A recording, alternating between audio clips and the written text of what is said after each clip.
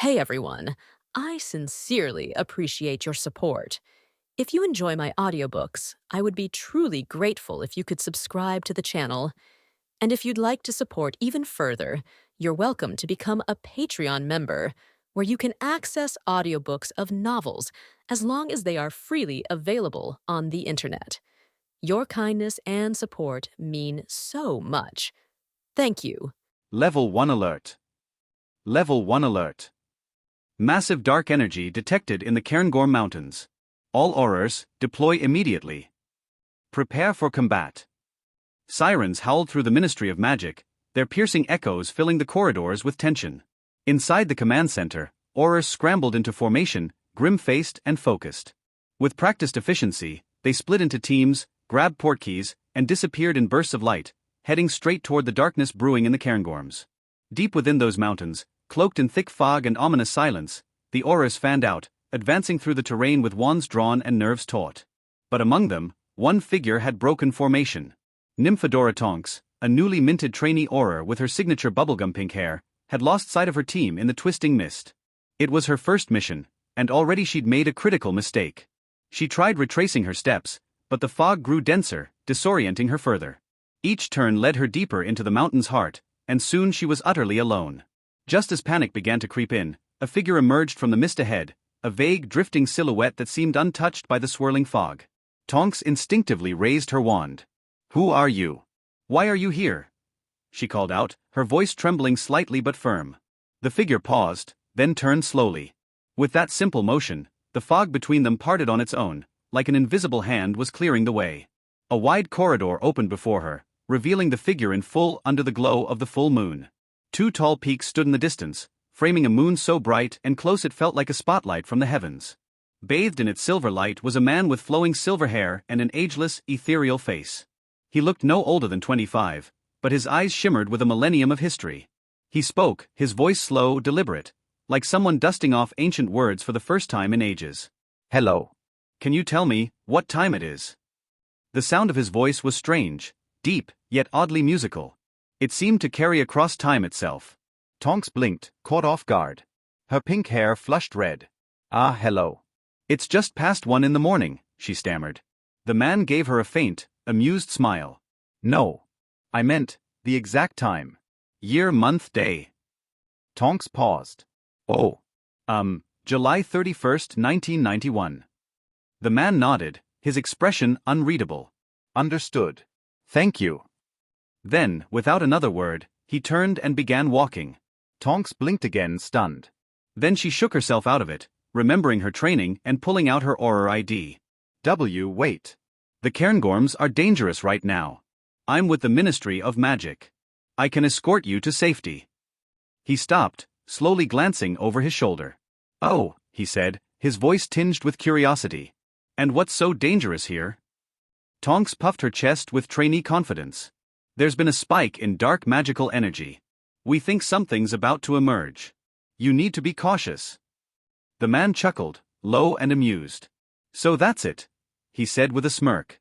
"I'm serious." Tonks snapped. Her hair turned jet black in irritation.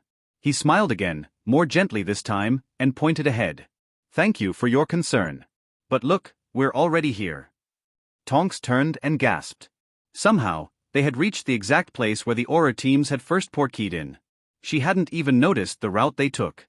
The path behind her felt like a maze. Yet this man had walked straight through it.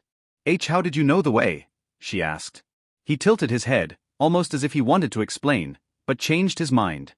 Instead, he looked up at the stars. "It's nearly time. I enjoyed meeting you, kind lady." Then, with a casual wave, he stepped through the valley's edge and vanished into the night. Tonks stood there, stunned, her heart pounding. Before she could collect herself, a familiar thunk of a wooden leg echoed behind her. "Tonks."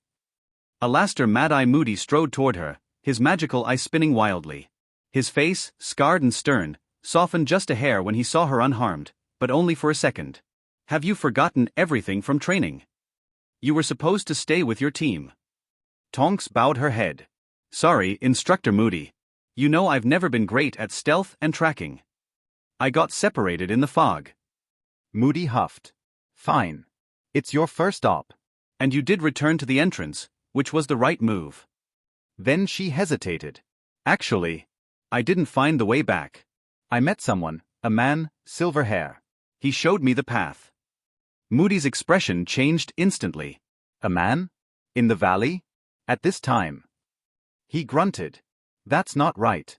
The dark energy spike, it could be tied to him. His eye spun, scanning the area. Which way did he go? We need to follow. But the man was long gone. Not a single trace remained. Meanwhile, the man they sought wandered casually through the Scottish Highlands, gazing at the night sky and the moonlit hills with quiet awe. His name was Brad Dracula, a vampire who had lived for over 1,000 years. He had just awakened from a century-long slumber. As Moody suspected, the dark magic detected by the Ministry had indeed come from him.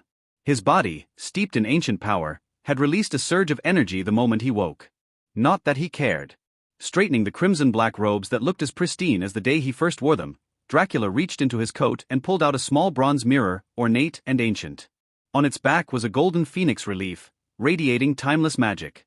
Dracula smirked at the mirror. "Still alive, old friend?" he asked softly. A raspy, amused voice echoed from the glass. "Barely. But at least I didn't spend 100 years napping in a coffin." Dracula chuckled. "You've grown cheekier in my absence. I'm coming over. Pour me some wine and tell me, what did I miss in the last century?" And with that, the vampire stepped into the night, the past behind him and the modern wizarding world waiting ahead, unaware that a legend had just returned. No. 21, Rue Montmorency. Inside a medieval-style study steeped in mystery, shadows danced across the stone walls, flickering in time with the flames of a crackling hearth. Gothic shelves lined with obscure grimoires loomed over the room, and a crystal ball sat quietly beside a half-empty bottle of crimson liquid. Leaning casually by the window, Dracula swirled a goblet of deep red wine in his hand, its surface catching the reflection of the moonlight. "So," he mused, taking a long, thoughtful sip, "I sleep for a century, and the world throws a party without me?" His tone was amused, but laced with regret. A global wizarding war, two brilliant wizards tangled in love and rivalry, a magizoologist and his charming muggle entourage, and some terrifying dark lord rising from nowhere. Bloody hell, how did I miss all of that? His crimson eyes narrowed as he turned toward the old man seated in the armchair behind him. "Nico, why didn't you wake me?" he asked accusingly. Nicholas Flamel, ancient and weathered, gave a helpless shrug. His long white hair framed a face full of wisdom and exhaustion. "You never told me where your coffin was, old friend. How was I supposed to wake you?" he said, half defensive. Dracula scoffed and tilted his head toward the large crystal ball on the nearby table.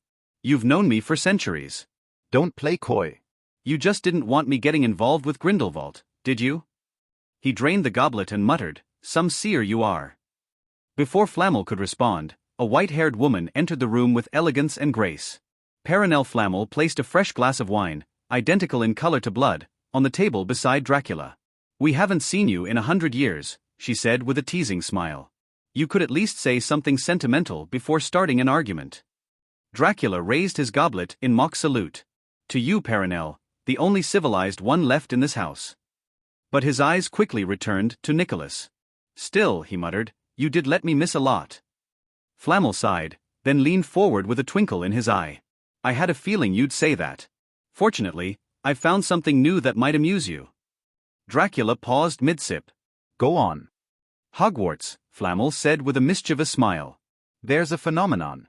For the last 50 years, the post of defense against the dark arts professor has been cursed. No one lasts a full year." Dracula raised an eyebrow. "A curse?" "No one knows its origin," Flamel continued. "But I thought, the legendary Count Dracula might enjoy breaking a curse for once, rather than casting one." He leaned back smugly. "Or are you afraid of a little school curse?" A glint of intrigue sparked in Dracula's eyes. "Interesting." Clack. The goblet slammed down on the stone windowsill.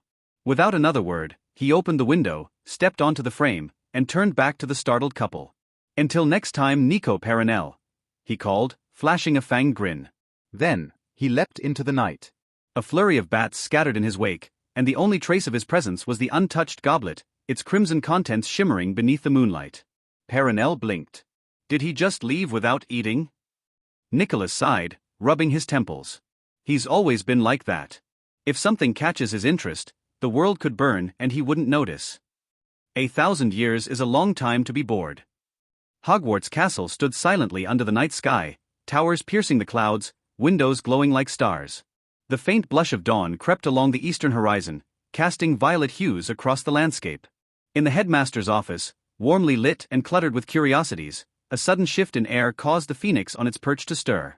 The great bird flapped its wings and landed alertly on the shoulder of the tall, robed wizard seated behind the desk. Without looking up, Albus Dumbledore stroked the phoenix's feathers gently. "Good morning, Sir Dracula." His voice was calm, as if greeting an old friend rather than an uninvited guest. "Nico speaks of you often. Tea? Juice? Coffee?" Dracula, stepping out of the shadowed corner in his regal black and red robes, wrinkled his nose. "No need." He pulled out a chair, seated himself, and folded one leg over the other. "You must be the headmaster, Albus Dumbledore." Dumbledore smiled and nodded. "Indeed." Still rummaging through his desk, he suddenly lit up and pulled out a small blood-red lollipop. "Ah, almost forgot. You likely don't enjoy the usual drinks. Perhaps this instead? Honeyduck's new limited edition, blood-flavored." Dracula stared at it. "You're not taking this seriously." He waved away the treat and instead produced a parchment scroll, thick and yellowed with time, covered in ancient runes. He laid it gently on the desk. "This," he said, voice calm but firm, "is the title deed to Hogwarts." Dumbledore's eyes narrowed. "It states that in the year 991 AD, Salazar Slytherin set a lease of exactly 1,000 years. That brings us to this year. 1991. Dracula smiled coldly. "The lease has expired, headmaster. And unless you'd like your students evicted, we need to talk." Dumbledore's expression briefly faltered. He adjusted his glasses and examined the parchment closely. The runes were authentic. The magical signatures of all four founders were etched into the parchment's fibers. It was genuine. And Dracula's rumored bond with Slytherin now seemed much less like legend. "You were close with the founders," Dumbledore said carefully. "Very." Dracula leaned back with a smirk. "But whether Hogwarts remains standing depends on whether you can offer me something entertaining." Dumbledore considered him a moment longer, then smiled. "That I can do." He slid open a drawer and retrieved an ornate letter bearing the school seal. "Every year, we struggle to keep a defense against the dark arts professor. The position is cursed, some say. Would you be interested in breaking tradition?" Dracula's crimson eyes glittered. "Now that sounds like fun." Dumbledore very thoughtfully attached a defense against the dark arts professor accident statistics table with the appointment letter, placed it on his desk, and pushed it in front of Dracula. Dracula picked up this long list and read with interest. Accident statistics for defense against the dark arts professors: being run over by a wild boar, being blown up by his own spell during class, starving to death after getting lost in the castle, tripping with his left foot and hitting his right foot on the platform and falling to death. He. Not many people can even leave this position alive. Dracula laughed with interest, showing two sharp side teeth. Ahem. Dumbledore looked at the interested Dracula, coughed twice as a reminder, and pointed to the cause of death of the defense against the dark arts professor further back. Dracula moved his eyes away and then stopped smiling. Written on the parchment: "Listen to students telling jokes, laugh to death for half an hour and then die from laughter." He put aside the accident statistics form, held the appointment letter in front of his eyes, and signed his name casually. "Okay, besides the cause of their death, is there anything else you need to know as a professor?" Dracula looked at Dumbledore and asked. "Since you agree to apply, we will be colleagues from now on." Before even answering Dracula's question, Dumbledore stood up impatiently and shook hands with him eagerly. "Everything that needs to be prepared is in the appointment letter. Once it's written, as for the teaching content, you need to consider it yourself. I think the legendary Count Dracula should be very good at defense against black magic, right?" Dumbledore emphasized the pronunciation of the word defense, seeming to emphasize that this course was defense against the dark arts, not the teaching of the dark arts. "Don't worry, Mr. Principal." Dracula waved his hand casually and walked towards the window of the principal's office. After taking 2 steps, he turned back again. He took the bloody lollipop from Dumbledore's hand, then returned to the window of the principal's office and jumped down. Dumbledore glanced at the open window and couldn't help but spread his hands. Then, he looked at the appointment letter on the table and laughed happily. "Nico, thanks to you, Hogwarts can recruit a fairly reliable defense against the dark arts professor this time." Dumbledore happily took out a phoenix relief mirror that was very similar to Dracula's bronze mirror and said to the mirror. As for the resume with Quillinus Chilo's name on it in the corner of his desk, he subconsciously ignored it. London, Diagon Alley. Dracula had a blood-flavored lollipop in his mouth and the list of items that came with the appointment letter in his hand, looking at it boredly. "It's really troublesome to be a professor and you need to prepare a wand. Although he was complaining like this, in order to experience the fun of being a defense against the dark arts professor, Dracula could only head to Ollivander's wand shop deep in Diagon Alley. The development of the magical world is as slow as ever. Except for the replacement of a few small shops and the shop signs becoming more shabby, the structure of Diagon Alley seems to be no different from 100 years ago. And Ollivander's is, as always, the best wand shop. However, Diagon Alley seemed a bit lively today, with many people rushing towards the leaky cauldron. Dracula's wine-red eyes moved and he looked deeper into the crowd. He saw that a group of wizards were chatting and even bowing around a child with ragged round eyes in curiosity and awe, but the thin little wizard was at a loss. He could only try his best to take care of everyone's emotions and keep shaking hands with them, like a doll that could be manipulated. Seeing this messy scene, Dracula suddenly lost interest, turned around and continued walking towards Ollivander's wand shop.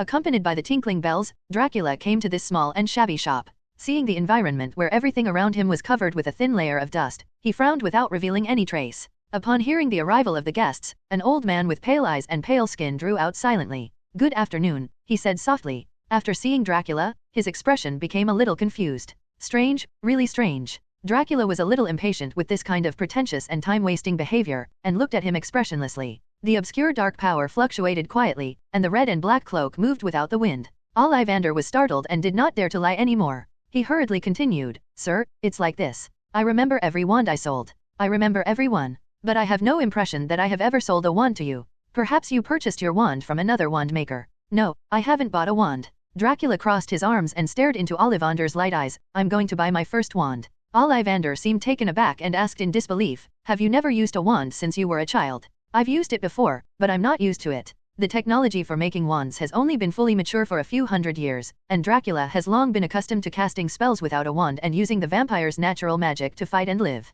If he hadn't played with other people's wands for a while out of curiosity, he might not even know how to use a wand. If it were not for the purpose of teaching students, Dracula would most likely never have thought of buying a magic wand. "Oh, then you have missed one of the greatest arts in the world." Ollivander couldn't help but said, but seeing Dracula's unkind expression, he immediately changed his words. "Of course, everyone has it. The freedom to choose whether to use the wand or not." As he spoke, he took a wand from the shelf and put it into Dracula's hand. Straight-grained pine, unicorn tail hair, 14, and more. Before he could finish the introduction, Ollivander snatched the wand back from Dracula's hand in a panic and quickly took care of it. "How could this happen? I feel the wand trembling," he said in disbelief. Dracula shrugged. "There is no way. Unicorns are not compatible with dark creatures like vampires, and ancient vampires like him will have a serious impact on unicorns." After maintaining the wand with the unicorn tail hair core, Ollivander became much more cautious. He tried various wands with dragon heartstrings and phoenix feather cores for Dracula, but none of them could adapt to his magic power. Using these wands was not even as comfortable as casting spells without a wand.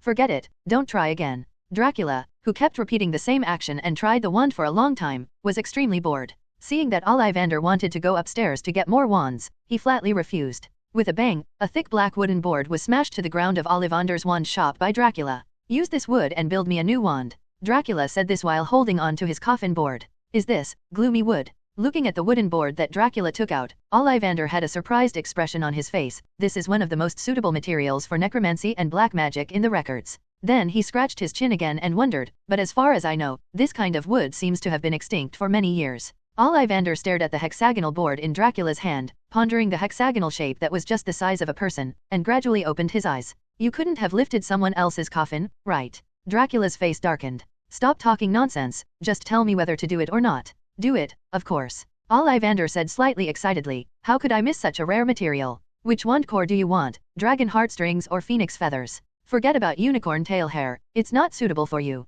When the topic of making wands came up, Ollivander immediately became chatty. Dracula raised his hand and interrupted his babble. "I'm not interested in these 3 types of wand cores. Are there any other options? Responsibly speaking, I have come to the conclusion after decades of testing, the 3 cores of unicorn tail hair, dragon heartstrings, and phoenix feathers are the most stable of all cores," Ollivander said confidently. "So I never use materials other than these 3 to make the core of the wand." Hearing this, Dracula raised his lips with interest. "Can't we add more money?" he asked. "Sorry, I am a principled person. I think you have misjudged the wrong person." Ollivander was unmoved. "Principles can change, can't they?" Dracula said softly, while pinching the little finger of his right hand. With a click sound, the little finger of his right hand was broken and then pulled off. A dark and cold flame flashed across, leaving only the slender white phalanges on the little finger, as smooth as jade. Ollivander's eyes widened, and he watched Dracula's indifferent expression, as if he was a bystander, indifferently handing over the knuckle bone. The little finger on his right hand grew back at an astonishing speed, returning to its intact, pale, and slender appearance in the blink of an eye. You are. He looked at Dracula's deep burgundy eyes and long silver hair, showing a somewhat understanding expression. Watch your mouth. Dracula's eyes were dangerous. No, I wanted to follow up on what I said before. Ollivander immediately changed his words and said with a flattering smile, I mean, you are a good judge of people. As he spoke, he warmly took Dracula's coffin board and little finger bone. The wand material is made of spooky wood, and the core of the wand is made of powerful magical creatures. What a perfect combination. Ollivander praised. Don't worry, the wand produced by Ollivander will never let you down. Just then, a tinkling bell rang. This means there are new customers coming to Ollivander's wand shop. Upon seeing this, Ollivander immediately suppressed the smile on his face and once again showed an inscrutable expression. Dracula looked curiously at the door of the store and saw two figures, one large and one small, hesitantly walking into the narrow space. This difference in body size is extremely exaggerated. The smaller one is a boy, short and very thin, giving people a sense of stunted growth, while the larger one looks like two strong men stacked together, whether horizontally or vertically. A small shop that nearly squeezed out Ollivander's doorframe. Good afternoon, Ollivander said softly. Yes, I know I will see you soon, Harry Potter, and that won't be a problem. Your eyes. Hey, aren't you the kid who was surrounded by a group of people before? Dracula looked curiously at the thin boy wearing round glasses, interrupting Ollivander's newly brewing mood. Don't you know me? The boy was a little surprised. Should I know you? Dracula asked amusedly. Before the boy could speak, the super big man next to him said in shock, What? You don't know Harry Potter, the boy who lived. His voice was so loud that it shook the wand boxes stacked almost to the ceiling in Ollivander's wand shop. Dracula glanced at the dust flying in the shop with disgust, moved his sleeves slightly, and fanned a breeze to blow the dust out of the shop. Then he walked up to the boy and looked at the lightning-shaped scar on his forehead that was more than half hidden by his hair with interest. So you are the savior Harry Potter? You really can't tell from your appearance. Dracula looked at the boy's thin body and shabby clothes and marveled. If nothing else happens, I should be your defense against the dark arts professor after you enroll. You can call me Professor Dracula. The dedicated vampire professor immediately assumed the role of professor and said to the first student he met, We will have enough time to study how you defeated Voldemort. Hearing Dracula's unabashed address to Voldemort, both the big man and Ollivander shivered involuntarily. The difference was little Harry, who looked up at the tall and handsome silver-haired man in front of him, and was even a little moved. In just one day when he came from the Muggle world to the magical world, he heard too many wizards mention mysterious man in front of him. It was as if everyone knew that Harry defeated the you-know-who, but they didn't know that man's name was actually Voldemort. At this time, Dracula's image suddenly rose in little Harry's heart. But at this time he still had a question. Professor, but when we were in the leaky cauldron just now, a Professor Quirrell said he would be my defense against the dark arts professor. Harry asked, Are there two defense against the dark arts professors? Hearing these words, Dracula's face darkened. Oh, someone actually claimed my position. He sneered, and the air in the shop became a few degrees colder. No one can take this kind of interesting work away from me. As he said that, he waved to Ollivander and Harry and walked straight to the leaky cauldron. The three people in Ollivander's wand shop watched Dracula leave tremblingly, and they were relieved when he was completely away. Where did Dumbledore find such a scary professor? Hagrid muttered, rubbing his stiff face. At this moment, Ollivander, who was relieved, picked up the words he had not finished speaking before, and said to the savior boy enigmatically, I know I'll see you soon, Harry Potter, and that won't be a problem. Your eyes are just like your mother's. It seems like only yesterday that she came here to buy her first wand. But at this time, Harry had completely lost interest in his words, and his mind was filled with longing for the future defense against the dark arts class. Compared to the stuttering Professor Quirrell wearing a strange turban, the powerful and handsome Professor Dracula is indeed more reliable. Harry thought. On a bright sunny day, there was a room in the leaky cauldron with thick curtains, blocking out all light. A letter stamped with the Hogwarts postmark was torn in half and crumpled on the table by the window. Quirrell, whom Harry had just mentioned, was falling to the ground in pain, screaming, and a purple turban fell aside, revealing his bare head. Where the back of Quirrell's head should have been, there was an extremely hideous and terrifying face. The face is as white as chalk, with bright red eyes and two slender nostrils like snakes underneath. At this time, the ferocious face on the back of Quirrell's head was roaring and cursing angrily. Damn Dumbledore, how dare he go back on his words to me? And if his newly recruited defense against the dark arts professor dares to take my position, I will make his life worse than death. This ferocious face is none other than Voldemort, who is feared in the wizarding world. However, at this time, he was no longer as independent and powerful as he once was. Instead, he was extremely weak and could only live in Quirrell's body as a remnant soul. When Quirrell received a letter from Dumbledore telling him that the defense against the dark arts class had found a more suitable professor, Voldemort, who was parasitic in the back of his head, was furious. Voldemort wanted to become a defense against the dark arts professor decades ago. After being rejected twice in a row, he even put a curse on the position so that no one could work in this position for more than a year. Moreover, this position is not only related to his obsession, but also an extremely important part of his plan to steal the magic stone. If Quirrell loses this position, all his plans and foreshadowing will be in vain. It's all because you are a loser and you didn't get the Philosopher's Stone in Gringotts, otherwise why would we be so passive? Voldemort's parasitic power in Quirrell's body boiled crazily, making Quirrell miserable. Master, we can go find him and kill him. He shouted in pain, I will definitely handle this matter and won't let you down again. At this moment, there was a sudden dong dong dong knock on the door. The voices in the room fell silent for a moment. Quirrell took a breath, fumbled around and picked up his wand, waved it gently, and lifted the soundproofing spell. Then he acted cowardly and said to the door, No, didn't you say, don't come, to disturb me? There was a pause at the knocking on the door. However, Voldemort's ferocious face suddenly changed color, and he whispered to Quirrell quickly, Hurry up and put on the hood, he has already cracked the defensive magic at the door. Quirrell's expression changed, and he immediately waved his wand in a panic, wrapping the turban that fell on the ground around his head. Boom. The next moment, the door of the Leaky Cauldron bar room was pushed open and hit the wall heavily. A tall man with silver hair and burgundy eyes strolled in, looking maliciously at the wizard wearing a large turban in front of him. I heard that the new defense against the dark arts professor at Hogwarts lives in this room. I specially came to visit. Before he could finish his words, Dracula frowned. Why is it so heavy? The smell of garlic. As he spoke, he waved his hand involuntarily, opened the tightly closed curtains and windows, and then a strong wind blew. Quirrell subconsciously covered his turban, fearing that it would be blown away by the wind. You, what are you doing here? He stammered, This is private property, you can't do this. Dracula ignored his thoughts and waited until the smell of garlic had generally dissipated before turning to look at this strange man in a turban. Are you Quirinus Quirrell, the new defense against the dark arts professor at Hogwarts? He asked. Yes, you are. Quirrell said tremblingly. Looking at the timid wizard in front of him, Dracula's face darkened and he sneered and said, What a coincidence, I'm also the new defense against the dark arts professor at Hogwarts. Quirrell's eyes suddenly widened. He didn't expect that just now he was going to find the person who took his position and kill him, but this person came to the door on his own? So you are the bastard who stole my position. Quirrell suddenly stopped stuttering and trembling. Instead, he spoke bitterly, as if he wanted to vent all the pain Voldemort had caused him on the man in front of him. I never thought you would throw yourself into a trap. He slowly raised his wand.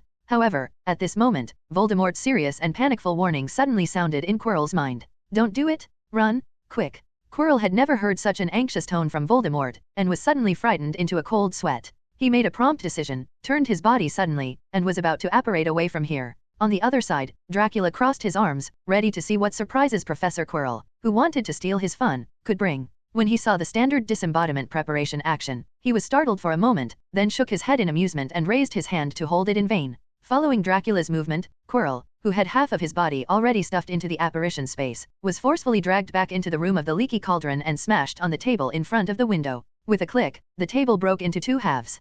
Quirrell screamed and covered his back in pain. Dracula took 2 steps forward, came to Quirrell, and looked down at him. What do you mean, I took your place? He asked with a chuckle. Quirrell did not answer Dracula's question. His expression changed from panic to dull, and then a sinister feeling emerged from his eyes. What a waste, Chi Luo said coldly. The next moment, a burst of black mist burst out of Quirrell's body, wrapping him tightly inside. Dracula frowned slightly and raised his hand again. However, this time, Quirrell seemed to have completely turned into a mist, intangible and intangible, leaving him empty-handed. While Dracula was wondering, the black mist dissipated from every crack in the bar room and disappeared quietly. Dracula raised his eyebrows and raised his hand to force the black mist back into the room. Tisk, it's really troublesome. He looked at the dispersing black mist and put down his hand impatiently. Forget it, it's not impossible to let him live for a few more days. Dracula casually snapped his fingers, without even chanting any spells, and the room structure of the Leaky Cauldron quickly returned to how it was when he first arrived. Then he glanced at the bright sunshine outside the window, curled his lips secretly, and walked out of the room through the front door.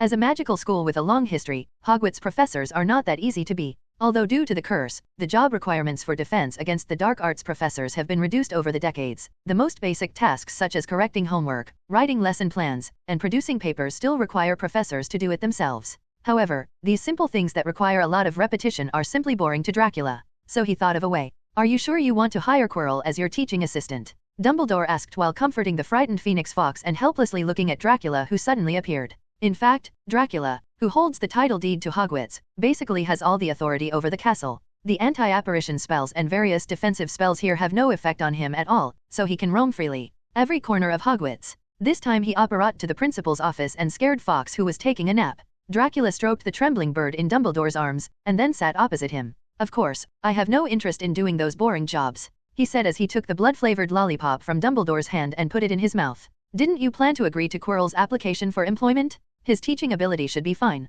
Dracula was very satisfied with the idea he had just thought of. It not only allowed him to get away from those boring things, but also allowed him to study Quirrell's little secrets at close range. Why not? Looking at the somewhat arrogant vampire in front of him, Dumbledore rubbed his eyebrows and felt a little headache. Actually, to be honest, the defense against the dark arts class at Hogwarts has a good reputation, and basically no serious wizards would be willing to come here to be professors. He explained seriously, so although I don't know much about Quirrell, he has no teaching ability, but since he is willing to join the job, I naturally welcome him. And now that school is about to start, we don't have the budget to hire an extra teaching assistant. This is all a small problem. Dracula bit off the lollipop and threw it out of the window. Just give half of my salary to Quirrell. Dracula, who has accumulated wealth for thousands of years, said very proudly, you can just write a letter now and ask Quirrell if he is willing to come. As the actual major shareholder of Hogwarts, it shouldn't be too much to hire a teaching assistant, right? Dumbledore had no choice but to pick up a quill, write a letter of appointment as a teaching assistant to Quirrell, and send it to the owl. Seeing this, Dracula nodded with satisfaction, got up and walked towards the window of the principal's office.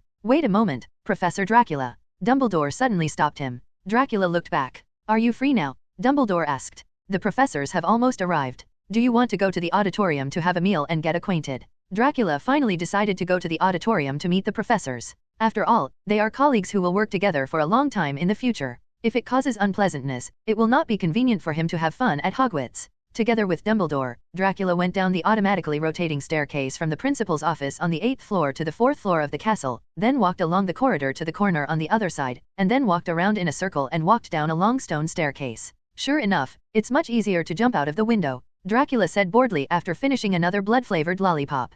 Professor Dracula, you need to know that you will be an official professor soon, Dumbledore said in a dumbfounded voice. As a professor, you must set a good example for your students. If some troublemakers learn from you, jump out of the window, I'm afraid Madame Pomfrey in the school infirmary will blame you. Besides, in order to prevent those nosy parents from finding fault with Hogwarts, you'd better hide your vampire characteristics. Nico told me that unlike other vampires, you can do this a little bit. It's really troublesome. Dracula curled his lips. However, for the sake of the interesting things that were about to happen at Hogwarts, he silently retracted his sharp side teeth. After a while, the two finally walked through a wide marble staircase and arrived at the entrance to the Great Hall of Hogwarts. As soon as he entered the auditorium, a tall, thin black-haired witch wearing an emerald green robe came over and said to Dumbledore seriously, Albus, the quality of our school's staff should really be improved. Can you believe it? I was almost hit by a lollipop when I was passing by the entrance courtyard just now, and the students haven't even enrolled yet. Dracula's face froze when he heard the complaint from the lively 60-year-old witch. He calmly hid the blood-flavored lollipop behind his back and burned it to ashes with a black flame. Minerva, I will remind them. Dumbledore suppressed a smile and pointed at Dracula beside him. This is the new defense against the dark arts professor, Brad Dagula. Professor Dracula, this is the vice principal of Hogwarts, Minerva McGonagall. He introduced the two of them. Professor McGonagall then turned to look at Dracula. Seeing his strange and unique face, surprise flashed in her eyes. But she quickly adjusted her mood, showed a polite smile, and held out her hand to Dracula. Hello, Professor Dracula. Dracula also shook her hand politely. Hearing the commotion here, other professors in the auditorium also ran out and looked curiously at the warrior who accepted the position of defense against the dark arts professor. Dracula patiently shook hands with these strange Hogwarts professors one by one and said hello. The professor lineup at Hogwarts is very unique. Among them are the head of Ravenclaw, Professor Flitwick, who is not much taller than a house elf. There is the head of Hufflepuff, Professor Sprout, who wears a thick patched hat and is covered in mud. There is Professor Ketleben, who has only one arm and half a leg left. In addition to the strange lineup, these professors always looked at Dracula with a hint of regret and pity. There was even a witch wearing a pair of thick glasses who started to look at Dracula after seeing him. Moan and groan. Why can't such a handsome man choose to become a defense against the dark arts professor? Hearing her emotion, the corners of Dracula's mouth twitched. How do you feel that coming here to be a professor was set up by that old guy Nico? He thought so. While several professors were talking and laughing, a thin wizard walked over with a step that he didn't recognize. He has greasy hair, sallow skin, a large hooked nose, and a long black robe that flutters with his steps. Even though Dracula knew so much about the existence of bats, he almost thought it was a big bat when he saw his shape. Ah, Severus, you are finally here. Seeing the person coming, Dumbledore greeted him cheerfully and introduced Dracula. Professor Dracula, this is Professor Snape, head of Slytherin House. Severus, this Professor Dracula is the new defense against the dark arts professor. When Dumbledore introduced Professor of Defense against the dark arts, Snape's eyes narrowed. Immediately, he raised his deep black eyes and looked at Dracula. Professor Dracula, right. he said with a smile. Every word seemed to be squeezed out bit by bit from his teeth. Before school starts, I think I need to remind you, defense against the dark arts is an extremely dangerous subject, and I hope you can handle it with your ability. Dracula felt the strong malice in Snape's words, so he raised his eyes slightly and looked at him. The two malicious glances intertwined, as if invisible sparks were ignited. The wine-red pupils moved slightly, and the deep black eyes suddenly shrank. Snape took 2 steps back, his face looking a little pale. At this moment, Professor McGonagall took a step forward and stood between the two of them, blocking the tense sight. Severus, calm down your temper. She gave Snape a stern look. Snape took the opportunity to look away, with a look of surprise and uncertainty in his eyes. Seeing his obviously deflated appearance, the professors were all surprised. No matter how bad the Dean of Slytherin's reputation is, the professors actually fully recognize his strength. After all, not everyone can become the Dark Lord's right-hand man with hard power. However, such a black magic defense expert and legilimency master suffered a dark loss in a spiritual confrontation with Dracula. Ignoring the stunned professors, the conscientious Vice Principal McGonagall reacted first and brought Dracula into the auditorium. Professor Dracula, ignore Severus, she said. Severus has always wanted to be the defense against the dark arts professor, but he didn't get Albus's permission. Therefore, he is always interested in every successful candidate for this position. None of the wizards have a good face. Dracula raised his eyebrows and looked back at the big bat-like figure. I didn't expect this position to be quite popular. He chuckled. Professor McGonagall took Dracula to the professor's seat on the high platform of the auditorium, and assigned him a seat far away from Snape, so as to prevent the two from conflicting again, or in other words, he was afraid of losing face just now. Snape's embarrassment. Now that everyone is here, let's start dinner. Dumbledore, who had been watching the excitement for a long time, knocked on the plate with a smile on his face. As he finished speaking, a variety of rich dishes emerged from the glittering plates. Dracula glanced at his plate with little interest, then raised his eyebrows in surprise and turned his head to look at the center of the professor's seat. I heard that the duck blood soup and pig blood sausage in Poland are delicious, and the Eastern moxuwang is also quite unique, so I asked the house elves to add it to the recipe. Dumbledore winked at him. After lunch, Dracula met Quirrell again in his defense against the dark arts professor's office. So, are you sure you want to be my teaching assistant? Dracula said as he poured himself a large glass of cold water and drank it all in one gulp. Quirrell struggled a bit with the expression on his face, but finally nodded. Yes, I'm sure. He stammered. In fact, it was not a difficult decision for Quirrell, or Voldemort, to make. On one side is his obsession with becoming a defense against the dark arts professor, which is the remaining dignity. On the other side is the opportunity to get close to the Philosopher's Stone, the hope of resurrection. So Voldemort decisively abandoned his dignity. As the saying goes, what is dignity? Can it be eaten? And to Voldemort, what is dignity? Can you give him more power? Can he escape death? Obviously, it can't. As a god king who had lived in the Albanian forest for 11 years, Voldemort even did not hesitate to act like a parasite, inhabiting various small animals to obtain life energy. It wasn't until Quirrell's arrival that he had some ability to make trouble. What's more, Voldemort felt a strong dark power in Dracula when he first saw him, and this power gave him an extremely dangerous feeling. This was why he immediately ordered Quirrell not to take action and to evacuate immediately. After Quirrell failed to escape, Voldemort took over his body and used his own black magic to barely escape Dracula's interception. During this period, he gained a deeper understanding of Dracula's power. Therefore, Voldemort has long given up hope of snatching the position of defense against the dark arts professor, and he has even begun to prepare other plans. The appointment letter from Dumbledore as a teaching assistant was like a timely gift, which made Voldemort once again plan to steal the Philosopher's Stone at Hogwarts. Okay, but I have a few requests. Looking at the submissive Quirrell in front of him, Dracula took another sip of cold water and said coldly, first of all, from now on, the tasks of correcting homework, writing lesson plans, and sorting papers will all be completed. It's yours, I won't do these boring things. Okay, no problem. Quirrell was stunned for a moment, then stuttered back. Second, if I am too lazy to go to class one day, you have to teach the students for me. Quirrell nodded again. As for the last item, at this point, Dracula put down the water glass in his hand, his face suddenly turned cold. Finally, let me get rid of this disgusting garlic smell from you. Dracula felt very nauseated by the smell of garlic that came from Quirrell's body from time to time. Not only because vampires hate garlic, but also because when he smells this smell, he thinks of the moxuwang he just ate. I really don't know what Dumbledore was thinking. He actually thought of letting a cold and gloomy vampire eat spicy and hot moxuwang. Dracula actually took a few bites out of curiosity about this strange thing. Dracula now feels like he has taken a warm sun bath. The feeling is it's hard to describe. From that day on, Dracula never ate in the Great Hall of Hogwarts again. Although as the oldest existing vampire, Dracula does not have the weaknesses of low-level vampires and is immune to damage from sunlight, silverware, and garlic, his innate dislike of these things is still indispensable. Fortunately, since 1811, Grogan Stump, the then Minister of Magic, has established a new definition of person. Goblins, vampires, hags, giants, house elves, vila, and werewolves in human form are all divided for the category people. Therefore, food and drinks suitable for the tastes of magical creatures such as goblins and vampires have gradually flourished in the past 100 years. Since Dracula woke up, he has discovered that there are many more drinks and food specially provided to vampires in the magical world, such as Honeyduke's blood-flavored lollipops, Florine Fusco's blood-flavored ice cream and many blood-flavored products. It is precisely because of these foods that are more in line with his taste that he is completely unwilling to go to the auditorium to see dishes like Muxu Wong. In the month before the start of school, Dracula left all the lesson plans and other preparations to his teaching assistant Quirrell, while he himself traveled throughout Britain, looking for all kinds of interesting things. As for the consciousness of being a professor, Dracula probably will not have it. Before we knew it, September 1st had arrived. This day is the first day of school at Hogwarts. The old students jumped off the Thestral carriage one after another, walked around the square teaching area of Hogwarts Castle, and arrived one after another at the luxurious auditorium in the southwest. There are 4 very long tables extending in the auditorium. Thousands of candles floating in the air above the tables illuminate the auditorium brightly. 4 tables were set with gleaming gold plates and goblets. There is another long table on the stage at the top of the auditorium, which is where the teachers sit. Lee, do you want to make a bet with us? At the long Gryffindor table, 2 red-haired boys who looked exactly the same were sitting side by side, talking mysteriously to the dark-skinned boy next to them. If you don't bet on anything else, just bet on how long this year's defense against the dark arts professor can stay in his position. One of the red-haired boys, George, said with a wink. I won't bet with you, you 2 profiteers.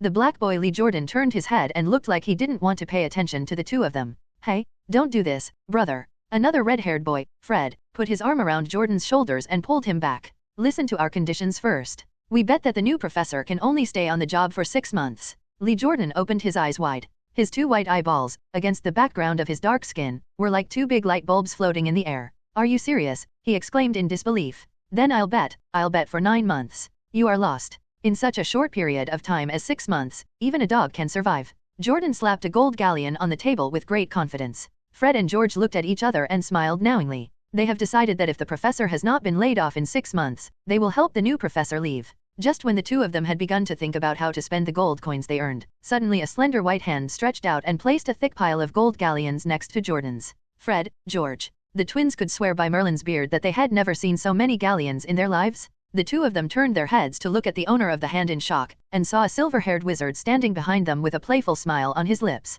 I bet 20 galleons that the new defense against the dark arts professor won't be laid off. After hearing Dracula's words, Fred and George were overjoyed. As we all know, there is no defense against the dark arts professor who is not laid off, just like there is no man who is not lustful. They will definitely win this time. I decided happily. No regrets, they said in unison. The 2 high-fived each other and jumped up and down in the auditorium, as if they had already obtained the more than 20 galleons. However, while jumping, Fred and George suddenly found that the surrounding atmosphere had become strangely quiet. The black man next to them, Lee Jordan, kept winking at them, but because his skin color was too inconspicuous, the 2 of them didn't see it at all. Ahem. A serious cough sounded in the twins' ears. The 2 slowly turned their heads and saw Professor McGonagall, whose lips were pursed into a thin line, standing beside them. To Mr. Weasley's, how dare you openly gamble at the opening ceremony, and you are betting on a professor. Professor McGonagall's cheeks flushed with anger, and her hands clenched into fists. The troublemaker was shaking with rage. Only then did the twins realize that the auditorium had been filled with people for some time, and only the 2 of them were still jumping around as if no one else was around.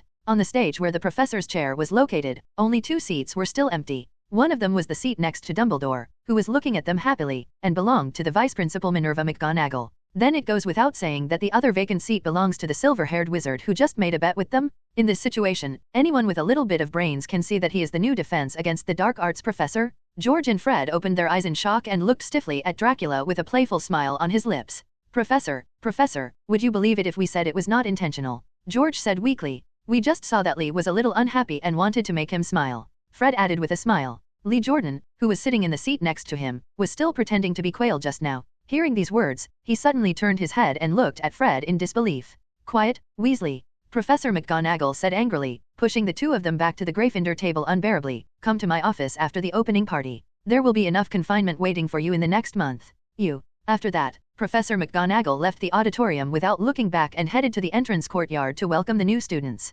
Dracula glanced at the 2 of them with interest, then walked towards his seat with a chuckle. Professor, your galleons are still, ugh. Fred also wanted to discuss the 20 galleons with Dracula, but was immediately covered by Lee Jordan, who had quick eyes and quick hands, and took revenge on him for just throwing the blame. George then joined the fight, and the three of them became entangled like twists and turns. But soon they separated again and sat uprightly in front of the long table, because Professor McGonagall is back, bringing with her a group of immature freshmen. Professor McGonagall took the new students to the front of the auditorium and asked them to line up in a row facing all the senior students, with the professors behind them. The old students looked at the faces of the new students curiously, guessing which college they would be assigned to. Of course, more eyes were observing the crowd, guessing which one was the famous savior Harry Potter. Under the gazes of many old students and professors, Professor McGonagall gently placed a four-legged stool in front of the first-year students and placed a pointed wizard hat on the stool. The hat was patched, worn, and dirty. There was silence in the auditorium. Everyone was staring at the hat. Dracula also stared at the hat, with a little nostalgia in his eyes, but more of an interest.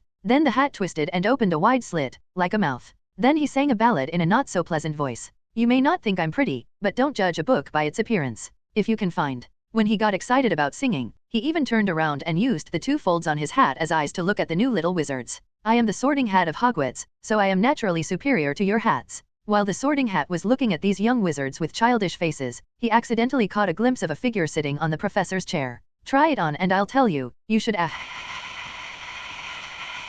hinging, but I'll tell you what. Hearing this scream, a dark flame rose quietly in Dracula's hands. The Sorting Hat's singing and screaming stopped abruptly. Theoretically speaking, the normal process is that the Sorting Hat sings a not-so-pleasant song, the audience bursts into applause, the hat bows to each of the 4 dining tables, and the sorting ceremony officially begins. However, this time, the hat suddenly screamed strangely halfway through the song, and then stopped singing. The freshmen were confused, the old students were at a loss, and even the professors didn't understand what the Sorting Hat was doing this year. Only Dumbledore glanced at Dracula vaguely, showing a hint of understanding. Sorting Hat, what's wrong with you? Professor McGonagall frowned, stood up and asked. The Sorting Hat was about to speak, but suddenly he saw the figure that frightened him also stood up along with Professor McGonagall. Keep singing, you sing very nicely. Dracula raised the corners of his lips and said to the tattered hat. I forgot my words. The Sorting Hat said tremblingly. Then just make up a song now, and let the sorting ceremony continue, right? Dracula had an intriguing smile on his face. Professor Dracula.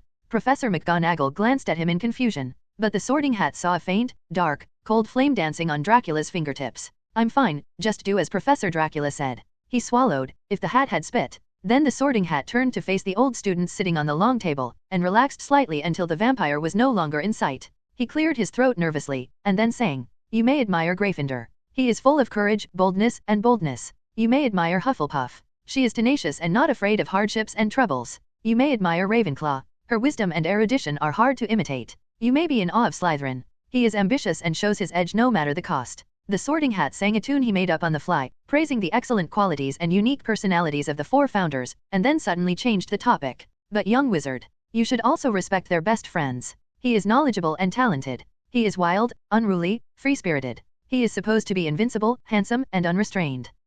Dracula's eyes twitched as he listened to the ballad made up by the Sorting Hat. If the words in the front are somewhat related to him, the extremely flattering descriptions in the back simply have no bottom line. This hat seems to want to use all the complimentary words it has learned over the past 1,000 years? Ahem. Dracula coughed heavily. The Sorting Hat trembled after hearing this, and immediately concluded his long speech. If you don't know him, just remember, the Founder's best friends are always by your side. The Sorting Hat finally finished singing the song, and the audience burst into applause. During the applause, both the young wizards and the professors were whispering, discussing who the Founder's best friend was, who almost combined the best qualities of all mankind. The tattered hat secretly glanced at Dracula from the corner of his eye. Seeing that he did not summon the black flame again, he dared to bow to the 4 dining tables one by one cautiously, and then completely it got quiet. Although there were some twists and turns during the singing of the Sorting Hat song, the process was finally completed and we could move on to the next step. Professor McGonagall, who had been standing for a long time, finally breathed a sigh of relief. He took a few steps forward and took a roll of parchment in his hand. Whoever's name I call now will put on his hat, sit on the stool, and wait for the sorting, she said. Hannah Abbott. After the sorting ceremony got on track, there were no problems and it went on smoothly. The most eye-catching one is undoubtedly the boy who lived Harry Potter. The Sorting Hat hesitated for a long time on his head before finally making a decision. Gryffindor. As the Sorting Hat's words fell, the students on the Gryffindor table suddenly became excited. Among them, the 2 Weasley brothers forgot to restrain themselves and jumped up and down in the auditorium again. And this time no one scolded them, because although Principal Dumbledore and Dean of Gryffindor Professor McGonagall didn't say anything, they were extremely happy about it in their hearts. Amid the cheers of Gryffindor and the regretful sighs of the other 3 houses, the sorting ceremony came to a fairly successful conclusion. Next comes the long-awaited event, the opening party. Albus Dumbledore stood up. He looked at the students with a smile on his face and stretched out his arms to them. Nothing seemed to make him happier than to see the students gathered together. "Welcome," he said, "welcome to Hogwarts to start the new school year. Before the banquet begins, I would like to say a few words. That is, idiot. Crying nose? Residue? Screw it. Thank you all." Everyone had been waiting with empty stomachs for a long time. After Dumbledore's brief speech, everyone began to feast. Only Dracula glanced at the Mox Wong on the plate with disgust, tapped the edge of the plate with a spoon, replaced it with a Polish duck blood soup, and then tasted it with satisfaction. After the opening banquet, Professor Dumbledore stood up again. The auditorium also returned to silence. He put forward some precautions to the young wizards and told them not to go to the Forbidden Forest or cast spells in the corridors. Dumbledore's expression was not very serious, so these reminders would probably have no effect. At least when Dracula, who was sitting in the professor's seat, glanced towards the audience, he could clearly see the eagerness to try in the eyes of many Gryffindor wizards. After saying the precautions and a notice, Dumbledore's expression suddenly became solemn. "Finally, I must tell everyone that anyone who does not want to suffer an accident and die in pain should not enter the corridor on the right side of the 4th floor," he said seriously. There seemed to be a few laughs from the audience, as if they thought Dumbledore was joking. Dracula curiously turned his gaze to the short Professor Flitwick beside him and asked, "He doesn't look like he is joking." "Oh, it's not true," Professor Flitwick replied in a unique sharp voice. "Albus seems to want to protect something. Some time ago, he asked some of our main professors to set up some interesting levels to prevent that thing. Stolen by thieves." "Oh, why didn't I know about this? Isn't the defense against the dark arts class not the main class?" Dracula asked. "Of course defense against the dark arts is the main course. Well, even though I haven't enjoyed the treatment of the main course in the past few decades." Professor Flitwick touched his mustache and said coquettishly, "But Professor Dracula, don't you it's normal to know this. You happened to be away when Albus was looking for someone to set up the levels, so he asked Quirrell to do it for you." "That's right." Dracula nodded. The next moment, he saw the smile on Professor Flitwick's face froze. Standing in the middle of the professor's chair, Dumbledore faced all the students and flicked his wand. A long golden ribbon flew out of the wand, twisting and coiling high above the dining table like a snake. Lines of text. "Everyone chooses the tune he likes," Dumbledore said. "Get ready and sing." Dracula's expression froze when he heard the singing of all the teachers and students. Wait a minute, 1,000 years have passed, and Hogwarts still hasn't found someone to compose a tune for the school song. Amidst the noisy singing that sounded like a choral, Dracula asked Professor Flitwick loudly beside him. Professor Flitwick was so happy that he stopped singing with everyone. He stood on a chair and said equally loudly, "Every headmaster believes that this is the tradition of Hogwarts, and no one is willing to break it." Dracula was speechless, not knowing what expression to make. He still vaguely remembered that Ravenclaw wrote the lyrics to the Hogwarts school song 1,000 years ago. But given that the music of that era in Britain was still very backward, people at that time could only play bagpipes and harps.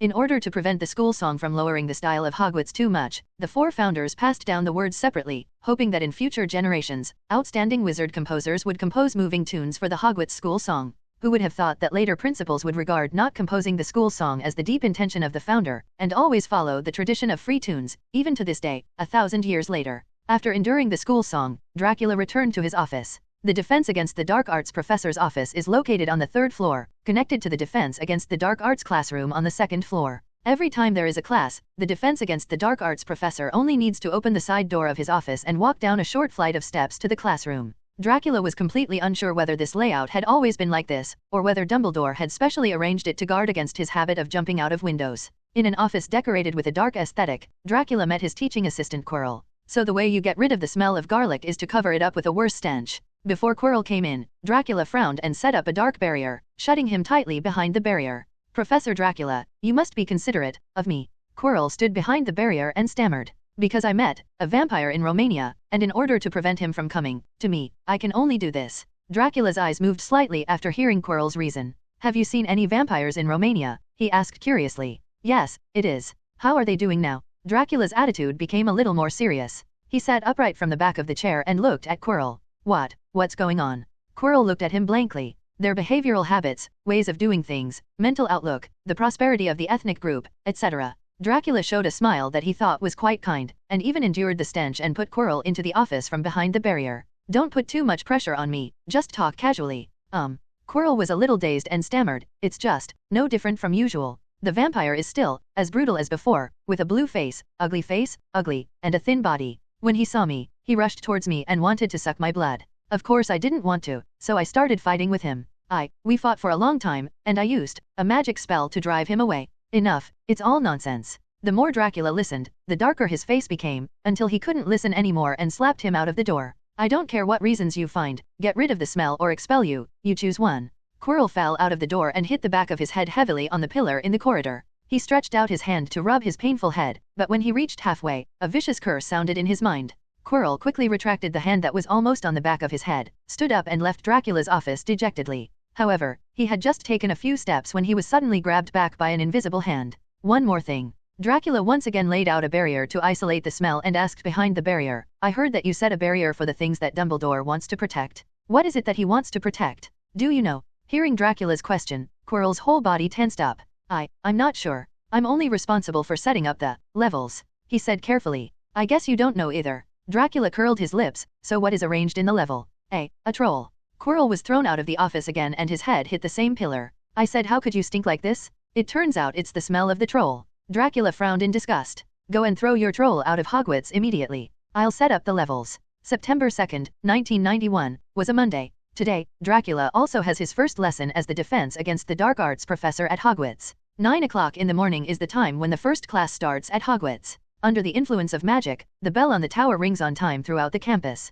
Dracula also opened the side door of the office at the moment the bell rang, and walked down the marble steps in front of the right side of the defense against the dark arts classroom. Half of the students under the podium were wearing school robes with red collars, and more than half were wearing school robes with yellow collars. It was obvious that they were young wizards from the two houses of Gryffindor and Hufflepuff. At this time, they were sitting neatly on their seats, looking at the new defense against the dark arts professor with keen interest. The young wizards in both the Lion Academy and the Badger Academy were secretly guessing whether this professor, who had an extremely outstanding appearance and temperament, would have teaching abilities as extraordinary as his appearance, or would he be just an appearance, like are the previous professors just as bad? Good morning everyone. Dracula briefly greeted the students. He stood still on the podium, raised his eyes and scanned the circle of young wizards in the audience, and found two familiar figures among them, the Weasley twins from Gryffindor. Good morning, Professor, the students in the audience said in unison. Dracula nodded and continued. After yesterday's banquet, I think everyone should already know that I am your new defense against the dark arts professor. You can call me Professor Dracula.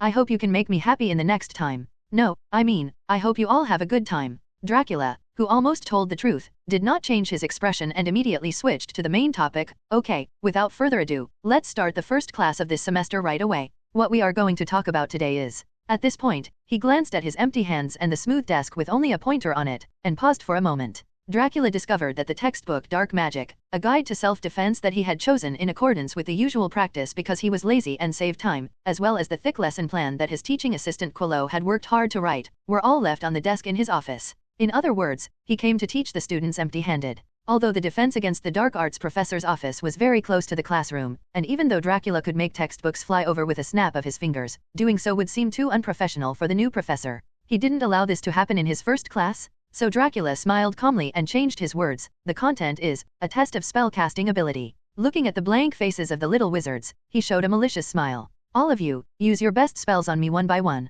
Dracula said, you are already third-year students. Let me see what you have learned in the 2 years at Hogwarts. What? Without waiting for the students to react, he walked straight down the stage and came to a young wizard sitting in the first row. Let's start with you, Mr. Hufflepuff, he said to the little wizard with a yellow collar. Looking at the young man in front of him who was still a little immature but already looked very handsome, Dracula showed a hint of admiration in his eyes, feeling that he had the temperament of a vampire aristocrat. Professor Dracula, isn't this appropriate? The Hufflepuff boy hesitated. There is no need to be timid in class. Dracula raised his lips and asked provocatively, how can you become an outstanding wizard if you don't even have the courage to attack the professor? After hearing these words, the young man nodded heavily. I understand, Professor. He gritted his teeth and raised his wand to Dracula. Stupefy. With a smile on his face, Dracula raised his hand slightly and received the coma spell with his palm. If you observe carefully, you can see that when the magic spell hits Dracula's palm, it is like running water colliding with a rock. The magic attached to it cuts open on the skin, then flows away, and finally dissipates in the air. It didn't cause him the slightest harm. The little wizards in the classroom all opened their mouths and looked at this scene in disbelief. Clean spell casting is quite good for your age. Not paying attention to the shock of the young wizards, Dracula nodded with satisfaction and asked, what's your name? Diggory, Professor. My name is Cedric Diggory, the Hufflepuff boy said. Okay, nice stun spell, Mr. Diggory. Dracula praised. Let me think about what rewards the professor should give to the students. By the way, 5 points for Hufflepuff. Dracula was very satisfied with Cedric's spellcasting. The first student tested had such a level of spellcasting, which gave him some recognition of the teaching level of Hogwarts. At least it lived up to the high expectations of his 4 best friends 1,000 years ago. Next, Dracula began to look forward to testing the spellcasting abilities of other students to see what surprises they could bring to him. However, the students indeed brought many surprises. The more he tested, the darker his face turned. It wasn't until he tested a Hufflepuff student who couldn't use any spells that Dracula finally couldn't bear it anymore. "What did you do during your 2 years at Hogwarts? Huh? Did you just learn to eat?" he said coldly. The cloak behind him moved automatically without any wind, and the entire defense against the dark arts classroom was filled with an atmosphere of terror. The little wizards were so frightened that they froze in place and did not dare to move. Some of the timid ones even cried out of fear. "Forget it, I'm too lazy to waste time like this anymore." Dracula impatiently pointed at all the little wizards in the audience. "All of you, together, cast your best spells on me. The one with the most powerful curse has no homework. The 5 people with the least powerful curse have double their homework. They come to my office at night and are put in solitary confinement." Hearing Dracula's words, Cedric stood up in shock. "Professor, don't be impulsive. It's easy for the defense against the dark arts professor to get into trouble." "I'm not impulsive, I'm just too lazy to waste time," Dracula said indifferently. "I can't even scratch an itch with your spell power." For a moment, the little wizards were stunned by his conceited words. The only people in the classroom were Fred and George, who were sitting next to each other and winked at each other. The twins were so happy. "Is it so exciting this year? Is the defense against the dark arts professor about to be sent away on his first lesson? Doesn't that mean they made 20 gold galleons in vain? I'll count down to 3, and you all can cast the spell together." Dracula stood on the podium and said coldly, "If you don't want your homework to be doubled or you'll be put in solitary confinement, just do your best to cast your spell." 3. He muttered indifferently. The little wizards were at a loss. Most of them looked helplessly at the students in front, behind, and left, hoping to find a unified front. 2. Driven by the righteous and awe-inspiring expressions of Fred and George, they gradually made up their minds and picked up their wands one by one in a panic. 1. As Dracula finished speaking, the Weasley twins, as the leaders in attacking the professor, took the lead in using their special skill, mucus ad nauseam. Dracula's eyes twitched slightly, and he slapped the vicious snot curse back on the 2 of them in disgust. Fred and George's identical noses immediately began to runny noses. The twins looked at each other, sniffed in unison, and then began to fight, happily wiping snot on each other's clothes. The remaining little wizards gradually gathered their courage when they saw someone taking the lead. Also under the pressure of doubled homework and confinement, they cast various spells on Dracula one after another. Dracula saw this and did not dodge. Instead, he chuckled and spread his hands, even closed his eyes, and used his body to absorb all the curses. The next moment, the defense against the dark arts classroom fell into silence. "Professor? Professor?" Seeing that Dracula was motionless, Cedric, who just didn't have the heart to do anything, called out softly. "Professor, are you okay?" Seeing this scene, other little wizards also started to panic. The classroom immediately became noisy. The twins rolling on the ground wiped their noses, stopped playing, and looked at Dracula on the podium. "Professor Dracula, has something really happened to you?" There was unconcealable joy on their faces. Dracula, who was analyzing the strength of the little wizard's spells, frowned when he heard the chaotic sounds in the classroom. "Quiet." He opened his eyes and tapped his pointer heavily on the lectern. "The calculation results are out. The spell I just received does not exceed Mr. Diggory's. Diggory doesn't have to do this homework," Dracula said. "The next 5 people whose names I called will do their homework. Times, come to my office for confinement at night." Dracula singled out the 5 people who dared not cast the spell at all, and took them aside alone to let them practice more on their own. The get out of class was not allowed to end until the spell was cast. The task for others is to read the textbook on their own and master the theoretical content of the first part of Black Magic, Self-Defense Guide in the next class.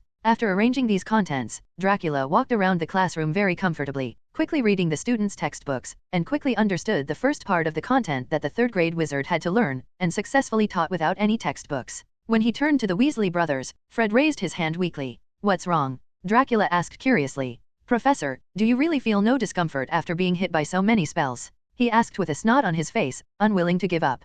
George also nodded in agreement. "Don't worry, I'll be fine." Dracula showed a malicious smile. "You should save money during this period. I'll wait for you to pay me 40 galleons. The twins lowered their heads in unison, with sad faces. After class, Dracula went to the principal's office immediately. "I think the teaching at Hogwarts is very problematic." Dracula sat casually in front of the wall hung with portraits, holding a bloody-flavored lollipop just delivered by Honeydukes in his mouth. How could there be a student who has studied magic for 2 years but can't even cast a spell? "Dumbledore, what do you want the 4 founders to think of you?" "Professor Dracula, the 3rd-year students are all wizards who have passed the 2nd-year final exam. It is impossible for them not to be able to cast a spell." Dumbledore did not feel dissatisfied and comforted with a smile. "I think it's possible that your teaching style scares them. It's not because I'm scared, but because of their own mentality. The students at Hogwarts are all spoiled." Dracula bit into the lollipop and subconsciously wanted to throw it out of the window. But he immediately thought of Professor McGonagall, who pursed her lips seriously, silently retracted his outstretched hand, and threw the candy stick to Fox's paw.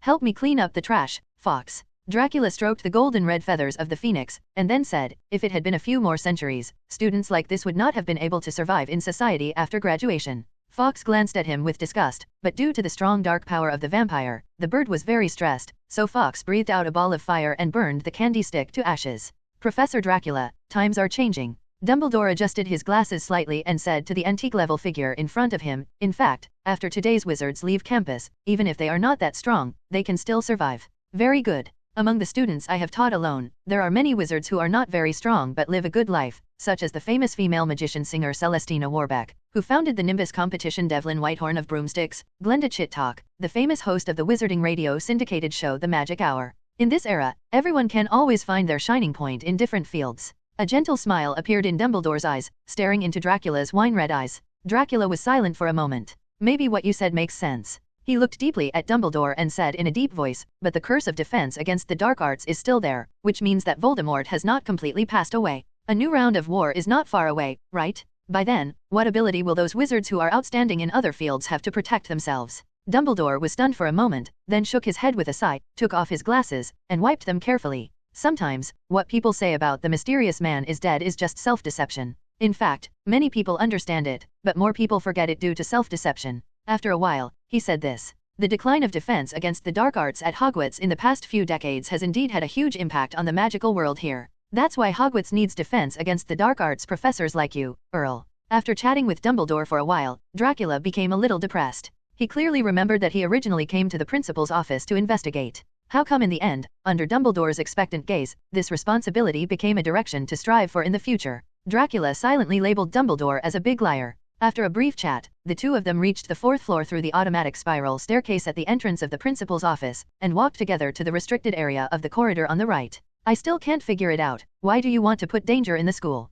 Looking at the empty corridor, Dracula turned to Dumbledore and asked, putting students in danger like this? Professor Dracula, you just said that Voldemort may come back at any time. Dumbledore said, in this case, I need to know his specific status in advance. School is the only thing I can always take care of. Place. So this is actually a trap for Voldemort, right? Dracula frowned slightly. If Voldemort can take the bait in such a simple trap, I'm afraid I will be worried about the current situation of the wizarding world. It's really your fault for letting such an idiot become a big devil who doesn't even dare to mention his name. Don't say that. Voldemort was still very smart when he was young. Dumbledore smiled. It's just that I will put the treasures that he can't refuse in these levels for safekeeping. I can guarantee that even if I know it is a trap, Voldemort will definitely come and break in. Oh. Dracula raised his lips with interest. Are the things used as fishing bait very precious? Then if you take me to set up the level without any precautions, you won't be afraid that I, the evil vampire, will covet you. Did it steal? Professor Dracula, there is no need to say that. I believe you are not that kind of person. Dumbledore smiled kindly.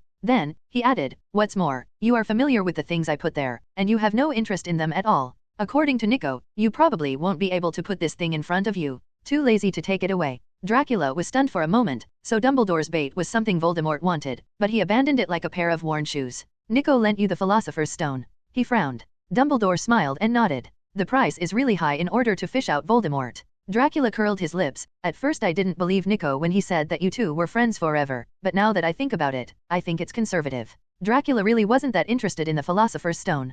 Dracula had no interest in the two most famous effects of the magic stone, refining the elixir of life and turning stones into gold. He is an immortal life form, but at this time he has become a little impatient, and having fun has become his only motivation to live. As for turning stones into gold, it is even more unnecessary. When wealth reaches a certain level, it becomes just a boring number. Dracula has no interest in money at all now. There may be many other strange effects, but in the hundreds of years of knowing Nico Flamel, Dracula has long been tired of these functions. Now it is true that, as Nico said, the magic stone is something he doesn't even bother to pick up when it is placed in front of him. Okay, how you want to use it is your business, it has nothing to do with me. Dracula said without interest, I just want to know now, how do you ensure that no bold students sneak in? If you ask me, those Gryffindor twins are a big hidden danger. Obviously, the more you forbid it, the more they want to give it a try. Ah, Professor Dracula, don't worry. Dumbledore said with a smile, Hagrid's cutie will drive them away and won't cause them too serious harm. Hagrid's little cutie. Dracula looked at him doubtfully. A big dog, with proper training, will not cause harm to the little wizard.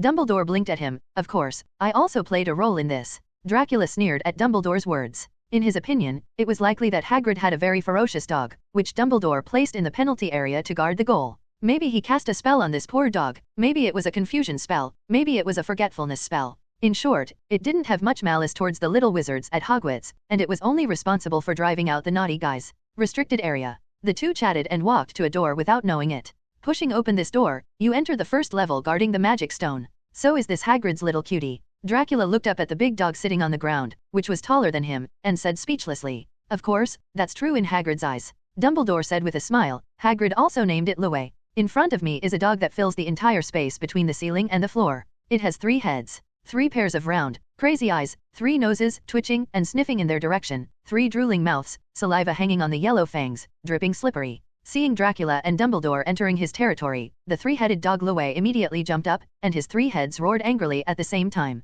No, Dumbledore and Dracula didn't pay much attention to this little threatening puppy, and were chatting to themselves. "You know, Professor Dracula, there is a very magical thing about the 3-headed dog," Dumbledore said. "This kind of animal will sleep when it hears music, so I think you can try singing a song to Louis. So why don't you sing?" Dracula crossed his arms and glanced at him. "Ah, you have to be considerate of an old man." Dumbledore's tone suddenly stopped and he looked helplessly at the young-faced vampire professor next to him. He suddenly thought of the real age of the man next to him. Dracula looked at him with interest, waiting to hear the young old headmaster sing. Just when the old principal wanted to change the subject, the 3-headed dog Louis, who could no longer stand the two people's contemptuous attitude, finally couldn't sit still and lunged at Dracula and Dumbledore with a roar. "Ouch, woof woof." The disturbed Dracula glared at it viciously. Dracula's burgundy eyes hit the big dog's eyes, and he immediately felt the attribute suppression of a superior dark creature, as well as the fear originating from the depths of his blood. Louis stopped suddenly and fell down in front of Dracula.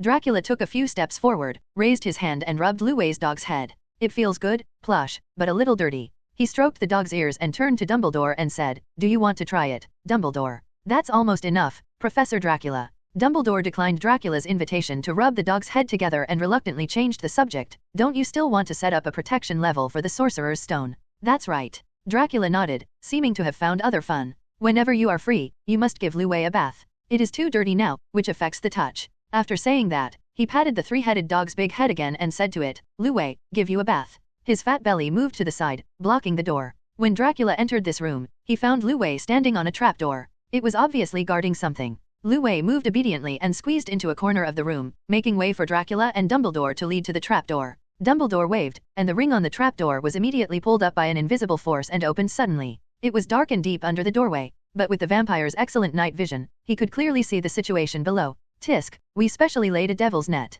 Professor Sprout is afraid that someone who comes to steal the magic stone will break it." Dracula glanced at Dumbledore and teased, "Also, I haven't learned the slowing spell. There shouldn't be many wizards there. Maybe this is a level specially prepared for lower-grade wizards." Dumbledore smiled and said nothing, and landed lightly on the ground under the trapdoor. Dracula fell back into the cave entrance gracefully, and after a moment he fell down and lay on a soft devil's net. In order to protect the infiltrators, the preparations are really thorough. He sighed while lying on the devil's net that he did not dare to move because of the strong dark atmosphere. Dracula stood up, and together with Dumbledore, walked along the stone corridor in front of the devil's net to the end, where they could see a brightly lit room. Above the room is a high vaulted ceiling. Countless little birds, as dazzling as gems, fluttered around the room. There is a heavy wooden door on the opposite side of the room. Set up a wooden door, but left the keys, and even a few broomsticks thoughtfully. Dracula looked at the magic birds in the sky and the brooms in the corner, and chuckled, "Keep them in check to prevent intrusion. The protection is made into a level-breaking game, but you really have it." After listening to Dracula's weird words all the way, Dumbledore finally couldn't hold back his calm facial expression and laughed helplessly. "Professor Dracula, I knew it was impossible to hide this from you," he said. "Actually, you may have guessed that I didn't even intend to use these obstacles to keep the real infiltrators out. These are all, it's just a level to test and train students." "Who to test? Who to train?" Dracula chuckled. "If I guess correctly, you are for the boy who lived, Harry Potter, right?" "As expected, I still can't escape your eyes, Professor Dracula."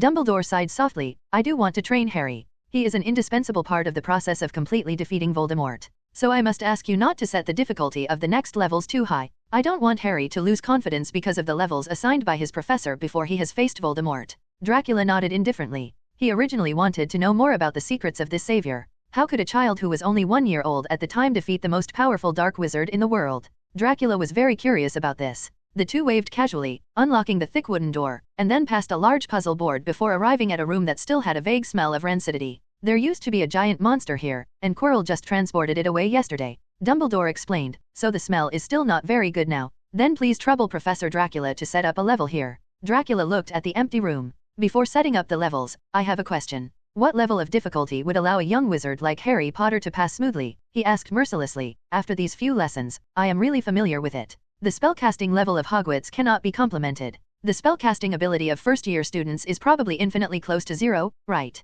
Dumbledore concealed his inner embarrassment with a smile and changed his words to Dracula. I believe that under the leadership of Professor Dracula, the little wizards will make rapid progress. Dracula shook his head, completely uninterested in arranging a level-breaking game for children to enjoy. Forget it, let Quirrell give the troll a bath and then stuff it back in, he said lazily. After that, Dracula walked straight to the next door. Dumbledore shrugged and followed Dracula's lead. The next room has only a table with 7 bottles of various shapes arranged on it. As soon as the two of them crossed the threshold, a flame rose up behind them and sealed the doorway. This flame was unusual in that it was purple. At the same time, black flames burst out from the door leading to the front, trapped the two of them in the middle. If you turn Snape's potion test into a simple logic problem, is it true that he didn't fight for you? Dracula looked at the roll of parchment placed next to the bottle, and the corners of his mouth curled up slightly. The puzzle on the parchment was not a question about potions, but a logical question written on it. This simply put the correct choice of potions directly into the hands of the infiltrator. Neither Dracula nor Dumbledore were very afraid of this kind of moderately warm flame, so they forced themselves through the black flames and reached the last level. The final level has nothing but a very imposing mirror.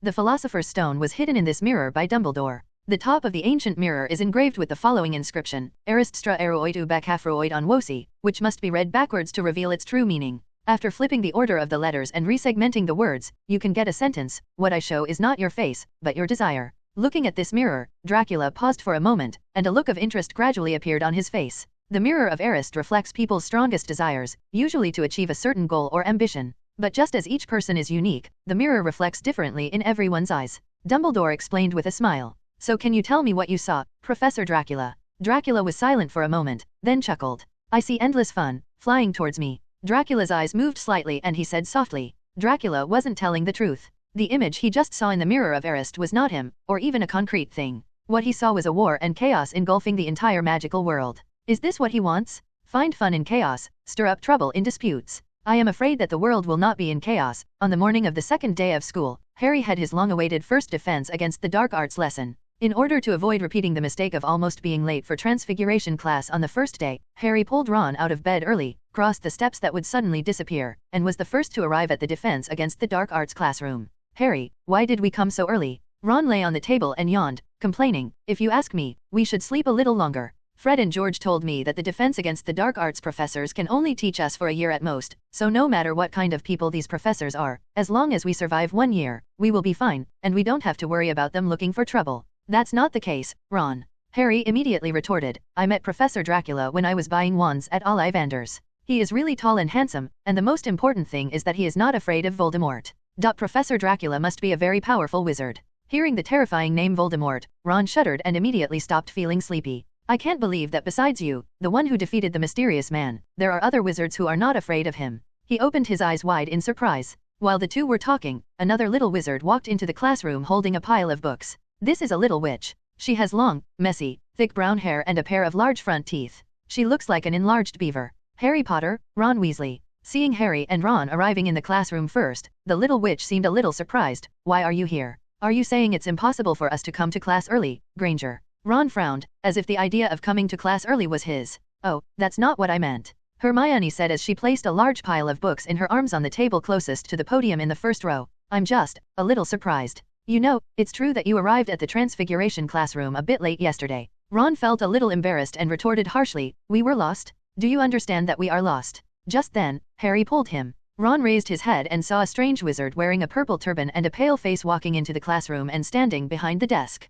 Is this the tall, handsome, and powerful Professor Dracula you mentioned? Why does he look so weak? He complained to Harry in a low voice. I also met this professor in the leaky cauldron. He should be Professor Quirrell. Professor Dracula would not be so weak, Harry said, looking at Quirrell's trembling appearance. Then, he said in confusion, but Professor Dracula was clearly present at the opening party the night before yesterday. Why did Professor Quirrell come to teach us in the end? Ron stared at Quirrell carefully for a while, then sniffed. Harry, did you smell a very strong and fragrant smell on Professor Quirrell? I smell it too, and I think I know what it is. Harry also whispered, this should be the smell of perfume. My uncle sprays a lot of it on his face every time he goes to see a client. Although Professor Quirrell, the smell on my body is much stronger than the spray he sprayed on me. Why are you spraying such a foul-smelling thing? I'm about to suffocate. Ron rolled his eyes and made a retching expression. He moved the textbooks and sneaked to the last row of the classroom with Harry to sit down, and then he felt a little better. Maybe, men with weak kidneys need this kind of thing to increase their confidence. Harry guessed after finally catching his breath.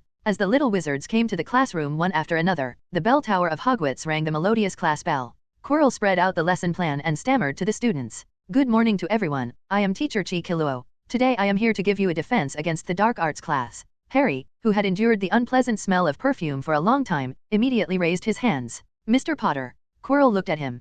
Professor Quirrell, I want to know why Professor Dracula is not teaching us. Harry mustered up the courage to finish the sentence in one breath, and then looked at Quirrell nervously. Hearing Harry's question, the little wizards in the classroom also looked at Quirrell expectantly. Among them, the girls who were keen on Dracula's appearance and the students who sat closer to Quirrell, the source of the perfume, were most eager for Professor Dracula to come to the classroom. Duh, Professor Dracula. Quirrell was stunned for a moment, and then explained tremblingly, after yesterday's teaching, he was very dissatisfied with the teaching at Hogwarts, so, let's teach him for a few days first. Suddenly there was a cry in the classroom. Quirrell didn't care so much and started teaching conscientiously. Of course, what he meant by lecturing was stumblingly reading out the contents of the textbooks and lesson plans, and from time to time he was frightened by the little movements of some students under the podium. In just one lesson, Quirrell became the laughingstock of the two young wizards in the academy. At this moment, Dracula, who allowed his teaching assistant to have fun, was not at Hogwarts. In Paris, at the Opera Garni, all the audience watched the performance on the stage attentively, showing knowing smiles from time to time. The performance had just begun, but next to a white-haired old man, several audience members hurriedly left the theater as if they suddenly thought of something urgent. No one present noticed that a dark moon, accompanied by the shadows of several bats flying by, suddenly appeared in the newly vacated space. The dark moon faded, and a silver-haired figure leaned lazily on the back of the luxurious chair, crossed his legs, and sat down next to the old man. Oh, Dracula, those audiences paid money to watch the show. The old man turned his head and glanced reproachfully at the vampire professor who suddenly appeared. Why did you use the Muggle expulsion spell to drive them away? Woolen cloth. Whether they pay or not has nothing to do with me. I'm not you. I've developed a habit of watching dramas over the years. Dracula curled his lips. Then he sat upright and said, Old guy, I came here just to ask you if there is anything you are hiding from me. What is our relationship?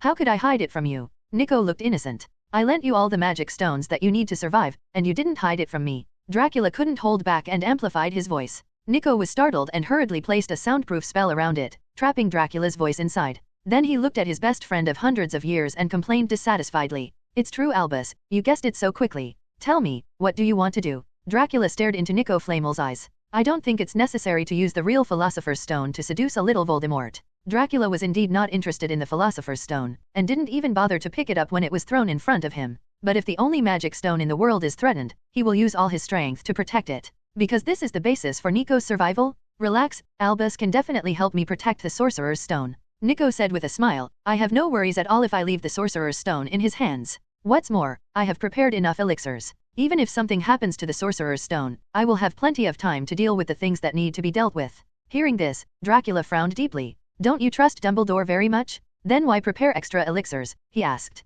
Flamel's words paused, his eyes avoided Dracula's gaze, pretending to appreciate the drama, and turned his eyes to the stage. Dracula also looked at the spacious stage of the opera house with him. The setting on the stage is very simple, with only a country road and a tree, and the lights are like a dim dusk. Under the trees in the countryside, two old tramps were very bored and impatient. They seemed to have no interest in life. So one of the homeless men took off his belt and hung it on a branch, preparing to hang himself. So, are you actually prepared that you won't be able to get the Philosopher's Stone back? Dracula asked softly, looking at the two old tramps who were so bored that they hung themselves. Nico sighed softly. As long as the Philosopher's Stone still exists in this world, it will always be coveted. This time it's Voldemort, and Albus comes to fight against it. Will there be a more powerful villain next time? Will there be another one by then? Where is someone like Albus guarding the Philosopher's Stone? Brad, you should be able to understand how I feel. A long life is too boring. And I am really old. Just like this drama, it tells us that life is an endless hopeless waiting. The world is absurd, the world is suffering. Dracula's persuasive words were temporarily blocked in his throat. He knows the boring suffering in a long life, otherwise he would not regard finding fun as a lifelong pursuit. If you and Perennial leave, I won't have any friends in this world anymore. Dracula said slowly after a long silence. You will have better friends. Nico smiled. I don't have the unique advantages of a vampire, and my muscles and limbs are no longer healthy. What's more, I have lived for so long, and I shouldn't do what I should do. I've done everything, so I have no regrets. Dracula was silent, absently watching the comical performance of the two tramps on the stage. The homeless man who had just taken off his belt and was about to hang himself hung his neck on the tree, but the old belt was too fragile and couldn't bear his weight, so it broke. The old tramp didn't make it. The audience in the audience laughed at the right moment. Seeing this scene, Dracula also chuckled. Old guy, it's not that easy to die. He turned to look at Nico. If I say that I am willing to help you protect the magic stone, at least half of the excuses you made before will be invalidated. As for saying that life is boring, don't worry. In a few years, the magic world will definitely be in chaos. Where will interesting people and things be found by then? Dracula thought of what he saw in the mirror of Arist, and unconsciously raised a smile on his lips. Besides, don't you really want to see the 21st century, a scene that spans thousands of years? Nico looked at him blankly, and then laughed. Today's scene is really suitable for the occasion. He smiled happily, and the wrinkles on his face relaxed. The tramp on the stage pulled up his pants and said to his companion, "Shall we leave? Let's go." The curtain slowly fell, and warm applause erupted from the venue. Dracula and Nico clapped together. "What's the name of the play?" Dracula asked. "Waiting for Godot." Nico said. "Now think about it. If you look at this play from another angle, life is not just an endless hopeless waiting. It can be understood as long as there is hope, there is still momentum to move forward. You're right, the defense against the dark arts professor position you recommended to me is quite promising," Dracula said with a chuckle. "Then why don't you hurry back to Hogwarts and finish your job properly, Professor Dracula?" Nico teased. Dracula nodded slightly, turned into a dark moon, and disappeared in place as the shadow of a group of bats passed by. The next moment, Dracula appeared on the window edge of the defense against the dark arts classroom. He leaned against the edge of the window and sat casually on the windowsill.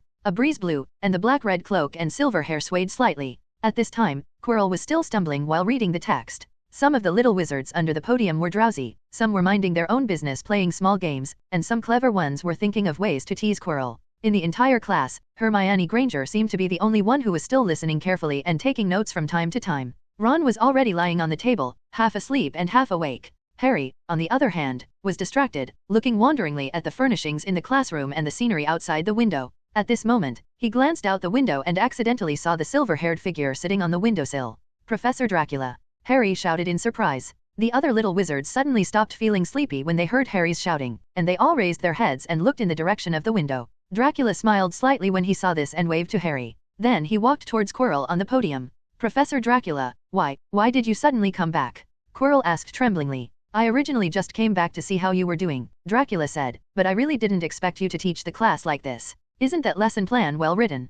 Quirrell was trembling, hesitating for a long time and couldn't say a word. "Forget it." Dracula shook his head helplessly and threw Quirrell out of the classroom. "Go and wash your troll until there is no smell, and then give it to Dumbledore to put in the checkpoint. The location below." After instructing Quirrell to do his work, Dracula adjusted his smile to the little wizards and said happily, "Students, I feel sorry for letting Quirrell take over the class." He said, "Next, I will give you a real defense against the dark arts class." A gust of cold wind blew through the defense against the dark arts classroom, dispelling the strong smell of perfume that Quirrell had sprayed to conceal Voldemort's presence, and also swept away the drowsy mental state of the young wizards. Dracula looked at the energetic state of the students and nodded with satisfaction. "So, this is your first defense against the dark arts class in your life, right?" He put his hands on the desk, leaned forward, and carefully looked at every little wizard present. "Yes, Professor," the little wizards said in unison. "Then it's indeed a bit irresponsible of me to ask Quirrell to take over the class." Dracula, who had just settled his knot with Nico Flamel, was very easy to talk to. He chuckled and even bowed slightly to everyone. "This class is really difficult for you, and I apologize to everyone." Seeing the professor who exuded a noble and profound temperament bow to everyone, the little wizards in the audience suddenly felt flattered, and some of the resentment in their hearts had already flown away. There was warm applause from the audience, and all the little wizards looked at Dracula eagerly, looking forward to what he called the real defense against the dark arts lesson. Sensing the students' expectations, Dracula took out a pure black wand in front of others for the first time. This wand is 13½ inches long and is entirely pitch black. The second half of the wand is engraved with many magnificent patterns, and a deep aura is faintly revealed from the hollows. The end of the wand is inlaid with a transparent crystal, which emits a transparent light, like a dark moon. Ollivander had already forged the wand a few days ago and sent it to Hogwarts along with the remaining materials for Dracula. Dracula held this wand, perhaps because the wood and the core of the wand had a great connection with him, and he felt like he could use his fingers with his arms. He waved his magic wand, and a line of bold handwriting appeared on the blackboard behind the podium. "What is defense against the dark arts?" Dracula turned sideways so that the little wizards could clearly see this line of writing, and then asked, "Can anyone tell me what defense against the dark arts is?" As a conditioned reflex, Hermione in the first row raised her hands high. Dracula nodded to her. Defense against the dark arts, in short, is a course that teaches students how to protect themselves from dark magic, including methods of dealing with dark creatures, dark magic, and duels. Hermione said confidently. You memorized the definition very well. Dracula nodded approvingly. In fact, he himself didn't understand what the definition in the textbook was, but looking at the confused expressions of other young wizards, he felt that the answer should be no problem. What's your name? He asked. Hermione Granger, Professor, the little witch said proudly. Very well, Miss Granger. 5 points for Gryffindor. Dracula nodded to her and motioned for her to sit down. Then he continued, of course, in my opinion, defense against the dark arts should not be so narrowly defined. What we need to defend against is far more than just black magic and dark creatures. The knowledge of defensive techniques should be applied in every aspect of life. You can use defensive techniques when you are bullied by your classmates or when you meet gangsters outside. In the magical world, learning cultural subjects is to allow you to talk to scoundrels calmly, and learning defense is to allow them to talk to you calmly. Listening to Dracula's speech, the little wizards were a little confused and a little excited, feeling that the door to a new world had opened. Of course, you are still young and do not have much magic foundation. At this time, you need to learn to use other powers to defend yourself, such as alchemy armor, external weapons, or the simplest and most effective method called people. There was a burst of knowing laughter in the defense against the dark arts classroom. Don't laugh, I'm serious. Dracula knocked on the desk. For you little wizards, it is not shameful to seek help from adults, but it is the wisest choice. For example, when you go out on adventures with adults, the most convenient way is to buy 2 magic-looking glasses. When you are in danger alone, press the contact button on the looking glass, and the other looking glass will be paired with it. The mirror will sound an alarm and lead your elders to your location. In addition, the 2 signal spells of red sparks and green sparks can also play a good role in alarm and communication. After you go back, you can preview by yourself and start learning these 2 spells in the next class. However, I do not recommend that you use the spark spell to send out signals when facing danger. Dracula said, because this signal will not only be seen by your friends and elders, but also expose your position to the world, under the enemy's view. So it is necessary to mention some spells to hide one's body here, such as the illusion curse. Dracula stood on the podium and talked eloquently, making full use of his thousands of years of life experience to explain the most basic knowledge of defense in a lively and interesting way. The little wizards in the audience were fascinated by what they heard. Even the students who didn't like studying felt that it was full of useful information, so they picked up their quills and started taking notes. Suddenly, the end of get out of class bell at Hogwarts rang melodiously. This defense against the dark arts class had already been delayed for more than half of the time. Now Dracula and the students were in the state of mind. The time passed quickly and the get out of class was over before they knew it. Dracula was slightly startled when he heard the bell ringing for the end of get out of class. It had been a long time since he had experienced this feeling of time passing so quickly. Okay, that's it for today. When you go back, remember to preview the green sparks and red sparks in the textbook, and check the preview status in the next class. He smiled easily, put away the wand, and took it from his pocket. Take out a cross pendant made of gloomy wood. In addition, since I have taught you so much about using foreign objects to defend yourself, I also have some small gifts for you. The center of the cross pendant is engraved with an ancient rune symbol representing the moon. What is different from the church's cross is that its shorter horizontal bars tilt upward slightly, like a pair of outstretched wings. This is an amulet I made when I was bored. It can resist a lot of black magic and is quite practical. Dracula raised the pendant and showed it to the little wizards in the audience. In grades 1 to 3, there are black magic in each grade. The student with the best score in the defense class final exam will receive this amulet. So, learn your defense against the dark arts. Ever since he discovered that time passes quickly when he teaches seriously, Dracula has completely changed his attitude towards teaching, no longer as perfunctory as before. Professor Count Vampire, who teaches with great care, naturally has excellent teaching ability and unparalleled in-depth experience. Soon, he was recognized by almost all students at Hogwarts. The students are very happy. After many years, Hogwarts finally has a reliable defense against the dark arts professor. Next, the gossiping students began to discuss Professor Dracula's appearance, and later his strength. The first grade wizard said that Professor Dracula could easily throw 5 adult wizards like Quirrell out of the door. The third grader said that Professor Dracula was immune to spell damage. The fifth grader said that Professor Dracula could instantly release dozens of magic spells. At first, they analyzed and speculated on the new professor's strength based on existing evidence and performance in the classroom. Later, these speculations became more and more outrageous among the gossiping students. Some people swore that Professor Dracula could defeat Voldemort as early as during the war. Some people said that they saw Professor Dracula subdue a ferocious big dog with one hand. Some even speculated that Professor Dracula could defeat Voldemort alone. He is a devil who has been sleeping for thousands of years. When the time comes, he will stir up trouble. The professor's fans quarreled with the person who made the guess, which they thought was too outrageous. The professor is so handsome, he is definitely not that kind of evil devil. At noon, Fred and George were walking back and forth on the Gryffindor table. Let me tell you quietly, Professor Dracula taught us our first class after the start of school. They mysteriously introduced the scene in the first class to students from other grades. Wood, let me tell you, Professor Dracula withstood all of our attacks without blinking an eye, and he didn't even stagger. George hugged a strong Gryffindor student shoulder and said to him, "This is so old news for you. Can you tell me something new?" Wood looked at the two of them disdainfully and pointed to the Slytherin table. At this time, there was a little Slytherin wizard over there who was vividly describing to his companions the scene of Professor Dracula flying into the sky. The scene was so realistic that it almost seemed like it had really happened. "Look what you said." Fred was not happy and jumped up from the bench. "We will immediately show you the first-hand information we just got. Just be prepared to be shocked. We just brought 2 bottles of wine to talk to Professor Kettleben," George said proudly. "We learned more exciting news from him. Do you want to hear it?" The Gryffindor little lions nearby all came over and looked at the twins excitedly, trying to get a share of this even more exciting news. According to the information obtained from Professor Kettleben, Professor Dracula once had a brief encounter with Snape. Fred successfully whetted everyone's appetite. According to what he said, the 2 professors had a little fight at the entrance of the auditorium. "The market is open. Let's bet on who is more powerful, Professor Dracula or Snape. The odds are 1 to 2. Before Fred could finish speaking, George took out a spliced gambling table from somewhere, with a line in the middle dividing it into the left and right sides. "I knew it, Weasley. It was just another trick of you 2 to get money." Wood rolled his eyes, but in order to hear the latest news, he still put a silver seco in his hand on the gambling table. The twins looked at the betting board and found that most people in Gryffindor had outperformed Professor Dracula. They looked at each other, quite dissatisfied. So they set their sights on Slytherin. "What do you think? Why don't the rich young men of Slytherin come and put pressure on your dean? Or are you afraid of Professor Dracula?" Hearing Fred and George's provocative words, someone at the Slytherin table could not sit still. A first-grade boy with an arrogant expression walked out first. He had neat platinum hair, a pointed chin, silver gray eyes, and was tall and thin. Behind him were 2 fat followers. "Why are Professor Dracula's odds so much lower than Professor Snape?"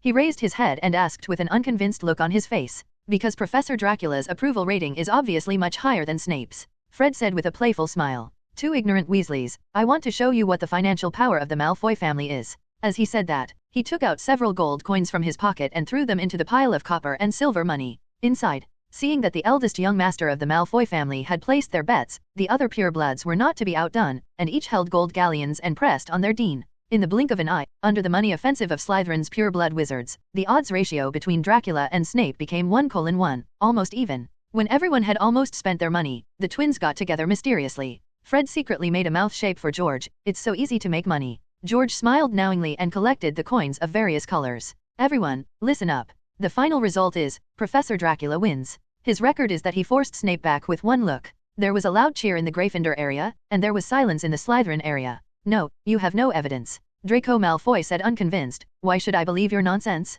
There is no way you can guarantee that this news is correct." The twins looked at each other and as expected, suddenly took out a big ear from their pocket. They pressed a button on their ear, and Professor Kettleburn's voice came out of that ear. "Oh, you're talking about Dracula." He drove Snape away with just 1 look. Professor Kettleburn's tone was very heroic. "I didn't expect that with defense against the dark arts, with his now notorious reputation, Dumbledore was able to recruit such a reliable defense against the dark arts professor." Draco Malfoy walked away angrily, leaving only the many shining gold galleons shining in the wooden barrel under the gambling board. This amount of money may not be much to the Malfoy family, but to Fred and George, it is more than the family's income in a few months. The 2 of them admired the galleons with fascination. At this moment, an angry voice rang in the twins' ears, almost spreading throughout the entire auditorium. "Weasley, how dare you set up a bet again?" Seeing the person coming, the Weasley twins trembled. "Professor McGonagall, why are you here?" they said with a smile. As they spoke, the 2 of them each put 1 hand behind their backs, and in tacit agreement, Fred took away the coins and George took away the gambling boards.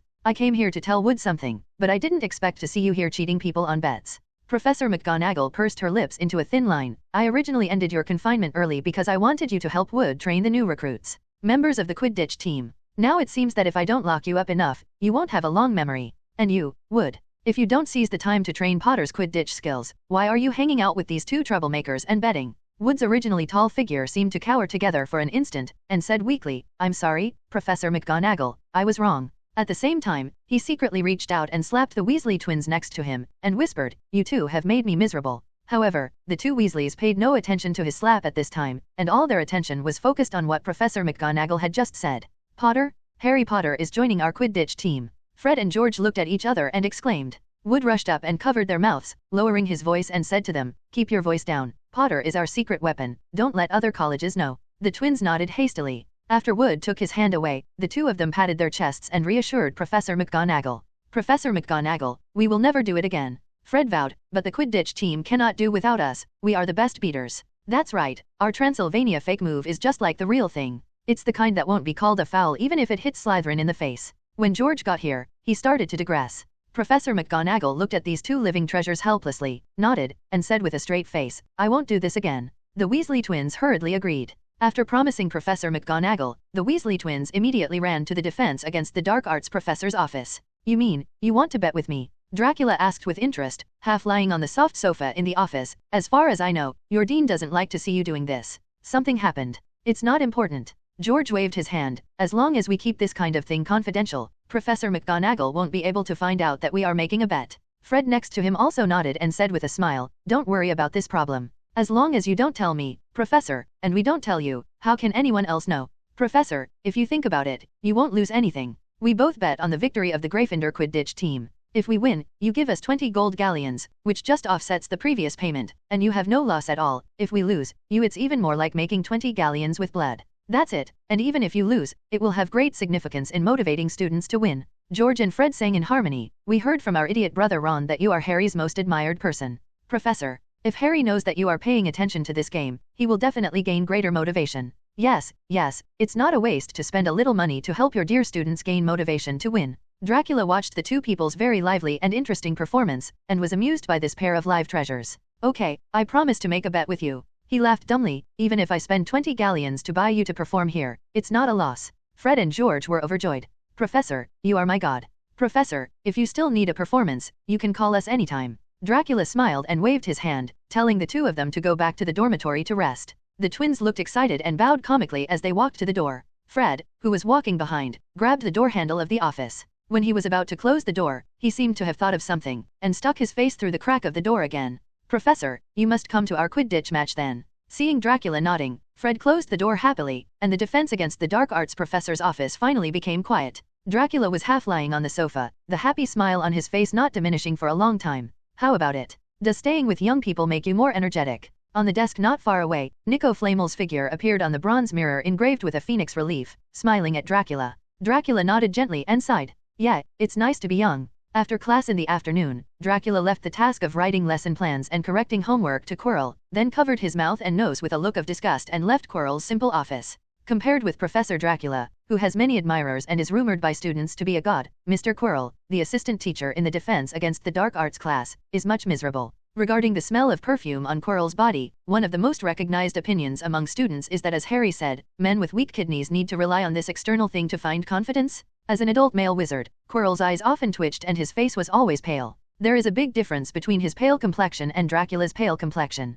Quirrell's face looks sick at first glance, while Dracula's pale skin has some enchanting beauty. In addition, Quirrell is always very anxious, often shaking, stammering when speaking, and wearing a strange purple turban. As we all know, the color purple already had a different connotation in Britain at the end of the 20th century. These strange characteristics have made Quirrell a recognized image of a man with kidney deficiency in everyone's mind. Everyone felt pity for him but also had disgust, and while staying away from him, they couldn't help but think he was funny and couldn't help but want to see his jokes. At this moment, the whole Hogwarts joke is respectfully sending Dracula out of the office. Afterwards, Quirrell carefully looked outside the door. After making sure that Dracula was far away, he placed numerous defensive spells on the office door, then slowly sat down between the two mirrors and took off his purple turban. With the light reflected from the two mirrors, Quirrell looked at the ferocious face behind his head with trembling eyes. Master, I have become the laughingstock of Hogwarts now. No one will notice our actions anymore, right? Quirrell said to Voldemort tremblingly. You idiot. Voldemort roared at Quirrell in the mirror. It's been so many days, and you can't even see that Dracula is on guard against you. Quirrell's expression was obviously confused. Precaution? Why would he be on guard against a Hogwarts joke? It's not all because of you, a loser, that I had to take action personally that day. Voldemort said coldly, the magic I used to help you escape was too rare, and it couldn't be controlled by the strength you showed. Now I even suspect that he agreed to your coming to Hogwarts just to study the magic I took you to escape from and other secrets about you. What should I do? Quirrell was so frightened that he stuttered. Then I will be watched by him all the time, and then I will never have the chance to find the Sorcerer's Stone again. Don't worry, we can wait for an opportunity. Voldemort said very gloomily, wait for an opportunity when everyone gathers together and has no time to care about you. When the time comes, you do this. Voldemort didn't have to wait long for his chance to tell Quirrell. Immersed in a teaching career accompanied by many young people, more than a month has passed quietly, and Dracula is about to celebrate his first Halloween at Hogwarts. In the principal's office on the 8th floor of the main tower of the castle, Dracula was leaning against a wall covered with portraits. Next to him was a pointed wizard's hat. There was a slit on the brim of the hat, and 2 folds forming a pair of eyes. At this time, the brim and folds of the hat formed an expression of despair, and its despair made men fall silent and women shed tears. You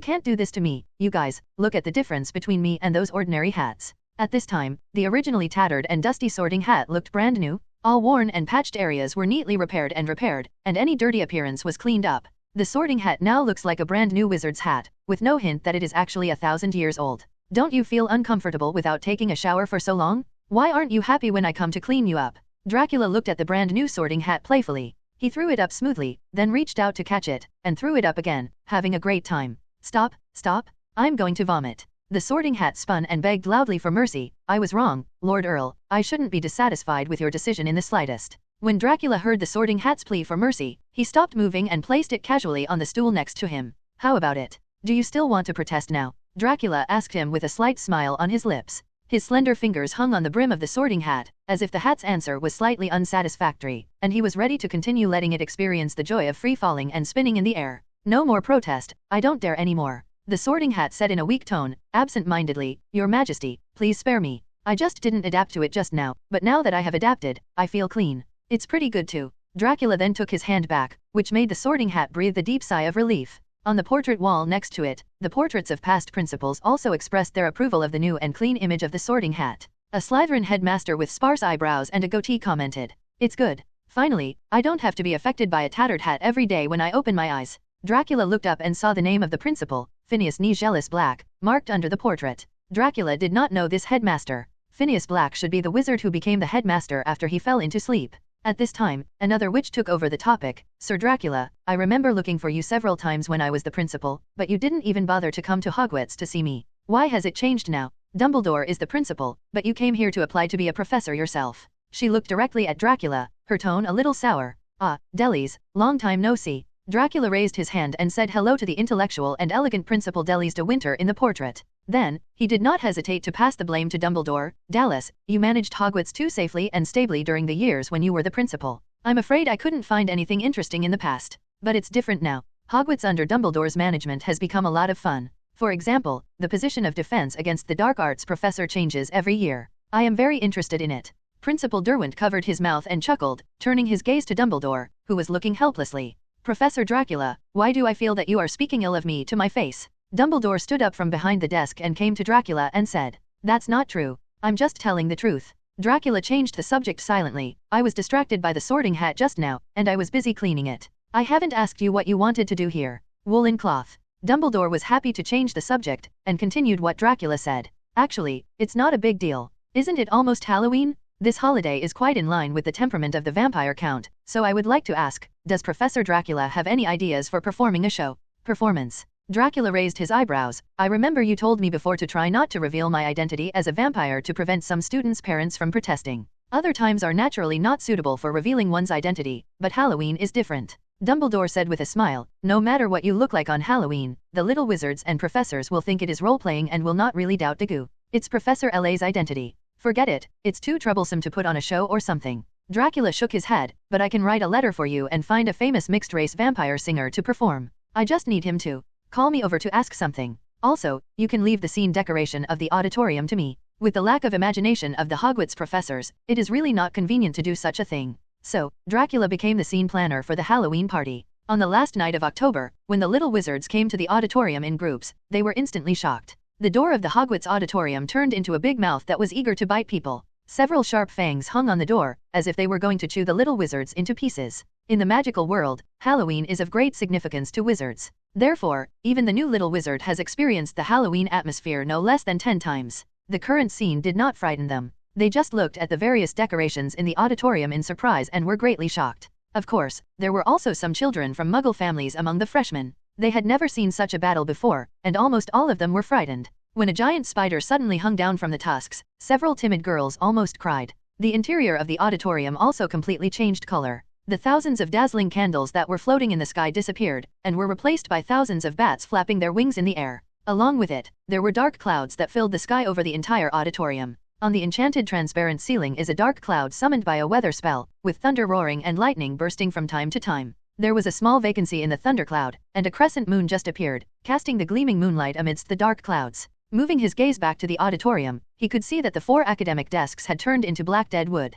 There are countless skinny and dry branches stretching out on both sides of the long table, and occasionally bats hang upside down on the dead branches to rest. In front of the auditorium, the big pumpkin planted by Hagrid was carved with an evil smile. There is a bright candle in the belly of the hollowed pumpkin, and the candle flames flicker with the dark clouds above the dining table. The largest pumpkin was enchanted with an expansion spell and occupied the front area of the auditorium, swallowing the entire professor's chair. The little wizards could see professors dressed in different styles from the mouth of the giant jack-o'-lantern. Dumbledore sat on the pumpkin chair in the middle. In order to echo the Halloween atmosphere, he specially wore a pure white robe. The white robes floated from time to time under the influence of magic, making Dumbledore look like a ghost. The little Professor Flitwick put a pumpkin helmet on his head. He was sitting on a pumpkin chair that was much higher than others, like a small pumpkin knight. Professor McGonagall, who was always serious, did not keep a straight face this time. She used transfiguration to turn her top hat into black. There was also a small black cat lying on the hat. The black cat shook its tail from time to time. Snape was the only professor on the chair who was not wearing a Halloween costume.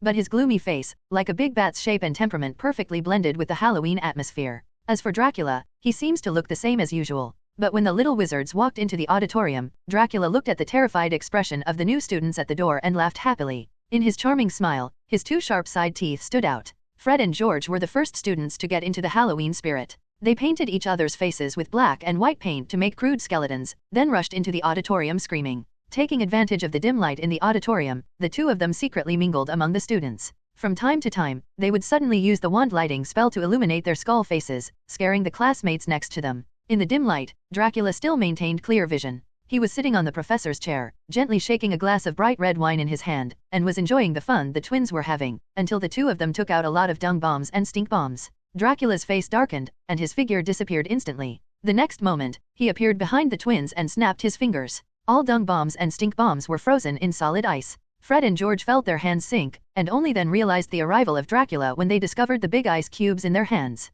"Ah, Professor, aren't you over there at the professor's desk? Why did you come here without making a sound?" Fred subconsciously wanted to hide the dung bomb in the ice behind his back. However, the ice was too cold, and his hand couldn't help but shake. The heavy ice ball fell out of his hand and fell to the ground. Dracula's eyes twitched, and he waved the dung bombs before they landed, taking them into his hands, and conveniently put the stink bombs in George's hands into the traceless extension space he carried with him. "Professor, these are our hard-earned savings, you must not confiscate them." George made a pitiful expression. But combined with the skull painting on his face, this expression only showed funny and ferocious. "Today is Halloween, and it's understandable that you 2 should play some pranks on the holiday." Dracula looked at the 2 funny skull faces and said considerately. Then, his face turned cold, "But don't you know? We will have a dinner party soon. Do you want everyone to eat together in the stench?" Fred and George smiled coquettishly, not knowing what to say. "I confiscated these things and will return them to you one day when I feel better." Dracula didn't bother to scold the twins anymore. The red and black cloak swayed slightly, and his figure instantly returned to his seat in the professor's seat. I thought that the Halloween dinner was about to proceed step by step, but what Dracula didn't expect was that within a few minutes, the Weasley twins got into the big jack-o'-lantern with 2 funny skull faces, secretly came to the professor's seat. "I won't be in a good mood when I see you 2. I'll die to get those dung bombs back," Dracula said to the twins impatiently. "Professor, don't get me wrong, we are not here to recover dung bombs and stink bombs," Fred explained quickly. George nodded beside him. "We just thought that since it's Halloween, there are some processes that we have to go through." As they spoke, the 2 looked at each other with a wicked smile and said in unison, "Trick or treat." Dracula looked at the 2 of them in surprise, and then showed a playful smile. "Take it." He grabbed a handful of lollipops on the table and threw them to the 2 of them. "Thank you, Professor." Fred and George took the lollipops playfully and put them in their mouths at the same time. Next moment, vomit. "Professor, why do your lollipops smell like rust?" Dracula smiled happily, with 2 sharp side teeth exposed at the corners of his mouth. "Now don't you see what role I am playing?" He chuckled and said to the 2 of them, "This flavor of lollipop is the most normal, right? You win, Professor. I give you full marks for your role as a vampire." Fred and George were in admiration. At this time, Dumbledore, who had watched the show for a long time, waved to the twins. "If you've suffered enough at Professor Dracula's place, come to my place. If you want to eat sweets, there are plenty of them." He took out 2 large bags of Honeydukes Collector's Edition sweets and handed them to the Weasley twins. The 2 took the candy and burst into tears.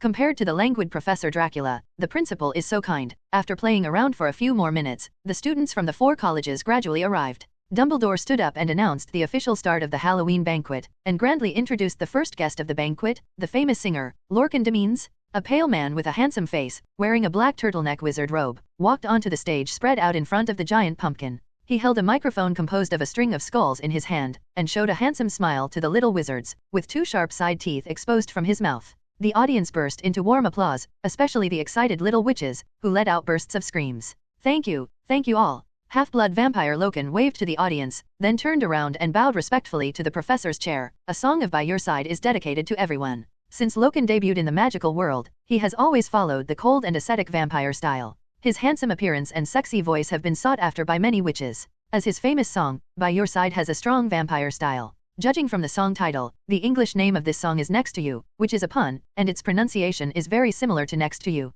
It very vividly describes the seductive scene of a handsome vampire leaning over the young witch to kiss and nibble on the side of the neck, describing the vampire's eating as a seductive and harmless action. Because of this appealing depiction, this love song became a hit, ranking first on the Magic World Music Chart for 19 consecutive weeks. Its birth and popularity have greatly beautified the image of vampires in the minds of wizards, and also allowed more types of vampire delicacies to develop rapidly in the magical world. This is one of the reasons why Dracula was able to find all kinds of vampire snacks during this time. After singing the song, the students were completely immersed in the music and the blushing pictures. Lorcan Demean bowed deeply to the audience and then walked off the stage. At the same time, Dracula winked at him, stood up and walked out of the auditorium. Amid the thunder that came from time to time, Dracula left the auditorium and found an unoccupied corner in the corridor of the entrance courtyard of Hogwarts, leaning against the exquisite stone pillars and thinking. A few minutes later, Lorcan Dees also walked out of the auditorium. He jogged to Dracula's side and suddenly knelt on one knee on the ground. Mixed blood vampire Lorcan Dees has met Count Dracula. He said solemnly, "Don't be so restrained, just call me Professor Dracula at Hogwarts." Dracula pulled him up and said, "Based on your age, you are Dee's great-great-grandson." Dracula looked at Locan's black hair and blue eyes and asked guessingly, "Yes, my great-great-grandfather left his ancestral precepts. The Dees family must unconditionally obey Count Dracula's orders from generation to generation and must not commit any disobedient behavior." Locan said seriously, "I don't need you to obey. Now I just need you to tell me first, what is the current living situation of the vampire community during the 100 years I have been sleeping?" Dracula asked, "It seems that there are very few people in the UK seeing vampires. Are they still gathering in Romania?" "Yes, Lord Dracula." Locan replied, "Most low-level vampires still prefer to gather in Romania, because there is a unified leadership and a more reasonable distribution of blood resources. So Romania is a low-level the preferred place for vampires. Our family doesn't have much contact with that place, and we don't know what the specific situation is. But at the time when my father was active, I vaguely heard that there was a conflict between the vampire group and the werewolf group, and there was a lot of conflict. As for the UK, most wizards still have a prejudice against vampires, believing that vampires can only rely on brutal blood-sucking to gain life force. The few songs I have released are all trying to change the status quo, and in fact they have received pretty good reviews." Repercussions. Dracula nodded slowly, "I understand, thank you for your family's hard work. Master Dracula, won't you go to Romania and take a look for yourself? If you were present, the grudges between werewolves and vampires would be resolved quickly. Let's talk about it later." Hearing Locan's question, Dracula shook his head without comment. Then, he turned his attention to the auditorium and saw several ghosts floating towards the auditorium from other parts of the castle. Let's go back to the auditorium first. The ghosts are about to start performing, which means the Halloween party is almost over. When Dracula and Locan entered the auditorium, the Halloween party had come to an end, and ghosts in 2s and 3s were getting into the walls and leaving the auditorium. The little wizards are also making a final struggle with the meal in front of them. Harry was eating a potato with the skin on when Quirrell, the assistant teacher, suddenly rushed into the auditorium, his big scarf hanging crookedly on his head, his face full of horror. Everyone stared at him, and saw him walking to Professor Dumbledore's chair, leaning on the table, and gasping, "The troll, in the underground classroom, thought you should know." After saying that, he fell to the floor and passed out. The auditorium suddenly became chaotic. Dumbledore had to make the tip of his wand explode with purple fireworks several times before everyone fell silent. "Prefect," he said in a low voice, "lead the students from each college to the dormitories immediately." At this time, Dracula frowned when he saw Quirrell falling unconscious easily. No matter how hard he thought, this man who could escape from his own hands would not be able to stop a mindless troll. Moreover, the cleaned troll has been placed in the level under the trapdoor. Where did a giant monster appear from the basement? Thinking of this, Dracula jumped off the professor's chair and appeared in front of Quirrell with a teleport. "Tell me, are you pretending to be dizzy or are you really dizzy?" He suddenly pulled Quirrell up and asked coldly, "Also, didn't you send the giant monster into the level? What about this giant monster now? Where did the strangeness come from?" Quirrell's expression was undetectable, and he seemed to be completely unconscious. But after the flames on Dracula's hands rose up, he immediately made a leisurely look and said with a confused face, I have a spare giant troll hidden in my office, but I didn't take good care of it and let it escape. After hearing Quirrell's words, Dracula's lips curled up slightly, but he chuckled. That's interesting, he said. Tell me, where should I find the troll in the basement? I don't know. Quirrell said with an innocent look on his face. I only saw that giant monster running rambunctiously in the basement. I had no idea that it would. We'll go there now. Where? Dracula stared closely at Quirrell, who looked away in fear. It's up to you. As for where you want to sneak away next, it's up to you. Dracula patted Quirrell's shoulder with a deep look. Afterwards, he left the auditorium again, took the Hogwarts title deed in his hand in the deserted entrance courtyard corridor, and injected his magic power into this old parchment. The magic of Dracula and the marks of the 4 founders flowed on the paper, slowly intertwining into a grid in the shape of Hogwarts Castle. Every magical node of Hogwarts appeared on the page. Then, the structure of the castle became more and more distinct, and the pictures in every corner gradually became more detailed. Dracula cast his gaze towards the auditorium on the parchment and saw the young wizards being led by the prefects of each college. With the aftertaste of the Halloween banquet on their faces and the regret that the banquet ended early, they looked to the public restroom with unfinished content. Go to the room. In addition, he also saw Snape walking toward the restricted corridor on the right side of the 4th floor with steps that he did not recognize. On the contrary, Quirrell seemed to be stunned. He stood blankly in front of the big pumpkin in the auditorium without making any movement. Under this comprehensive surveillance, the lost troll was quickly found by Dracula. Just when Dracula was about to watch a good show under the live broadcast of the title deed, 2 sneaky figures attracted his attention. Dracula was surprised and disappeared immediately. The scene returned to the previous banquet, where Harry was eating a potato with the skin on, when Professor Quirrell suddenly rushed into the auditorium, talking in horror about the troll. Percy, the prefect of Gryffindor, was very familiar with this. He took the little lions to the Gryffindor common room on the 8th floor and passed by a group of Hufflepuff badgers. However, just as they walked up the stairs leading to the 8th floor, Harry suddenly thought of something. His face suddenly became very panicked, and he suddenly grabbed Ron's arm. I just remembered, Hermione, he said to Ron. What's wrong with her? Ron was stunned for a moment and asked with some resistance. Just this morning in a charms class, Ron was extremely dissatisfied with Hermione's pointing behavior, so he said bad things about her to Harry and said that she should reflect on why she didn't have any friends. Coincidentally, Hermione heard Ron's bad words. The little witch with a strong self-esteem was in an extremely low mood, and she didn't want others to see her weak mood, so she didn't show up all afternoon, and didn't even attend the Halloween party. Just now, Harry suddenly thought of a piece of news he overheard before the Halloween party. At that time, everyone was rushing to the Great Hall for the Halloween party.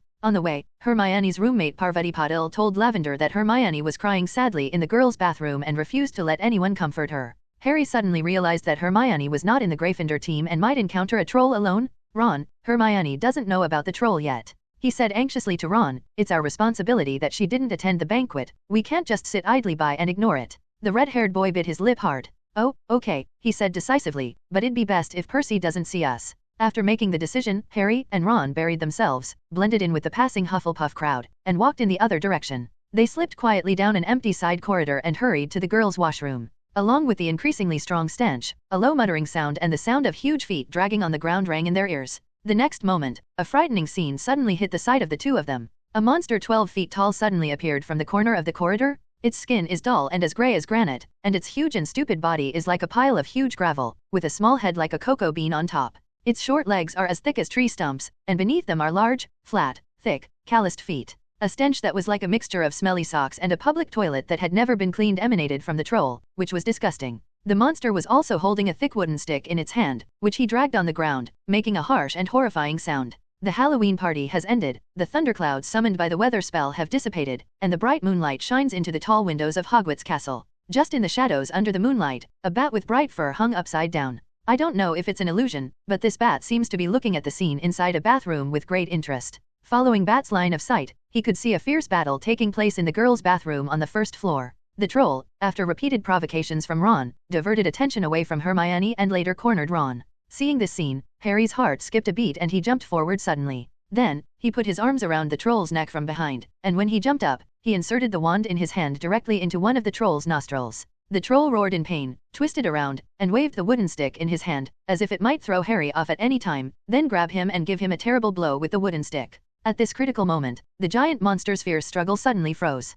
This sudden stillness caught Harry off guard. He lost his grip and fell off the troll. In the corner, Ron held his wand tightly in his hand, staring blankly at the giant monster standing still in front of him, at a loss. Mr. Potter, if anyone else asks you in the future, please don't say that I taught you defense against the dark arts. I can't afford to embarrass that person. A familiar voice sounded at the bathroom door. Harry looked towards the place where the sound came from in surprise, and found a tall figure with silver hair and burgundy eyes standing quietly in the moonlight, looking at him with disgust. Professor Dracula. Harry shouted ecstatically, not paying attention to the disgusted expression on Dracula's face. Then, he felt as if all the strength in his body had disappeared, and the courage he had just jumped on the troll's back seemed to be short-lived. There was only a burst of fear in his heart, and he lay weakly on the ground. Dracula raised his hand and swept away the suffocating air, then took 2 steps forward and came to the side of the 3 little wizards. Mr. Potter, please recite the content of the first lesson. He looked at Harry sitting on the ground calmly. When you face a dangerous situation, what is the most appropriate way to respond? Before Harry could recover from the fright caused by the troll, he heard Professor Dracula's question.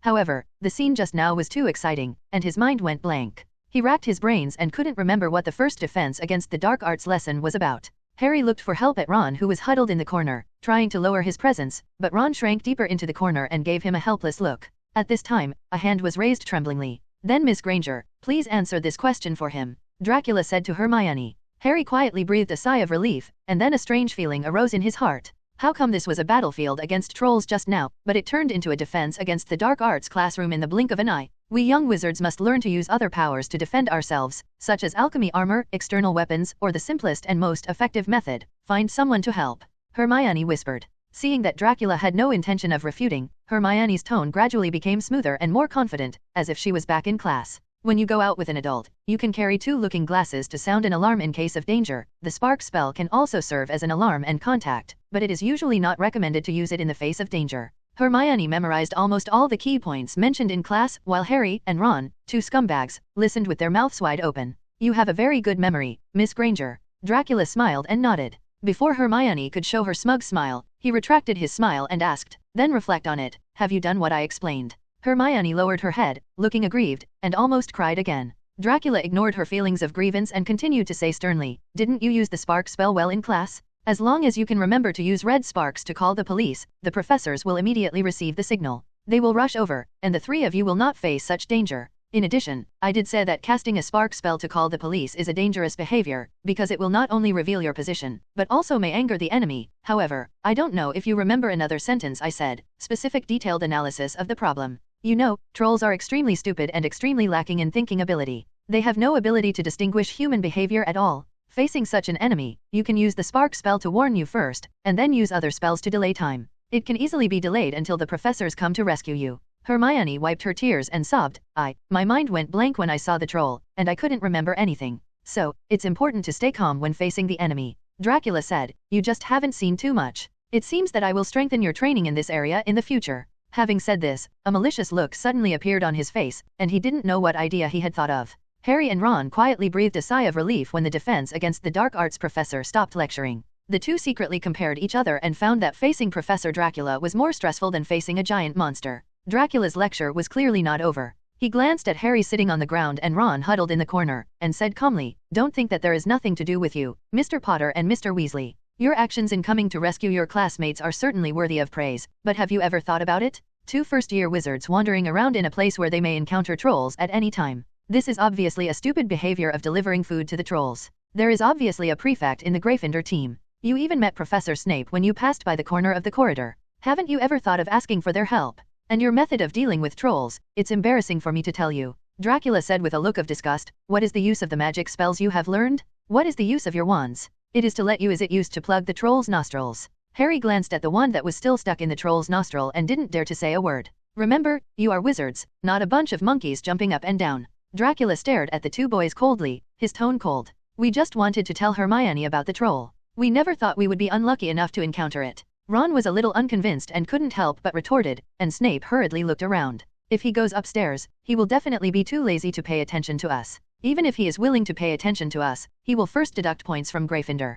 Personal issues aside, Professor Snape still has basic professional qualities. He will not sit idly by and ignore students who are in danger. Dracula glanced at Ron lightly. What's more, do you think that college points are more important than your life? This doesn't seem to be your style. Ron thought of himself and Harry, who had already gone out for a night out just after school started. Ron was speechless and could only stand stiffly in the corner. As for being unlucky enough to encounter a troll, it's not surprising. Dracula continued, if you have to put yourself in a probability, bad luck will come sooner or later, it just depends on the time. After listening to such a long paragraph, Harry and Ron finally nodded in conviction, and Hermione even took out a small notebook and started taking notes. Okay, in order to make up for your mistakes, cheer up now. However, just as the three of them were listening carefully, Dracula suddenly snapped his fingers, waking up the troll from the frozen state. So good teaching props are rare, you three try to see how to bring it down. By the way, the troll's weak point is its head. As Dracula's words fell, the troll suddenly stood up straight and looked around in a daze, seemingly confused about the situation on the field. But the troll's brain, which was less than the size of a walnut kernel, was not strong enough to figure out the situation, so it immediately didn't bother to think about it, picked up the wooden stick and smashed it at Harry next to it. Harry's wand was still stuck in the troll's nose, and he had no ability to resist. He held his head in fear. Before Hermione and Ron could react, they watched helplessly as the troll's club fell towards Harry. When the distance between the stick and the scar on Harry's forehead was only 1 centimeter, the troll froze in place again. You guys reacted too slowly. I'm afraid even 100 lives won't be enough for you with this kind of emergency response capability. Dracula leaned against the door frame and said with disgust.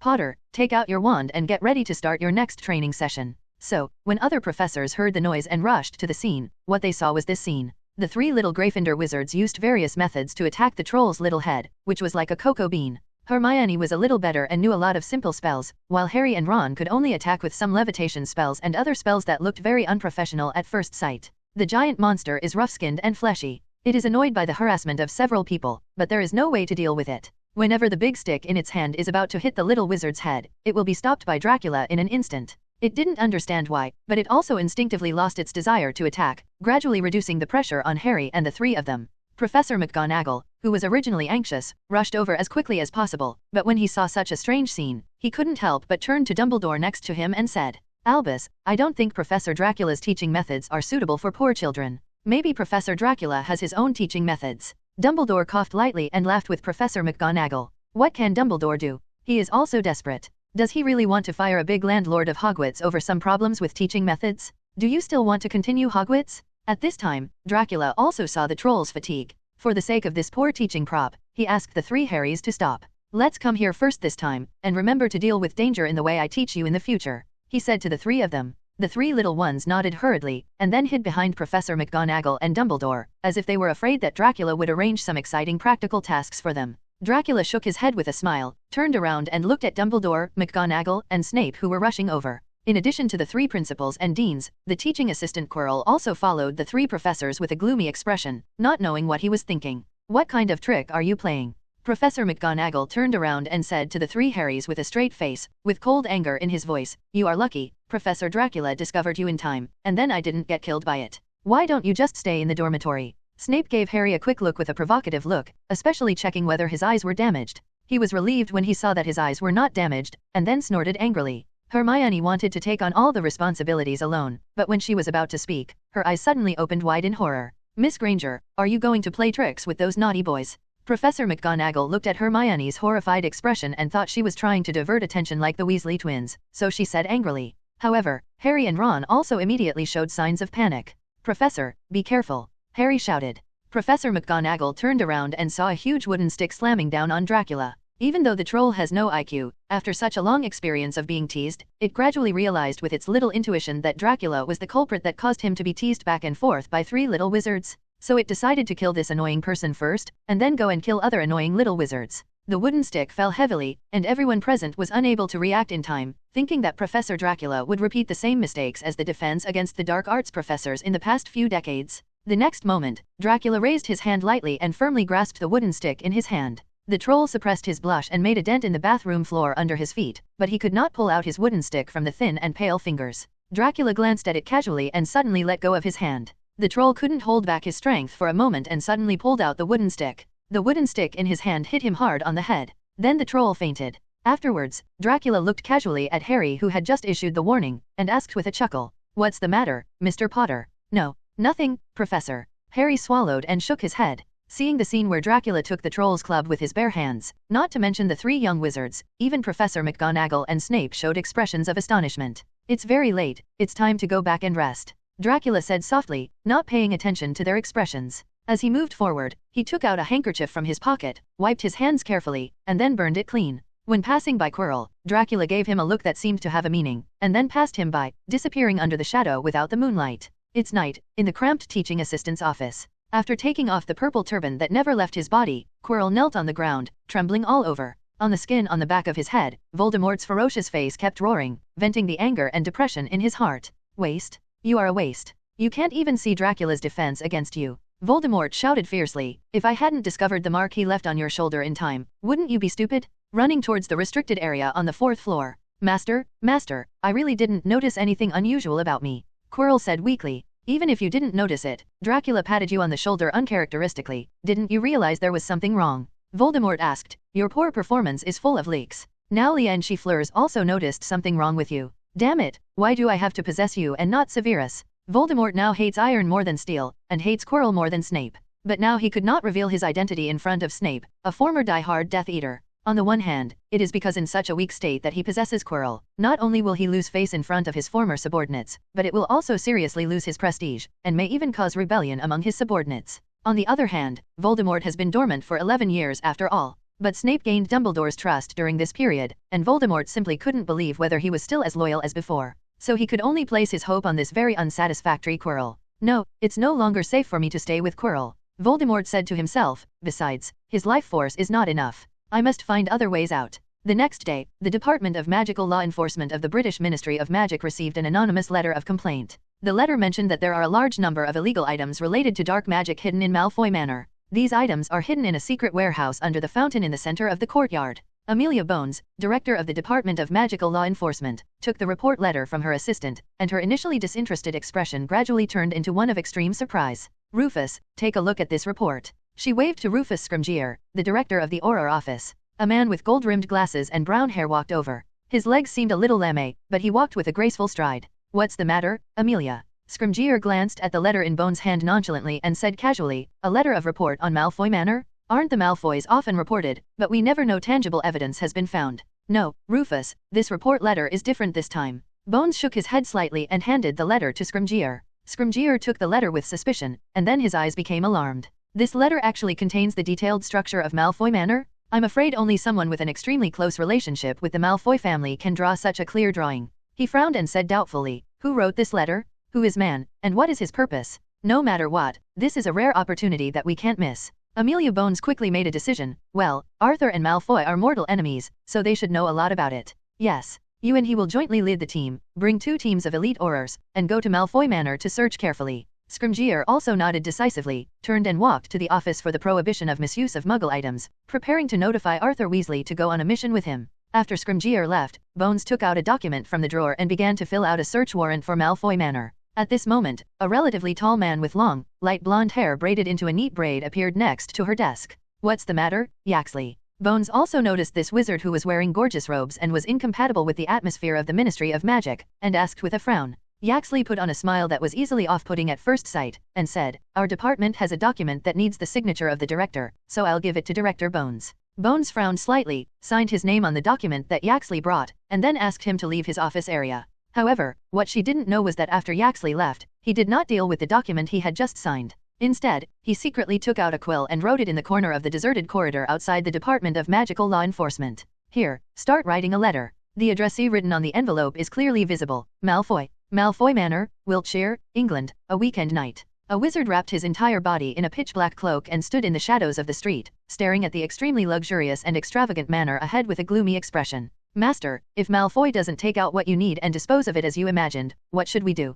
Quirrell's slightly trembling voice sounded from the shadows. Don't worry, I've already considered this. Voldemort's gloomy voice sounded in the same shadow. If Lucius doesn't take out what I want, it would be better. Then it proves that at least he still retains something in his heart. A hint of loyalty to me. If his loyalty to me has not completely dissipated, we can use the dark mark to contact him and ask him to transfer that stuff to you. Of course, if Lucius is really stupid enough to take out my stuff and get rid of it, we can naturally acquire it directly according to the original plan. What should be mine will definitely be mine. No one can stop it. Voldemort's low tone echoed in the shadows, making the surrounding atmosphere quietly become extremely eerie. Time passed by, and fine snowflakes gradually began to float in the sky. There was still no movement in Malfoy Manor. Quirrell was shivering from the cold, and couldn't help but ask. Master, I think Malfoy is still very loyal to you. He hasn't taken out the things to get rid of them yet. It's unlikely that he will be able to do so any later. I hope he really does. Voldemort's voice also had a hint of complacency. Get ready, I'm going to teach you how to use the dark mark. Just when Voldemort was about to teach Quirrell how to use the dark mark to contact his loyal subordinate, the door to Malfoy Manor suddenly opened. A wizard wearing expensive wizard robes and covering his face with a silk scarf sneaked out from the gate of the manor. Lucius, who spent a long time packing up many illegal supplies, lived up to Voldemort's prediction and came to the joint with the precious items left by Voldemort. You are the black market merchant in Nocturne Alley who contacted me, right? Lucius handed over a bag and said arrogantly, this is a treasure that took me 6 hours to pack. I can understand them. How high is the quantity and value? If I hadn't been in such a hurry to take action now, I wouldn't have been able to buy even a fraction of it for 2,000 galleons. Quirrell stared blankly at the masked Lucius in front of him, shuddering all over. He could feel that Voldemort in the back of his head was almost in a rage. I knew the Malfoy family was unreliable. They have always been a bunch of losers. Voldemort's cursing voice kept echoing in Quirrell's mind. Suppressing his trepidation, Quirrell tremblingly took the bag handed over by Lucius that was cast with the traceless stretch charm, and began to check whether there was anything Voldemort needed among the large number of illegal items. Yes, what I need is right here. Voldemort's suppressed angry voice sounded in Quirrell's mind. Quirrell breathed a sigh of relief quietly, handed Lucius the 2,000 galleons he had just dug out of someone else's grave, and then left Malfoy Manor without looking back. In a remote corner of Wiltshire, under the guidance of Voldemort, Quirrell took out a blank diary with a black cover from the cloth bag with trembling hands. Voldemort's original anger gradually disappeared, replaced by relief and the ensuing joy. As November approaches, the weather in the Scottish Highlands becomes very cold. The mountains around Hogwarts were obscured by heavy grey clouds, the mountain tops were covered with thick white snow, and the lake surface was as cold and hard as a whole steel plate. Every morning, the ground is covered with frost. In such a season, the Quidditch season begins. On the Quidditch pitch, gamekeeper Hagrid, wrapped in a long moleskin coat, wearing rabbit fur gloves and huge beaver fur boots, was working tirelessly to defrost his broomstick. Outside the pitch, on the lawn, the captain of the Quidditch team gathered the players together and explained their respective tactics in a low voice. However, there were 2 Gryffindor batters who were not doing their job properly. They did not listen to their captain's instructions on the lawn, nor did they warm up carefully before the game. Instead, they sneaked into the defense against the dark arts professor's office. At this time, a pair of red-haired twins were sitting in front of Dracula's desk, looking at their defense against the dark arts professor who was leaning on the back of his chair with piercing eyes. Professor, today is our first Quidditch match this year. You must go and watch it, the twins said loudly. Dracula raised his eyes and glanced at the sunny weather outside the window, curled his lips secretly, and casually said, I'm not interested in Quidditch. Go and play it yourself. Come on. Professor. Fred slammed the table anxiously. Today's competition involves 40 galleons of yours, and your most admired student Harry will also appear in this competition. Are you really not interested? Dracula looked at Fred's action of slapping the table and the red wine on the desk that was shaken to the edge of the table and almost fell, and raised his hand slightly. Immediately afterwards, Fred floated uncontrollably, floated to the top of the office, and hung on a chandelier. Intention to damage the property of the professor's office, this is the punishment you deserve. Dracula casually picked up the goblet that moved to the edge of the desk, took a sip of the bright red wine, and said casually. George glanced at his good brother hanging on the chandelier, secretly took back his hand that was pressed on the table, and took a step back. Professor, are you really so cruel? George changed his method and began to show off his acting skills towards Dracula. He half knelt in front of Dracula with tears streaming down his face, and said miserable words with runny nose and tears. Poor Harry has been living in the house of his mean aunts since he was a child. He has never seen his parents. It was not until he came to the wizarding world that he finally had an adoring professor as his emotional sustenance.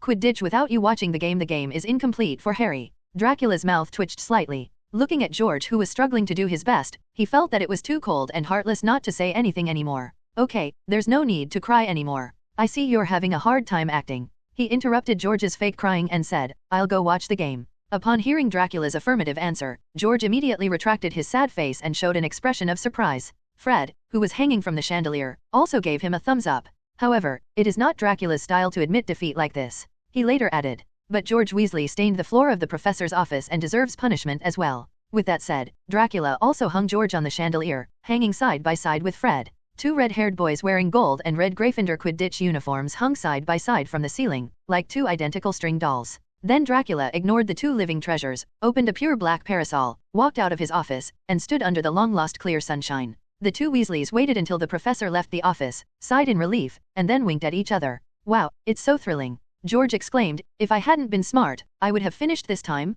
Why did we come to provoke Professor Dracula? Don't be stupid, George. Fred retorted loudly, have you forgotten? We spent all our galleons on a bet with Slytherin's big dog. If Harry can't catch the golden snitch, then we will have to completely lose everything. At this point, the 2 were just about to fight as usual when they suddenly realized something was wrong. Wait, we seem to be in trouble. George suddenly interrupted Fred's actions. What's wrong? Fred asked belatedly. Wake up, Fred. We're still hanging from the chandelier. In today's Quidditch match, the members of the Gryffindor team were full of confidence. Because they have a secret weapon, Harry Potter? After several weeks of training, Harry was about to participate in his first competition. The game was Gryffindor versus Slytherin. If Gryffindor wins, they will move up to second place in the House Cup Championship. As Gryffindor's secret weapon, Wood decided to keep Harry's participation strictly a secret. Therefore, almost no one saw Harry playing Quidditch. But the news of Harry's role as Seeker still leaked out. Because of this, some admirers of the Savior came to him and told him that he would play well, and some old enemies of Slytherin told him that they would hold up the mattress and follow him below to prevent him from falling. Come down. Harry didn't know which was worse, nor did he know that the Weasley twins were also responsible for the leak of this news. In order to get the Slytherin bosses to bet with them, the twins secretly revealed the name of the Savior Harry Potter and declared that Harry would catch the golden snitch in his first game and end the entire game. The Slytherin students were extremely happy when they heard this, and they didn't think that a first-year freshman who had only been trained for 2 months was a secret weapon. They all placed bets on Harry falling off his broomstick. As for the culprit, the Weasley twins didn't rush onto the field until just before the game. The two of them hung on the chandelier in Dracula's office for a long time. It wasn't until they thought about the Quidditch game that they finally thought that they could use the flying curse to call the broomstick at the door of the office, and then ride the broomstick from the chandelier. Fly up and down. Fred and George undoubtedly received a lot of harsh criticism from Wood. Finally, amid the laughter of the Weasley brothers, Wood's serious warnings and passionate cheers, and the cheers of the stadium audience, Harry followed Fred and George out of the locker room, and then walked towards the cheers of the stadium. The Quidditch match is finally about to begin. Dracula held an umbrella and stood on a high stand at the edge of the Quidditch pitch. The expression on his face was that of not allowing strangers to enter, which was in sharp contrast to the warm atmosphere of the little wizards around him. Out of awe of the defense against the dark arts professor, the young wizards consciously left him enough space, while they themselves crowded together in the four corners of the stand and shivered. As the referee, Ms. Huochi stood in the middle of the court, holding her broomstick in her hand, waiting for the players from both sides to enter the court. Harry glanced towards the stands. First he saw a high-flying banner with the words "Potter must win" shining above the crowd. Then he saw a very conspicuous figure standing alone on the high platform holding an umbrella. Professor Dracula. Dracula nodded to Harry, who was standing on the Quidditch pitch wearing a gold and red uniform. Harry clenched the Nimbus 2000 in his hand. The support from his Gryffindor friends and the encouragement from the professor made him feel happy, and he felt that he had the courage to defeat Slytherin. After a short speech, Ms. Huochi blew her silver whistle vigorously. The next moment, 15 broomsticks soared into the sky at the same time, rising high into the sky. The game begins. Afterwards, Dracula fell into a state of boredom. He was not very interested in the little wizards on broomsticks flying around in the sky, as well as the various flying balls with wings. These things were nowhere near as fast as him, and while watching the game, he would not have the same exciting feeling as the little wizards experienced, and he would only find it very boring. What's more, it is still a bright and sunny day, and it is difficult for Dracula to maintain a good mood in such weather. He looked around at the little wizards around him, watching them cheering and screaming with disinterest, and was bothered by the roar of people and vibrations in the stands. Dracula tried to sneak away from the stands several times, but he always found Harry, the Gryffindor seeker, looking for the golden snitch. His eyes were inadvertently looking at his position, as if expecting to get him recognition. So in order to live up to the expectations of this little fanboy, Dracula had to stand still and endure this atmosphere that was not very comfortable for vampires. Just when he could no longer bear the boredom and was about to leave regardless of the little wizard's expectations, Dracula suddenly found a little wizard wearing a yellow and black uniform sitting among a group of Hufflepuff badgers. While watching the game, he took out a pen and notebook from time to time to write down some notes. This little wizard named Cedric Diggory has the potential to be a vampire aristocrat in his face and temperament, and Dracula admires him very much.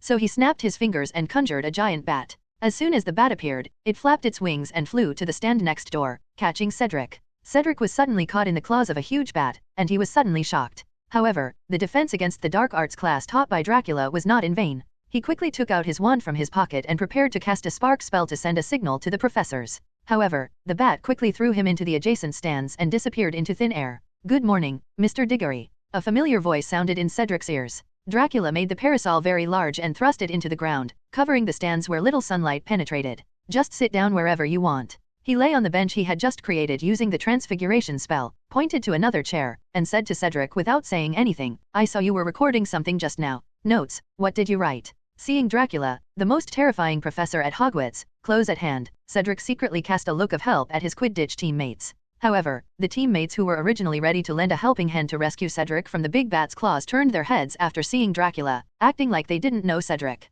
Even his prefect, Truman, gave him a helpless look and left him to grieve. "Good morning, Professor." Cedric had to face Professor Dracula alone and said bravely, "Actually, I am the Seeker of the Hufflepuff College Quidditch team, and I am currently observing Potter as the Seeker. The method used by golfers. What do you think of Potter's skills?" Dracula then asked boredly. "Not bad, for his age," Cedric praised. At this moment, the subject the two were chatting about made a sharp turn and flew over their heads. The figures of the two seekers, one in front and one behind, were blocked by Dracula's big umbrella. This made Sai, who was watching with excitement. Derek felt anxious.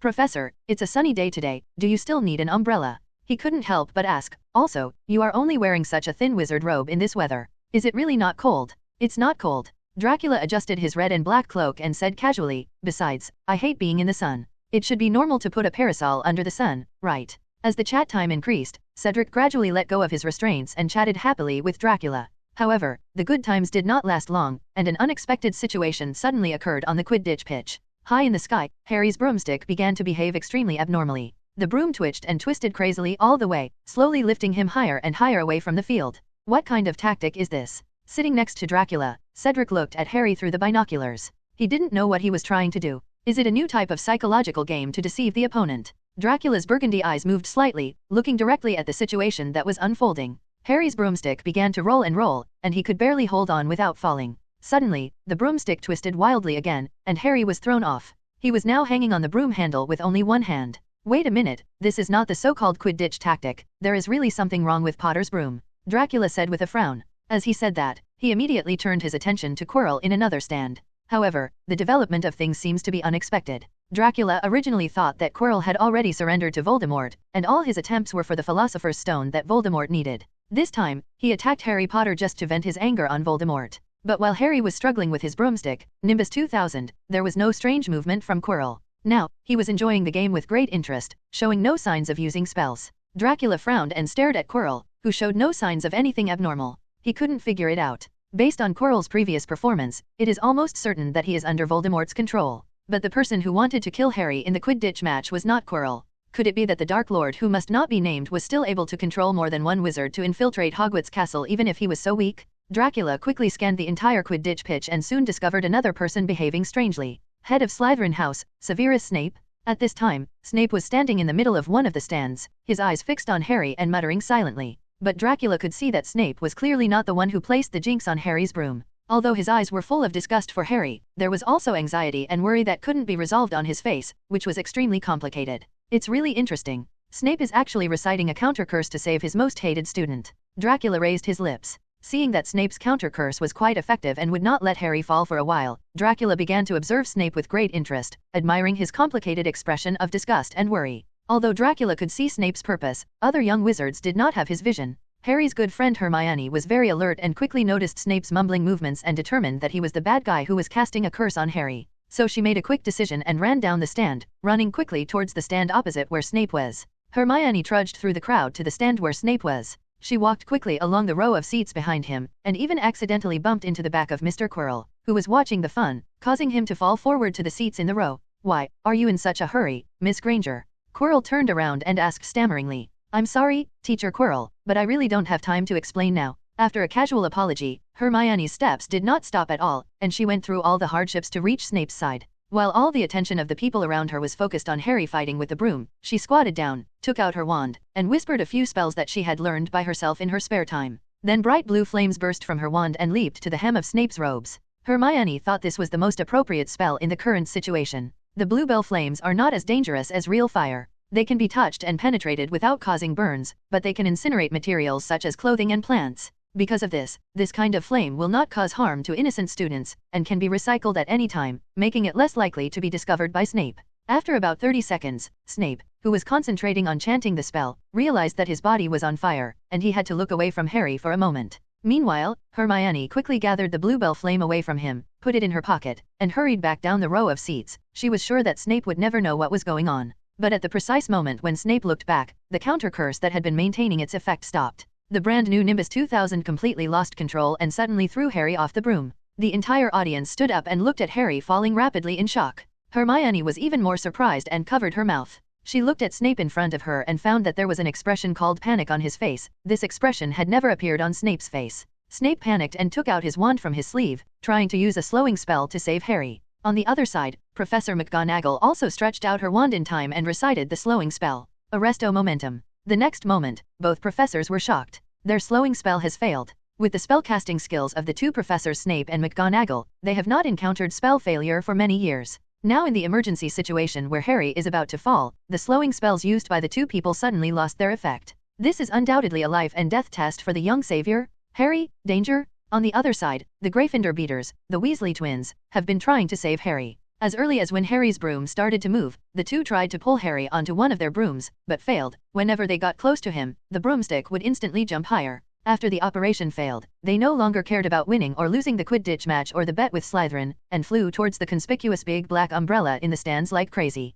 Professor, can you save Harry? I know you can. Yes, you are Harry's most admired professor. Don't let him down, Professor. The two flew to the stand where Dracula was and shouted anxiously. Cedric under the umbrella also looked at him expectantly. Why, in your mind am I the kind of person who refuses to save someone even if they die? Dracula chuckled. Seeing the smile on his face, the three little wizards subconsciously breathed a sigh of relief. Looking at Harry, who was still falling rapidly, Dracula looked at Professor McGonagall and Snape with some surprise as the spell had expired, and stretched out his hand and snapped his fingers. Then, a large bat of the same type as the bat that captured Cedric fluttered out from under the umbrella, and flew below Harry in a few flashes. The big bat easily caught Harry's falling body, smoothly drew downward in an arc, and placed Harry on the soft Quidditch pitch. In the sky, Ms. Huochi also rode her broom and picked up Harry's Nimbus 2000 before it fell to the ground. She dropped it on the ground and was about to take it back for a thorough inspection. Are you okay, Harry? Ms. Huochi looked at Harry, who was covering his mouth as if he was about to vomit, and said with a worried look, "Oh, poor kid, this is the first time he has encountered such a thing.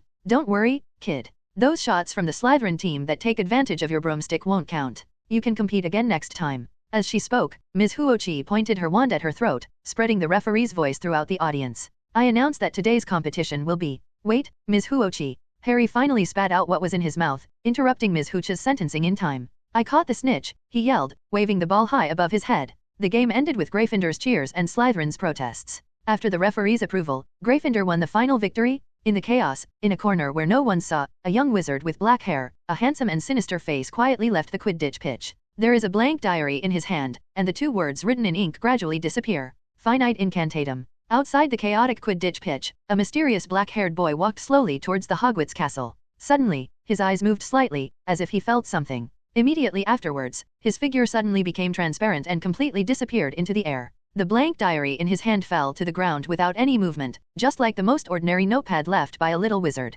Dracula was holding an umbrella, and his figure quietly appeared near the area where the black-haired boy disappeared. His burgundy eyes glanced around the area, and when his eyes passed by the diary that fell on the ground, he condensed slightly, only to find that it was just an ordinary notebook, and then he moved it carelessly. Opened my sight. It's strange, there were indeed some different magic fluctuations here just now, Dracula said with some confusion, holding an umbrella. At this moment, a group of energetic Gryffindor little lions wearing gold and red uniforms ran over carrying brooms. They gathered Harry, who had just made a great achievement, in the middle, and excitedly waved to Dracula. Two of Harry's friends, Ron and Hermione, were also with the group. Professor, thank you so much this time. Wood, as the captain of the Quidditch team, was the first to hold back his awe of Dracula and stepped forward to thank him. Harry also squeezed out from the middle of the team, looked at Professor Dracula, whom he admired, and hesitated not knowing how to speak. Professor, you saved Harry's life. His good friend Hermione spoke first, and she said guiltily, because of my error in judgment, I almost interrupted Professor Snape's counterspell. Harry was killed. If it weren't for your bat, I'd have to blame myself for the rest of my life. Yes, Professor. Ron echoed excitedly, that big bat of yours is so cool. When can you teach it to us in the Defense Against the Dark Arts class? I'm serious, Ron. Hermione glanced at him. Do you all want to learn? Dracula retracted his gaze and looked at Ron and the Gryffindor wizards with interest. The little lions nodded quickly. Of course, I can teach you, Dracula said. But before they could show their surprised expressions, he smiled maliciously again, but it will have to wait until your Transfiguration, Charms, Defense Against the Dark Arts, and Care of Magical Creatures classes all get ordinary grades. Only after passing excellent, in the wizard level examination can you have enough ability to learn this magic. Hearing these words, the little lions, who were looking forward to it, suddenly became wilted. As freshmen, Harry and Ron looked blankly at the other seniors who were crying, wondering what this O stood for. You may not know what O means. Seeing the blank expressions on the two men's faces, Fred moved closer to them, or to Harry, and faced him and said, Harry, you know Percy, right? Look at his attitude of almost learning to be stupid, just to get a few more O's. And you may not be able to get it. George also approached Harry and added. Harry couldn't help but shudder when he thought about Percy rushing to the library after class every day without any sign of taking a break. Hey, I'm your brother. Ron shouted dissatisfiedly as he looked at the backs of the heads of the two brothers facing Harry. The Weasley twins turned their heads and winked at him, showing no intention of explaining anything to him. Dracula stood under the umbrella, happily watching their complaining performance, and deeply felt that this defense against the dark arts professor was not in vain. Just persecuting the little wizard was very enjoyable. Okay, congratulations on winning the competition, he said perfunctorily, and then walked to his office holding an umbrella. He really doesn't want to bask in the sun anymore. After Dracula and the little wizards left one after another, the seemingly ordinary blank diary that fell to the ground suddenly changed. Streams of ink emerged from the diary, gradually condensing into a dark human shape, and then changing into all the colors on the human body. A tall boy with black hair appeared next to the diary, bent down and picked it up. The boy was very young, no more than 16 years old. His outline was blurry, and there was a strange, hazy shimmer around him. It was very strange, as if he was looking at him through a fogged window. It's really unpleasant to have to borrow your own Horcrux to reveal your body. The boy stood up straight while holding the diary. There was a hint of sinister intent in his expression. The next moment, the diary moved automatically without any wind, and suddenly opened to a blank page in the boy's hand. Several traces of ink were outlined on the white paper, and gradually combined into a sentence. You can't just take my stuff. The font is very beautiful, but it looks a little twisted and messy, with a deep dissatisfaction with the boy's behavior. Of course I can. The boy smiled darkly. I am your past, present and future, and your things are mine.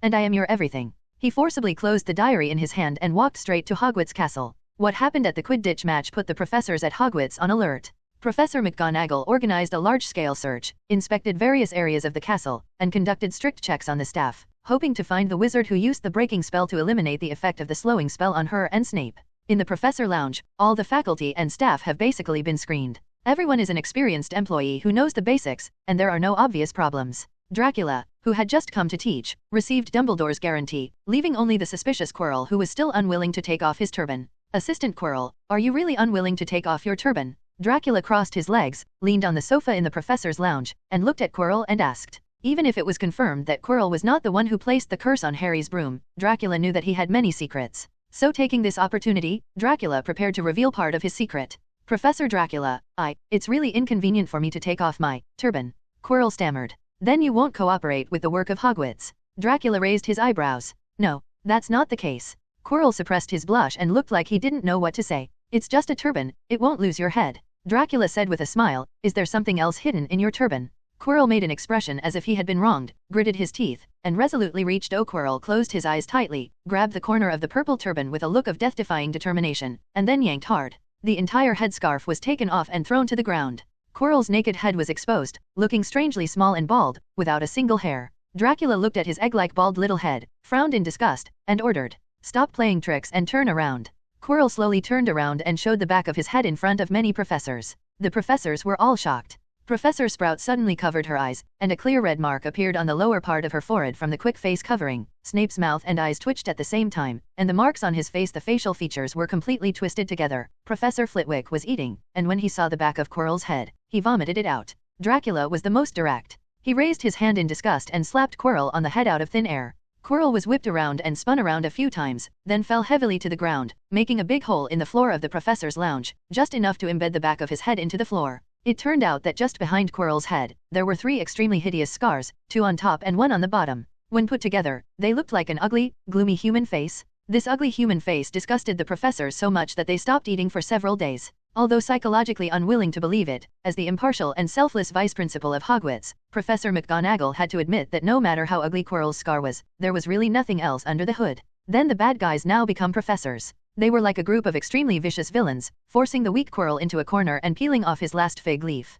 Now, are you satisfied? With his head buried in the ground, poor Quirrell sobbed and complained, I have been using my turban to cover these ugly scars, just because I'm afraid you still have them. The students dislike me. If laughing at me makes you happy, then I will admit it. After listening to Quirrell's pitiful speech, 2 middle-aged and elderly women, Professor McGonagall and Professor Sprout, were directly moved. Professor Sprout said sentimentally, oh, poor assistant Professor Quirrell, it's all our fault that opened your wound. Don't worry, Quirinus, Hogwarts will never wrong a good person. Professor McGonagall also comforted. After thanking him profusely, Quirrell carefully pulled his head out from between the floor tiles, then limped out of the professor's lounge, holding the back of his head. After Quirrell left, Snape looked at Professor McGonagall and Professor Sprout with an unfriendly expression. 2 deans, because of your kindness, our last clue has been lost. He said one word at a time, each word seemed to be squeezed out from his teeth. Oh, don't say that, Severus. Seeing the unkind expressions on the 2 ladies' faces, Professor Flitwick hurriedly stood on the table and tried to block the sight of both sides with his tiptoes.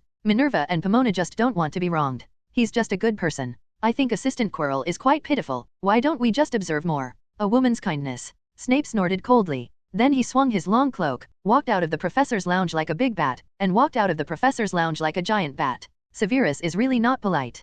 Professor McGonagall was so angry that she almost chased him to let him experience what it means for women to hold up half the sky. The good-tempered Professor Sprout quickly grabbed Professor McGonagall's arm. Minerva, forget it. It won't happen. You also know that Severus has always been like this. Because of this unpleasant episode, a group of professors broke up unhappy, and Dracula stayed until the end. He walked slowly to the hole in the ground, looked at the purple turban that Quirrell had forgotten to take away, and fell into deep thought. There is still a faint smell of low-quality perfume emanating from this scarf, but it is already very weak, which means that only a vampire with such a sensitive sense of smell can easily detect it. Dracula hadn't noticed it before, and it wasn't until now that he suddenly remembered that it seemed that he hadn't smelled the strong perfume on Quirrell for a while. This may be the reason why the professors did not dislike Quirrell too much today. If Quirrell comes to the professor's lounge with the same smell as before, not to mention whether Professor McGonagall and Professor Sprout will take pity on him, I am afraid that the two ladies will be the first to be unable to bear it and put Quirrell drive this walking bioweapon back to his own office. Dracula recalled all the abnormal behaviors of Quirrell, and gradually concluded a vague truth. From the first time he met Quirrell, Quirrell had been using various strong smells to cover up another smell on his body. At first it was the smell of garlic, which Dracula was disgusted with, so he ordered Quirrell to get rid of the smell. Later, Quirrell changed into the troll's smelly socks that hadn't been washed for hundreds of years and the smell of toilets. The smell of trolls can make people with normal sense of smell vomit, but Quirrell can live with this smell for a whole day. He is indeed a warrior in this regard. Finally, Quirrell got rid of the troll's stink, leaving only the strong smell of bad perfume. Because the smell of perfume was somewhat normal, Hogwarts did not say that professors could not wear perfume, so Quirrell got the better of him and it lasted for most of the semester. As Christmas approaches, the professors are extremely busy, and no one cares about the man who wears perfume every day. Dracula continued to think back. It seemed that just before Harry's first Quidditch match, Quirrell's perfume began to dissipate. Thinking of this, Dracula took out the Hogwarts title deed from his pocket and looked at a small room that was surrounded by layers of profound protective spells and could not be monitored by the title deed. That's Quirrell's office. Interesting. Dracula's lips curled up slightly, and he disappeared from the spot. In Quirrell's office, the bald man kneeled respectfully, holding a diary in both hands and placing it on the table in front of him. I have finally cleared myself of suspicion, Master. He said tremblingly and excitedly. Master, don't worry, I will definitely help you get the magic stone. The shadow of a foggy black-haired boy quietly appeared above the diary. He nodded slowly towards Quirrell, with a dark smile on his face. Dong dong dong. Just when the black-haired young man was laughing happily, there was a sudden knock on the door outside Quirrell's office. His smile froze, and then he was shocked, and immediately turned into a piece of ink, falling back on the blank diary like raindrops. Dong dong dong. The knock on the door sounded again. Quirrell hurriedly stuffed the diary into the drawer and locked it. Then he carefully unlocked a soundproofing spell and stammered out the door and asked, "Outside, who's out there?" "It's me." Dracula's unique mellow voice came from outside the door. "I just struck too hard. I'm here to see if I can do anything to help with your scars and make up for it a little bit." Hearing Dracula's voice, Quirrell suddenly became excited. "You are the one I'm afraid of," he thought sadly and angrily. However, Quirrell, who had just cleared his suspicions in front of the professors, had no excuse for not opening the door, so he had to carefully check every corner of the room to make sure that there was no unfavorable evidence left behind before opening the door. Dracula walked into the office the moment he opened the door, looking up and down Quirrell's room. "Why are you opening the door so slowly? You didn't do anything shameful in the office just now, did you?" Dracula didn't notice anything strange in the room. He turned his attention to Quirrell himself and asked with a half-smile. No, I just suddenly have a headache," Quirrell said stumblingly. "Oh, it's all my fault. I was too harsh just now." Dracula sighed and apologized hypocritically to Quirrell. "Teacher Quirrell, you worked so hard to correct my homework and organize the lesson plans. But I said bad words to you because of my little suspicion, and even buried your head in the floor." The corners of Quirrell's eyes twitched unnaturally twice, but he still smiled apologetically and said, "Professor Dracula, I know you are doing it for Hogwarts. I feel a little wronged. It's nothing." "No? If Teacher Quirrell understands justice so well, I can't be that kind of evil person who knows his mistakes and doesn't know how to maintain relationships with colleagues." Dracula said righteously, "I must think about it carefully. Find a way to completely remove those scars on the back of your head that bother you." No need, I'm not, fine." Quirrell shook his head repeatedly. "I can understand that you are rejecting my kindness, Teacher Quirrell." Dracula smiled gently, but the air in Quirrell's office became colder and colder, and the atmosphere became more and more solemn. Quirrell trembled all over and quickly changed his shaking head into a nod. Then thank you Professor Dracula," he said reluctantly. Dracula smiled faintly and walked behind Quirrell, and the office finally returned to its original temperature. "I would like to ask, Mr. Quirrell, how did these 3 scars on the back of your head form?" Dracula asked seemingly casually, looking at the 3 ugly and ferocious scars. There was a big demon who was extremely afraid of him standing behind him. Quirrell felt very uncomfortable and tremblingly told the reason he had used before. I said before, I met a vampire in Romania. You know, I fought with him. He was a vicious sucker, and the vampire left these three claws on my head. The seal cannot be dissipated at all. After hearing Quirrell's explanation, Dracula finally laughed. He was well aware of the wounds that vampires could leave, and he could tell at a glance that the scar on the back of Quirrell's head was definitely not caused by a vampire. Vampires usually do not use cumbersome attacks such as scratching the head. Their preferred part is always the joint between the shoulder and the neck, because this is the most convenient position to lower the head and suck blood. Obviously, Quirrell told a lie again, in order to cover up another unknown truth.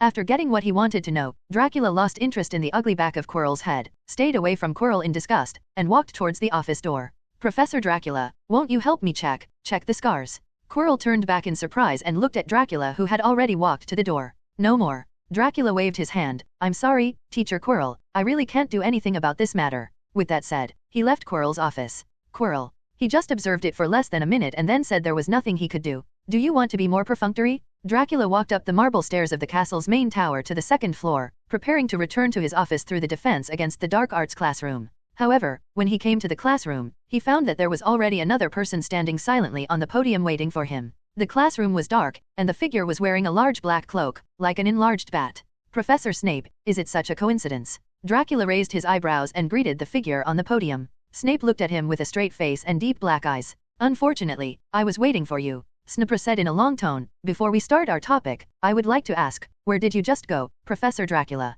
It doesn't seem to matter to you where I go, does it, Professor Snape? Dracula said with a chuckle. It doesn't matter if you don't tell me. I guess you must have gone to find Quirrell, right? Snape raised the corners of his mouth and said sharply. Dracula was really surprised this time. He didn't find anyone following him along the way, and he didn't think Snape could guess what he was going to find Quirrell for. So he turned his eyes to Snape, looked at his big hooked nose and uneven teeth, crossed his arms, and motioned for him to continue. You and Quirrell are in the same group, right? Snape smiled coldly and then asked. Snape's question confused Dracula, and he looked at him with wide eyes in astonishment. You don't have to think about excuses, I'll finish it for you once and for all. Snape continued, it would be wrong not to teach defense against the dark arts to a top wizard like you, unless you know that there are an extremely precious thing. Even excluding this problem, you brought an assistant to teach with you, and your assistant has been in and out of many secret places recently, and even went to the restricted corridor on the right side of the 4th floor. He seems to be very interested in the treasures in that level, and he may break through it at any time. Do you dare to say that all this is not your instruction? Maybe. Dracula nodded indifferently, and then asked with interest, so what do you want? Snape gritted his teeth and slowly raised his wand. Dracula crossed his arms and looked at Snape's raised wand with a playful expression. Do you mean to fight me, Professor Snape? He asked with a chuckle. Snape ignored him, but solemnly raised his wand with one hand in front of him, looking straight at Dracula in front of him. The standard stance for initiating a duel. Dracula also put away his playful expression when he saw this, and there was a hint of reminiscence in his eyes. A wizard duel? It's really a long-lost etiquette. Immediately, he also took out his gloomy wooden wand and stood it upright in front of his body. During the bow before the duel, Snape was a little perfunctory and only half-bent. Dracula even lowered his head hastily and started the duel between Hogwarts professors. Expelliarmus. Snape was the first to throw out his wand. A bright red light illuminated the dark defense against the dark arts classroom, reflecting Dracula's burgundy eyes as red as blood. Dracula raised his wand and flicked the disarming spell aside, letting it blow the tables and chairs around him into pieces. The red light fell and the classroom became dark again.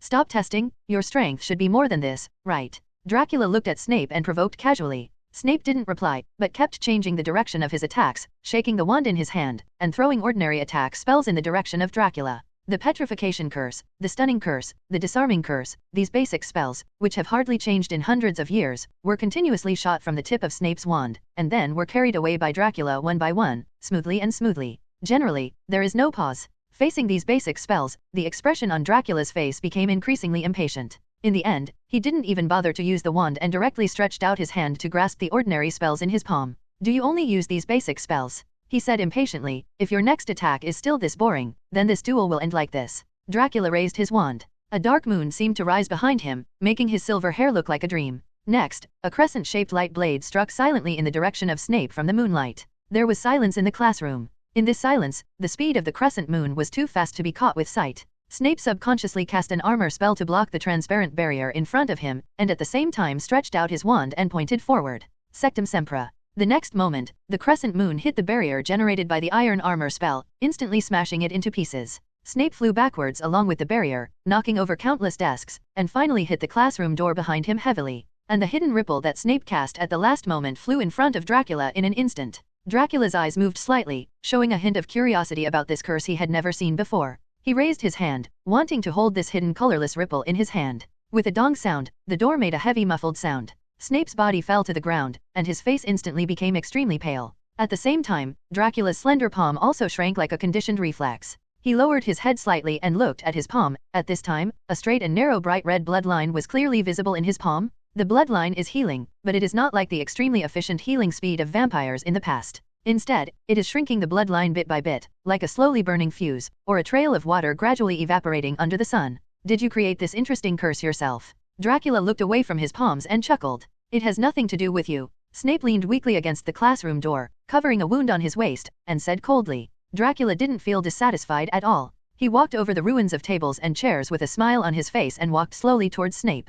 Professor Snape, I always thought you were a standard Slytherin, not an impulsive person. He slowly came to Snape's side, squatted down, and a soft white light lit up in his hand. No matter what, the most beneficial way for you is never to come to me for a duel alone, let alone without knowing my details. Snape originally wanted to say something harsh, but then he was shocked to find that the wound on his waist that had just been cut by Dracula's crescent moon was now healing at an extremely exaggerated speed. If you ask me, you should report to the principal after you have doubts about me. This is more like Salazar Slytherin's egoistic style. Dracula continued, but you still came to me in the end. Yes, that means that Principal Dumbledore believes me, and he does not agree with your inference. Snape remained silent. Then another problem arises here. Even if the principal denies your inference, you are still unlikely to come over and fight me recklessly. Professor Snape is not too idle like me. Now, do you want some excitement? In a matter of moments, Snape's wound was completely healed. If it weren't for the large hole in the wizard's robe, it would have been impossible to tell that there had been a serious wound on his waist. You're thinking too much. I'm just angry about the failure at the door of the auditorium and want to regain some face.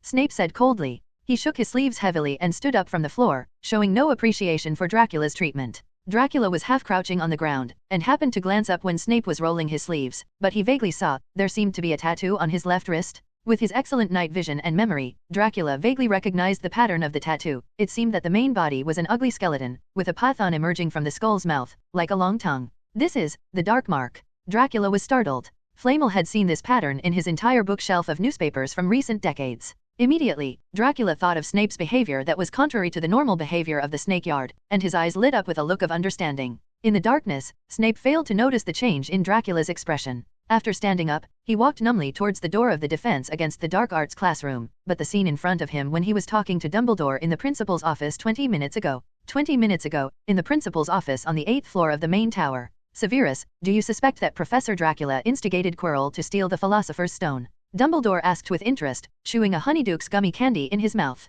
Yes, among the many professors at Hogwarts, only Dracula is new. Even Quirrell taught Muggle studies classes at Hogwarts for a short time. So, we don't know anything about him. Snape said seriously. What's more, just before the start of school, I had a brief spiritual collision with Dracula at the entrance of the auditorium, and I could sense his power. So, I'm pretty sure he has the ability to steal the Philosopher's Stone. You looked very carefully, Severus.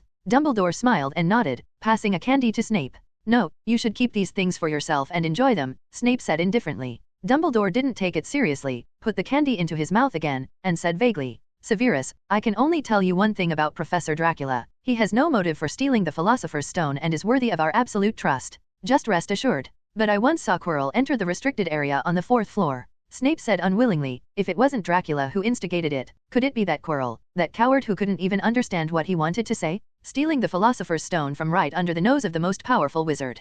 Dumbledore stood up, walked around the desk in front of him, and came to Snape's side. Sometimes we can't just look at things as they appear, Severus, he said to Snape. What if Quirrell's fundamental purpose in coming to Hogwarts is to get the Sorcerer's Stone? He could have looked at it from beginning to end. He acted like a coward and made everyone lower their guard against him. Snape frowned tightly, turned to look at Dumbledore and asked, have you confirmed that Quirrell is the one who covets the Philosopher's Stone? If so, why not just kick him out of the school? Dumbledore shook his head, sighed deeply, and said, you can only be a thief for 1,000 days, so how can you prevent a thief for 1,000 days? The best way is never to expel Quirrell from the school, but to solve it completely. This hidden danger. Severus, you know, I told you, the Dark Lord will return, and when that time comes, Harry Potter will be in terrible danger. Listening to Dumbledore's words, Snape's pupils gradually dilated and his face became very pale. What do you mean? Yes, Quirrell has been controlled by the Dark Lord.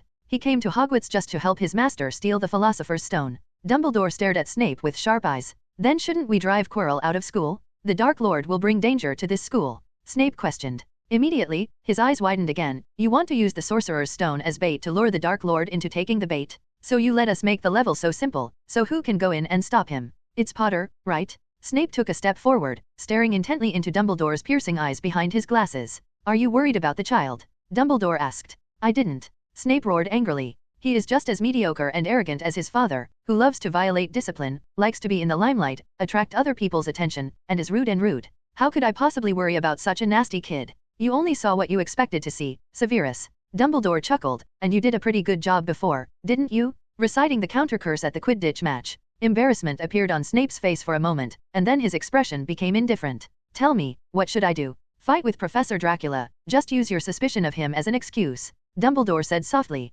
Professor Dracula's behavior during this period has forged a great hatred against the Dark Lord. The worse your relationship with Professor Dracula is, the easier it will be to get his information when you return to the Dark Lord's team as an undercover agent in the future. Trust. Snape walked towards the door of the Defense Against the Dark Arts classroom while recalling his experience in the principal's office. With a squeak sound, the door opened before him. A tall, lanky older witch appeared at the door, followed by a large group of professors of various subjects. Okay, great. I really didn't expect that two professors would fight privately in our classroom. Professor McGonagall pursed her lips tightly, her chest rose and fell rapidly, and she looked very angry. Do you know that the sound of your fight was heard throughout the castle? What kind of example do you want to set for the students? Are you encouraging them to duel in private? She waved her wand heavily as if to vent her anger, lighting up the oil lamps and candles in the Defense Against the Dark Arts classroom, and the classroom instantly became brightly lit. The next moment, Professor McGonagall saw the shattered desks and chairs in the classroom. She suddenly became even more angry and almost lost her temper. Both of you will be sentenced to probation. Professor McGonagall clenched her fists and angrily scolded Dracula and Snape. If you don't perform well within 1 year, I will expel you, even the dean. Snape shrugged nonchalantly, as if he didn't care about the punishment of probation. He just used the corner of his eye to glance at Quirrell, who was huddled in the crowd of professors. Seeing that he was indeed looking in this direction, he pretended to cast an angry look at Dracula, acting like the two of them. It seems like people have some kind of sworn hatred. Dracula felt Snape's malicious eyes and felt a little confused, but he was never one to suffer, so he glared back fiercely. Seeing the glare between the two, Quirrell secretly took out a blank diary and wrote a line on it with a quill pen. The two professors Dracula and Snape have a very bad relationship. After glaring back at Snape, Dracula said calmly to Professor McGonagall, I'm sorry, Professor McGonagall. I have objections to the handling of the probation and need to file a complaint with the principal. Professor McGonagall and Dracula came to the principal's office together. Dumbledore was reading a copy of Transfiguration today and listened to Professor McGonagall telling him about Dracula's crime without raising his head. Well, Minerva, considering that Professor Dracula made a mistake for the first time, why don't we not punish him for now? Dumbledore raised his head helplessly when he heard Dracula's name. It's not that he doesn't respect Professor McGonagall's opinion, it's simply because Dracula still holds the title deed to Hogwarts. After all, Dracula was not punished with probation. On the contrary, Snape, the Dean of Slytherin House and a senior professor of potions class, was placed on probation by Professor McGonagall for privately provoking a fight between professors, and at the same time deducted half a year salary. According to the old Professor Ketlaban, who is very nosy, it seems that Professor McGonagall has wanted to do this a long time ago, but he has not taken action because he has not found an opportunity. As the headmaster of Slytherin, Snape usually has too much history against Gryffindor House.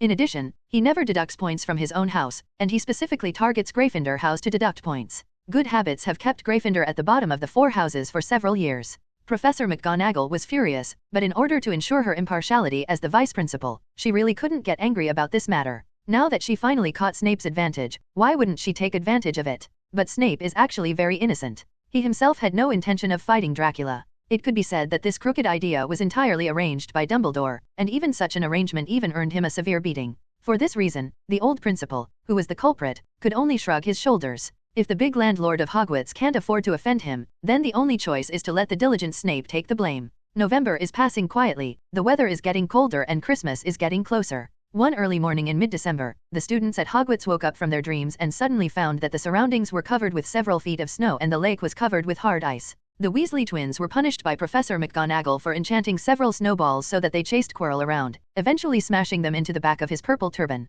Quirrell, who was shot, fell to the ground in the snow, looking extremely embarrassed, not at all what an assistant teacher should look like. But he was secretly relieved. Ever since Voldemort obtained the Horcrux diary, the weak remnant soul residing in Quirrell abandoned Quirrell's body and occupied the territory of the soul fragment in the Horcrux diary. Nowadays, Quirrell wears the turban not for Voldemort, but just to hide the ugly scar on the back of his head. Quirrell pulled his arm out of the snow and touched the back of his head, secretly glad that Voldemort had moved his position and was not hit by the snowballs of the two troublemakers. Otherwise, Voldemort, who felt humiliated, would definitely take it out on Quirrell, and his life would be difficult. However, before Quirrell could get up from the snow, his expression suddenly trembled. He seemed to have remembered something and stood up hurriedly. Looking at the diary in his arms that was completely soaked in snow, Quirrell suddenly cried and showed an expression of extreme sadness and indignation. It was snowing heavily outside the castle, and every classroom in the castle was burning with a strong stove, making the air warm. In such an environment, the students were so sleepy that they yawned. Dracula held the textbook and frowned as he looked at the yawning little wizards under the podium.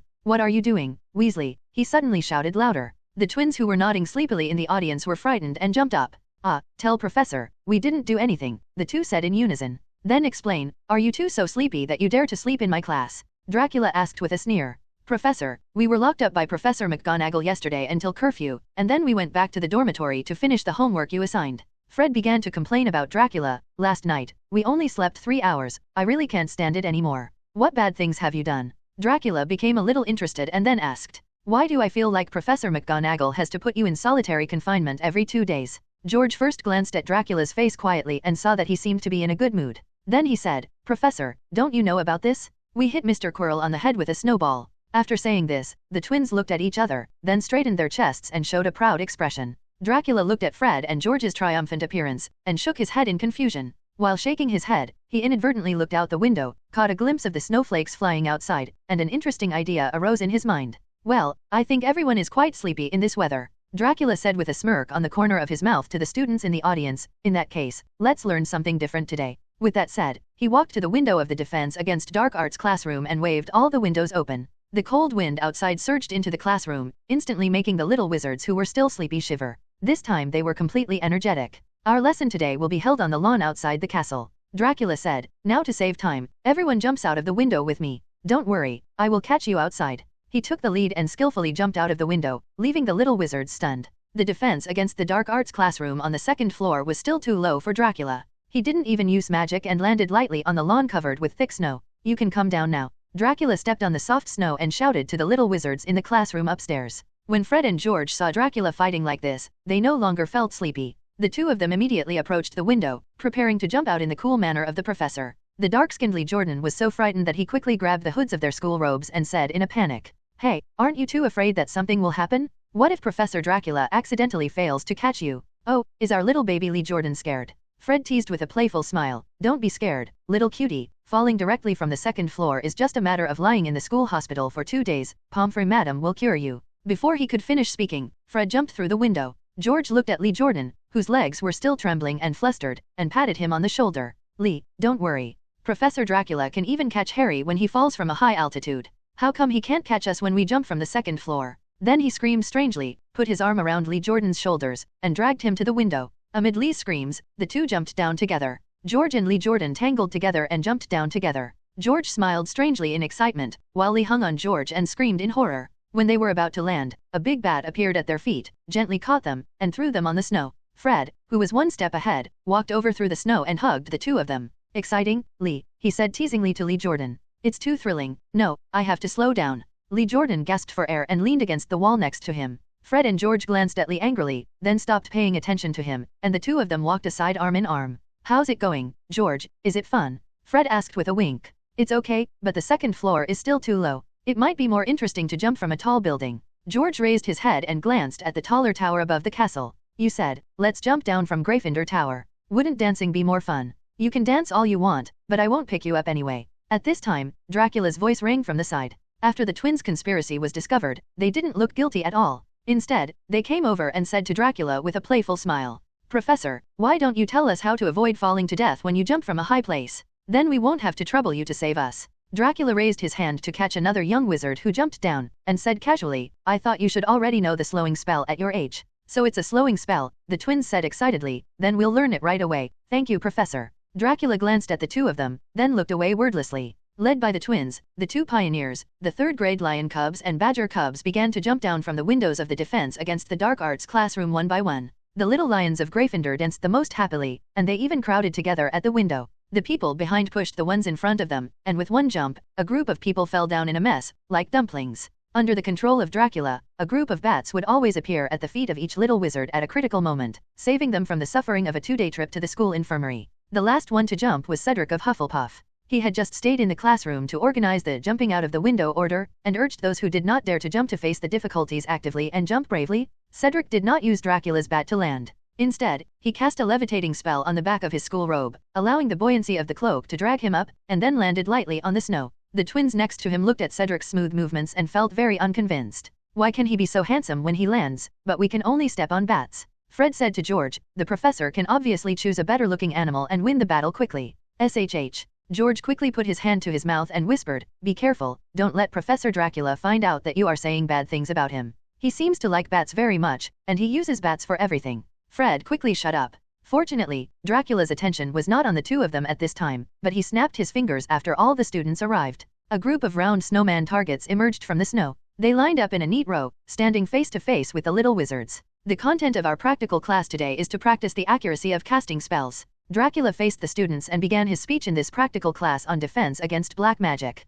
What I need to tell you is the accuracy of casting spells. The importance of efficiency. Although the behavior of the two Weasleys in attacking the teachers is not worth advocating, what is worthy of recognition is that the spell they used can accurately make the snowball hit teacher Quirrell on the back of the head, which shows that the accuracy of their spells is no problem. The Weasley twins smiled at each other, their expressions even more proud. As the beaters of the Gryffindor Quidditch team, the two of them had no problem with their eyesight and accuracy. This is why they were able to accurately hit Quirrell's head with the snowball. The accuracy of the spell sounds simple, but in actual combat you will know how difficult it is. Dracula looked at the little wizards again, and then said, everyone below stands in line with a snowman. Keep a distance of more than 5 meters. When I say start, everyone fires your best magic spells at the snowman target in front of you. Let me first see what the hit rate of your magic spells is. A colorful magic spell kept flashing, and the little wizards attacked the snowman in front of them. The Weasley twins and Cedric immediately smashed the snowman in front of them. But others were not so simple. Most of their spells were tilted to one side, and some of them accidentally hit the classmates next to them, giving them a painful blow and capsizing the boat of friendship. It turned over. Do you understand the importance of the hit rate of spells? Dracula looked at the students and asked, for example, in a duel, whoever casts spells more frequently will win the final victory. But to make more magic spells hit the opponent within a certain period of time, causing effective damage. He snapped his fingers again, restoring the snowmen to their original round appearance. Hold the wand straight and aim well. In the practice of casting spells, the 3 elements of goal, determination, and calmness are all very important, and one is indispensable. Dracula said, let's start the next round of spell casting hit rate practice. On a vast expanse of snow, the defense against the dark arts practical class was in full swing. There is a long row of snowmen lined up, and each snowman is guaranteed to correspond to the corresponding little wizard so that they can practice the accuracy of casting spells. From time to time, the light of the curse lights up and hits the snowman, blowing it into pieces. The snowman target will be repaired automatically so that the little wizards can practice their magic spells without interruption. At this time, an uninvited guest came over. Good morning, Professor McGonagall. Dracula came to the witch with a serious expression and greeted her. Professor Dracula, I need an explanation. Professor McGonagall pursed her lips tightly. If I read correctly, many students just jumped from the defense against the dark arts classroom on the 2nd floor, right? How dare you teach students like this? Professor Dracula, Minerva is very dissatisfied with you now. In the principal's office, Dumbledore looked helplessly at the silver-haired man in front of him. I remember I was reminded at the beginning of school to pay attention to the image of the professor and not to jump out of the window. He said, but why did you bring the little wizard with you this time? Dracula, on the other hand, was lying on the soft sofa nonchalantly, holding a blood-flavored lollipop in his mouth, and stroking the feathers of the phoenix fox. So, Professor McGonagall wants to expel me. He glanced at Dumbledore and asked casually. Expulsion is not enough, and it will be difficult for us to recruit another defense against the dark arts professor. Dumbledore shook his head, but if there is still no punishment this time, I can't blame Minerva. Then let's just punish him. I have no objection. Dracula said very considerately. Dumbledore seemed relieved and took out the employee processing notice from the drawer. At this moment, Dracula spoke again. Then let's pay the rent for Hogwarts Castle. Excluding the Forbidden Forest and the Black Lake, the castle and supporting facilities alone cover approximately thousands of acres. Considering that I have been a colleague for several months, I'll give you a preferential price, 1 million galleons a year for Chenghui. He held out a hand to Dumbledore. The old principal's expression froze. He silently stuffed the processing notice back into the drawer, and then handed over a package with the Honeydukes trademark. Ahem, Professor Dracula, I think there is still room for negotiation with Professor McGonagall. He changed his serious expression and said to Dracula, "This is specially customized by me as a senior customer for decades. The blood wine chocolate, vampires should like it. You can taste it here, and I'll discuss it with Professor McGonagall." Looking at Dumbledore hurriedly leaving the principal's office, Dracula chuckled. He happily opened the packaging bag of the blood wine chocolate and dropped a piece of blood-red chocolate into his mouth. Before you know it, Christmas vacation is coming. Professor McGonagall has collected the Christmas detention list. At a dinner party before the holidays, she took the parchment with the list on it and went around the Gryffindor table to check one by one whether the registered little wizards were confirmed to be in school. Dracula happened to be passing by and took a look with interest. Seeing Dracula's figure, Professor McGonagall's expression became a little unnatural. Since Dumbledore's conversation with her, Professor McGonagall has never cared about Dracula's unique teaching method, nor has she mentioned anything about punishment. Her attitude towards Dracula has also undergone earth-shaking changes, and she no longer seems to regard him as just an ordinary professor. According to Dracula's judgment, Dumbledore should have told the conscientious Ms. Vice Principal about his true identity. The impartial and selfless Vice Principal could not withstand the pressure after all, and chose to compromise between the 1 million galleons a year in rent and turning a blind eye to the defense against the dark arts professor. After all, not everyone can afford the rent of 1 million galleons per year. What's more, compared with many previous defense against the dark arts professors, Dracula can only be said to have a somewhat unique teaching method, and there is really nothing to be picky about in terms of ability. Fred Weasley, George Weasley, are you too sure you want to stay in school too? Professor McGonagall asked the two red-haired twins, ignoring Dracula who was watching the excitement. Yes, Professor.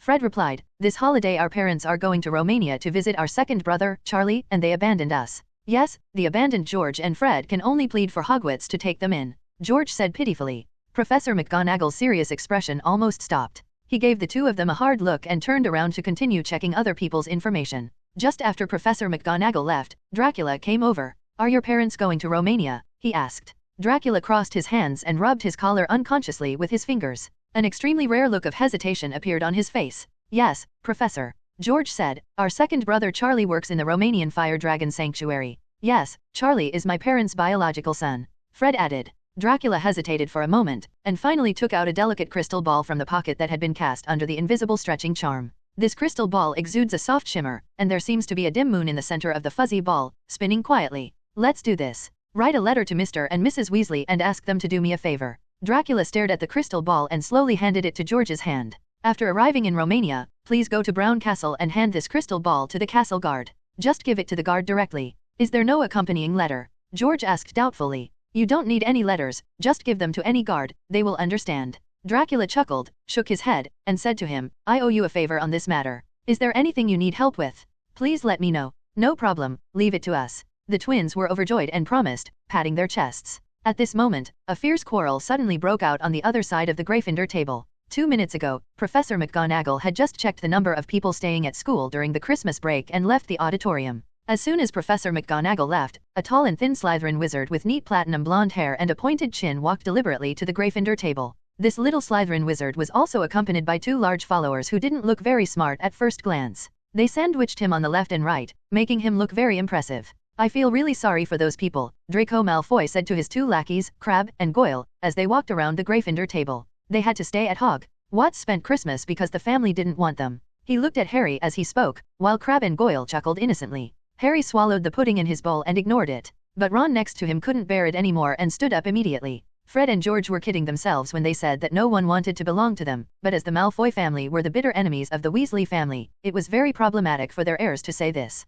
Ron bumped into Malfoy, and then got into trouble with the 2 big men. Ron resolutely got together with Draco Malfoy's 2 burly henchmen. Then, there is no more. He was far from a match for the huge Crabbe and Goyle. He was quickly controlled by the 2 of them, grabbing his arms and pinching his thighs, unable to move at all. Malfoy stood beside him triumphantly, smiling like a villain. This is your henchman, Potter? So vulnerable. Ron is my friend, he is not a follower? The 2 next to you are called followers. Harry's anger surged, and he rushed towards Crabbe and Goyle, trying to get Ron out of their hands. After being rescued, Hermione couldn't even stop him. Then Harry was also controlled by his neck and his feet, and was placed together with Ron. Is this the so-called savior? Nothing more than that. Malfoy was very proud. He looked at the students on the Gryffindor table with pride, feeling that he was leading Slytherin to suppress the Gryffindor house. On my head, I was extremely happy. Malfoy's provocative behavior finally aroused everyone's anger. The Gryffindor students who were eating stood up from the table and approached him step by step. Seeing a large group of people walking over angrily, Malfoy felt a little guilty. But thinking that his backer was nearby, he raised his head again and looked at the Gryffindor little lions in front of him.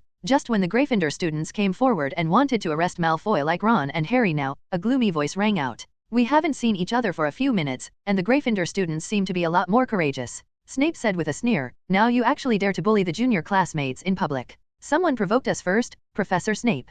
Hermione poked her head covered in disheveled brown hair from behind the crowd and argued rationally, Malfoy just insulted Ron and Harry's family. No matter what, hitting someone is against Hogwarts rules, Miss Granger. And I saw that Mr. Weasley struck first. Snape said in a smooth tone, Griffin 10 points will be deducted for the extra points. Weasley and Potter, you should feel lucky that we didn't deduct more points. Okay, let's all go away. Malfoy, Crabbe, and Goyle threw Ron and Harry back to the Gryffindor team, smiling rudely, as if they were mocking the powerlessness of Gryffindor House and the weakness of the so-called savior. I'm going to teach him a lesson, Ron said through gritted teeth, looking at Malfoy's back. One day, I'm going to teach them a lesson dash. I really hate those two, Harry agreed. Disgusting Malfoy and Snape. At this moment, Malfoy, who was still gloating about his misfortune, seemed to be suddenly slapped hard. He spun around several times and then fell heavily to the ground. Malfoy lost face, and with the burning pain on his face, he cried bitterly. Who is plotting against me? Don't let me catch you, my father will make you pay the price. He shouted while crying, tears still flowing.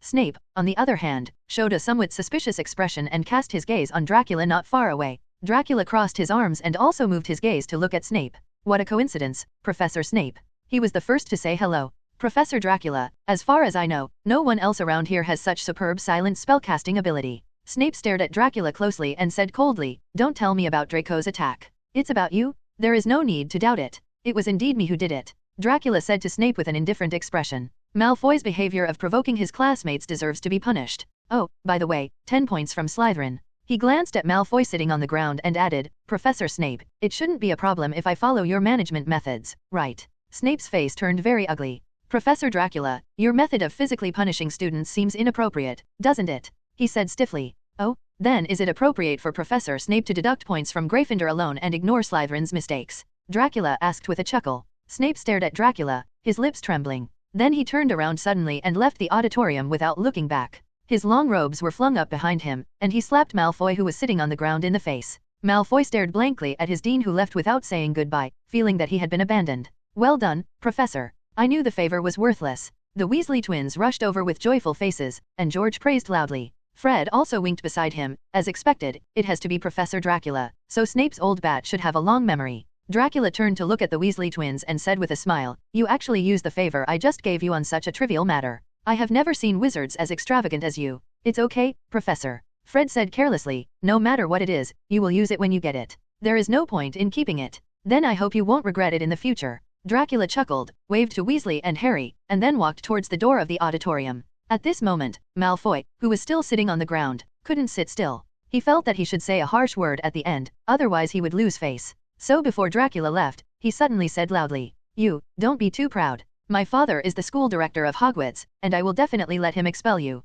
Dracula paused for a moment, then turned back to look at him. How are you? Are you scared? Seeing Dracula's actions, Malfoy suddenly became energetic, raised his head and said, as long as you apologize to me now, I can prevent my father from expelling you. After all, it was the defense against the dark arts lessons in the past few months that left a deep impression on Malfoy. Even if he had no face anymore, he only dared to ask Dracula to apologize to him, and did not dare to make more extreme demands. However, Dracula had no intention of apologizing at all, and instead showed interest in his eyes. Interesting, does Hogwarts actually have a school board now? The corner of his mouth curled up slightly. He bent down and approached Malfoy who was sitting on the ground, and said softly, can you do me a favor, Mr. Malfoy? Tell your father to ask him and the other governors to come to Hogwarts. Just say that the landlord of Hogwarts wants to meet them. There was light snow floating around Hogwarts, scattered here and there, giving the little wizards who lined up walking on the white lawn a bit of a homecoming atmosphere. The Christmas holidays are finally here. The little wizards happily carried their bags to the main entrance of the castle, took a carriage to Hogsmeade Station, and then took the same Hogwarts Express to King's Cross Station together.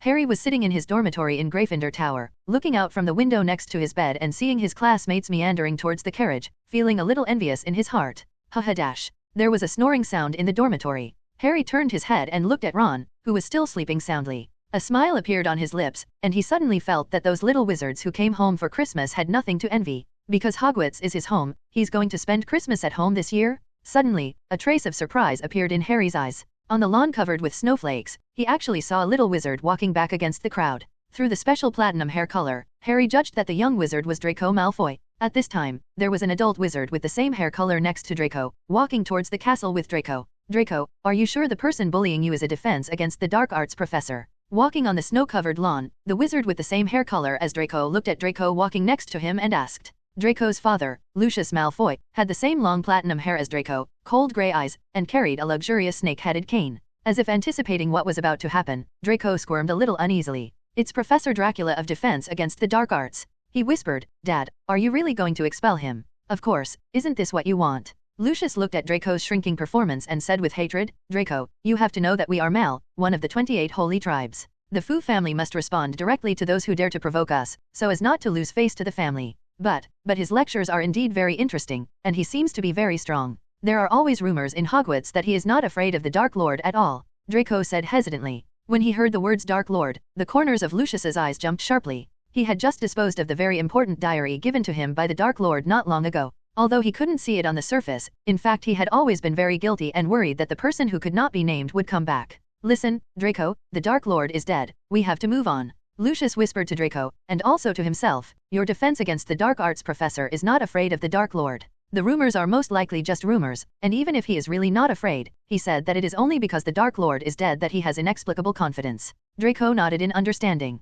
At this time, a man wearing a purple headscarf just walked over. I don't know why, but when Lucius met his eyes, he felt a tremor from his soul. Good morning, Teacher Quirrell. Draco was willing to be polite in front of his father, so he greeted the man wearing a turban. Good morning, Malfoy. Quirrell said in an erratic voice. I wonder if I am lucky enough to know what you were talking about just now. What we are talking about has nothing to do with you. Lucius suppressed the fear and trembling in his heart and refused coldly. Quirrell looked at him deeply, turned and walked towards the gate of Hogwarts Castle. What Lucius didn't notice was that in the pocket in Quirrell's arms, there was a blank diary exuding a strong dark aura, infiltrating into Quirrell's body and controlling his consciousness. Strange, why doesn't Mr. Quirrell stutter? Draco looked back at Quirrell in surprise. Let's go, Draco, Lucius urged tremblingly. Coming. Seeing this, Draco put aside his doubts and quickly followed Lucius' pace. When the Malfoys and their sons arrived at the school board meeting room at Hogwarts, all 12 school directors were already present. They sat in a circle around a long round table, staring at each other in silence. Lucius, so you called us here just to fire a professor?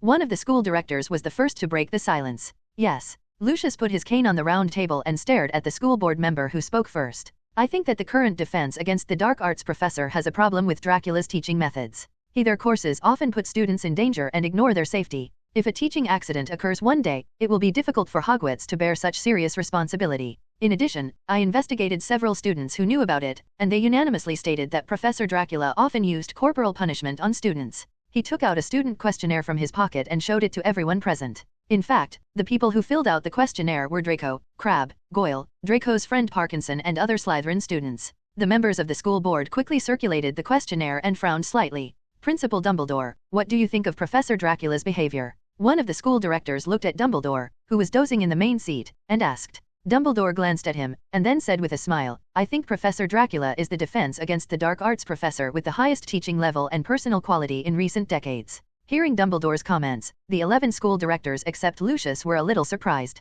After all, although Dumbledore is older, his reputation and personal charm still belong to the magic world, and the sun never sets in the wizarding world. It has not declined at all in the decades since he defeated Grindelwald. This big boss gave such a high evaluation, so the school directors couldn't help but take it seriously. Principal Dumbledore, but you can't deny that Professor Dracula used corporal punishment on students, right? Seeing that the situation was not good, Lucius quickly added, the Education Act formulated by the Ministry of Magic stipulates that any teacher groups may not inflict severe corporal punishment on minor wizards. And my child Draco suffered severe psychological trauma after being physically punished by Professor Dracula. This alone is enough for the school board to expel him. He stared into Dumbledore's eyes and sneered. Lucius, maybe you want to hear the person involved's thoughts. Dumbledore glanced at the seat by the window and said absent-mindedly. Seeing Dumbledore's performance, Lucius frowned. Principal Dumbledore, you don't seem too concerned about the fate of this defense against the dark arts professor, he asked doubtfully. Lucius still remembered that before deciding to convene a school board meeting, he wrote a letter and sent it to Dumbledore, hoping that he would personally expel Dracula. However, Dumbledore's reply politely rejected his suggestion, which led to the scene of today's school board meeting. He really doesn't care, and there is no need to care about this matter. At this moment, a mellow and clear voice came from the window. Lucius was startled and looked towards the window of the conference room. I saw a man with silver hair and burgundy eyes leaning against the window, holding a bright red lollipop in his mouth, looking at the school directors on the round table with interest. Who are you? How dare you come to eavesdrop on the school board meeting? One of the old school directors knocked on the table angrily and asked Dracula, "Eavesdropping? That's not right. I was here before your meeting started. Didn't you tell me this yourself?" Dracula smiled playfully. "Or, the school director's eyesight is already so bad. Is it at this point? If Hogwarts is left to you to manage, the 4 Slytherins won't be relieved, right?" The old school director who raised the question was so angry that he said angrily, "Young man, tell me your name, and I will expel you from Hogwarts." Hearing the word young man, Dracula raised his eyebrows and his expression became extremely strange. "You old man is quite good at talking. I'm optimistic about you," he said happily. The old school director didn't understand Dracula's strange words and wanted to continue to have an attack. Draco, who was standing behind Lucius, interrupted him. "Sir, this is our defense against the dark arts professor, Professor Dracula," Draco whispered to the old school director. "So you are the current defense against the dark arts professor." The old school director was stunned for a moment, then he slammed the table and said loudly, "I don't think he can teach students well for such a guy who doesn't respect the elderly. I vote to expel." He was the first to take out the badge of the school board of directors from his arms and raised it above his head. Lucius smiled secretly when he saw this, and also took out a badge and raised it above his head. Immediately afterwards, 4 more school directors, after a slight hesitation, raised their respective school director badges one by one and voted in favor. The approval or rejection of school board resolutions is determined by voting. Each school director has a school director badge, and these badges are connected to the magic nodes of Hogwarts Castle. Whenever a vote is successful, a contract is reached between the badges. If more than half, that is, 7 or more board members vote in favor, the resolution can be passed. Such resolution shall be exempt from the appointment of the principal. The headmaster of Hogwarts has always been a very famous and powerful wizard, and the appointment and dismissal of the headmaster will even have a great impact on the entire British wizarding world. Therefore, both the appointment and removal of a principal require a unanimous vote of the school board members. But this vote on whether to fire Dracula is obviously not included in this. 6 school directors have now voted in favor. As long as one of the other 6 school directors votes in favor, Dracula will be expelled from Hogwarts. It can be said that Dracula's position as professor of defense against the dark arts has become precarious. However, Dracula did not have any sense of crisis. As he watched the voting process of the school board of directors, his original expression of excitement gradually turned to lack of interest. Why does something as simple as voting have to be so complicated? Not to mention it's boring. He curled his lips. "Why don't you just stop voting? It's too much trouble, and just be fired." Hearing Dracula's words, Lucius subconsciously looked over and opened his eyes in disbelief. "You mean you agreed to our expulsion?" he asked in disbelief, not even noticing that the school director's badge in his hand poked Draco's face. Dracula took the blood-flavored lollipop out of his mouth, tilted his head to look at Lucius, and then sneered. "I think you may have misunderstood, Mr. Malfoy," Dracula said. "What I mean is, I would just get rid of the entire school board." The members of the school board of directors looked at Dracula in confusion, with extremely funny feelings in their hearts. They didn't understand how Professor Dracula could say such outlandish words. "You? Expelled from the school board? Ha ha ha ha." The old school director even couldn't help laughing. Young people nowadays just don't know how high the sky is and they always think that they are the boss of everyone. All kinds of jokes ended up happening. With someone taking the lead, other members of the school board couldn't help laughing, looking at Dracula and laughing. Dumbledore sat at the head of the round table, watching the performances of Dracula and the school board members with great interest, and from time to time he showed a look of pity to the members of the school board of directors. Of course, none of the school board members thought Dumbledore was taking pity on them, they just thought he was trying to intercede for Dracula. Amid the laughter of the school directors, Dracula took out an old piece of parchment from his pocket, the title deed of Hogwarts. He injected his own vampire magic power into the land deed, and the mysterious and obscure symbols on the land deed immediately flowed, and every magical node of Hogwarts appeared on the paper. Dracula compared the school director's badge that Lucius raised above his head, and quickly found the node connected to this badge in the magic node of Hogwarts. The slap in the face always comes too quickly. Before the people on the school board have finished laughing, they can no longer laugh. They were trying to form a contract with the school board badges in their hands to expel Dracula from Hogwarts, but then they discovered that all the school board badges had lost their magic power and all functions at the same time. The school director's badge seems to be broken. Lucius patted his badge hard and found that it had indeed lost its function, so he asked Dumbledore, "Principal Dumbledore, can you repair the school director's badge? They seemed to suddenly malfunction." Dumbledore glanced at him cheerfully, without replying, and then looked back at Dracula who was watching the show, his expression becoming very expectant. The next moment, Dracula's voice suddenly sounded. "The magical connection between the Hogwarts school board badge and the castle has been cancelled. Congratulations, you are expelled." Feeling that the school board badge had truly lost its magic, the originally high-spirited school directors panicked. Why do they still have to firmly control the position of the Hogwarts school board even though they spend tens of millions of money and countless resources every year? Isn't it just for such a school director badge? As the only magic school in the UK and one of the oldest magic schools in the world, Hogwarts has always been the cradle of countless outstanding wizard talents and has educated many top people in various industries in the wizarding world. Controlling the position of the Hogwarts School Board is equivalent to holding a ticket to communicate with elites from all walks of life. It can provide major families with an endless stream of invisible wealth and expand their social circles. Provide vital support. This is one of the reasons why many successful and top wizards are willing to return to Hogwarts to teach at the peak of their careers, not just because it is their alma mater. The school board badge is an important symbol of the school board. It is closely related to the magic system in Hogwarts Castle and has the special function of making centralized decisions on the development direction of the school. It can be said that the school directors with school board badges are the behind-the-scenes managers of Hogwarts, while the school directors without school board badges are just a group of people who contribute money and efforts without benefit.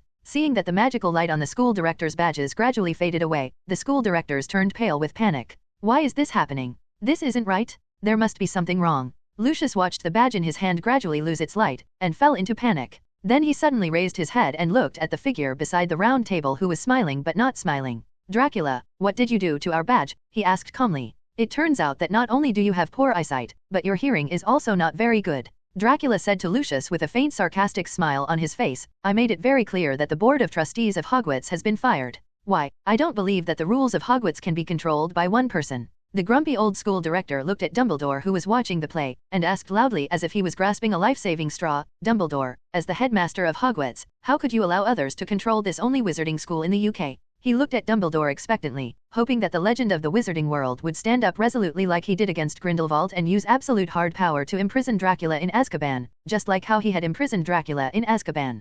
Grindelwald was imprisoned in the Tower of Nurmengard. However, he was destined to be disappointed. Dumbledore just smiled and gently said words that chilled him. Mr. Yaxley, I am just an ordinary headmaster who wants to retire at Hogwarts. I am already too busy to manage the school and recruit a few professors. As for the changes in the school board, it's really not within my scope of responsibility. The old school director, known as Mr. Yaxley, looked cold. Dumbledore, the opinions of the outside world are absolutely correct. The comfortable life at Hogwarts has turned you into a coward who only wants to have fun, he said angrily. Then, he secretly reached behind his back and gestured to several school directors around him. Several other school directors who agreed to expel Dracula immediately saw this, secretly communicated with obscure eyes, and then quietly took out their wands. Since you are unwilling to uphold justice, then I will personally deal with this scourge that affects the development of Hogwarts, Yaxley said. Then he waved heavily and took the lead in raising his wand to Dracula. Take away the parchment in his hand, and the position of Hogwarts school director will still be ours. Several school directors followed Yaxley, who was a respected member of the pureblood family, and rushed to launch various spells at Dracula.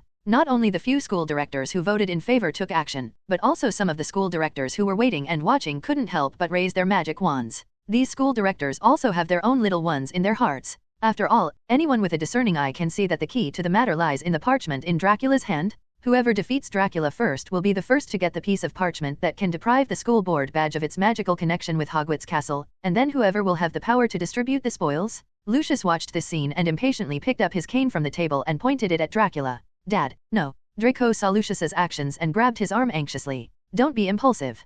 Professor Dracula was able to take over the entire senior class without using any magic spells. His powerful spell, you guys are not enough to defeat him. Hearing his son's words, Lucius was not very willing to believe it, but his years of being a wallflower made him hesitate. At the moment when he hesitated, a dark full moon quietly appeared in the conference room, absorbing all the light sources, leaving only the faint and bright moonlight. The spells of several school directors suddenly stopped in the dark moon. The next moment, the curse suddenly turned back, its power doubled in the dark moon, hitting every school director who raised the wand hard. Screams of pain echoed through the school board meeting room. Some of the school directors used very vicious black magic, and they complained endlessly. In the worst case, they almost died. It turns out that you wizards not only have hearing and vision problems, but also your strength is not very good. A contemptuous sneer came from the faint moonlight. The moonlight dissipated, and Dracula's silver hair once again appeared in everyone's eyes. However, this time, this piece of silver was like the distant and cold moonlight in the hearts of everyone present, making it difficult for people to raise any touching emotions. Lucius held his cane and swallowed stiffly.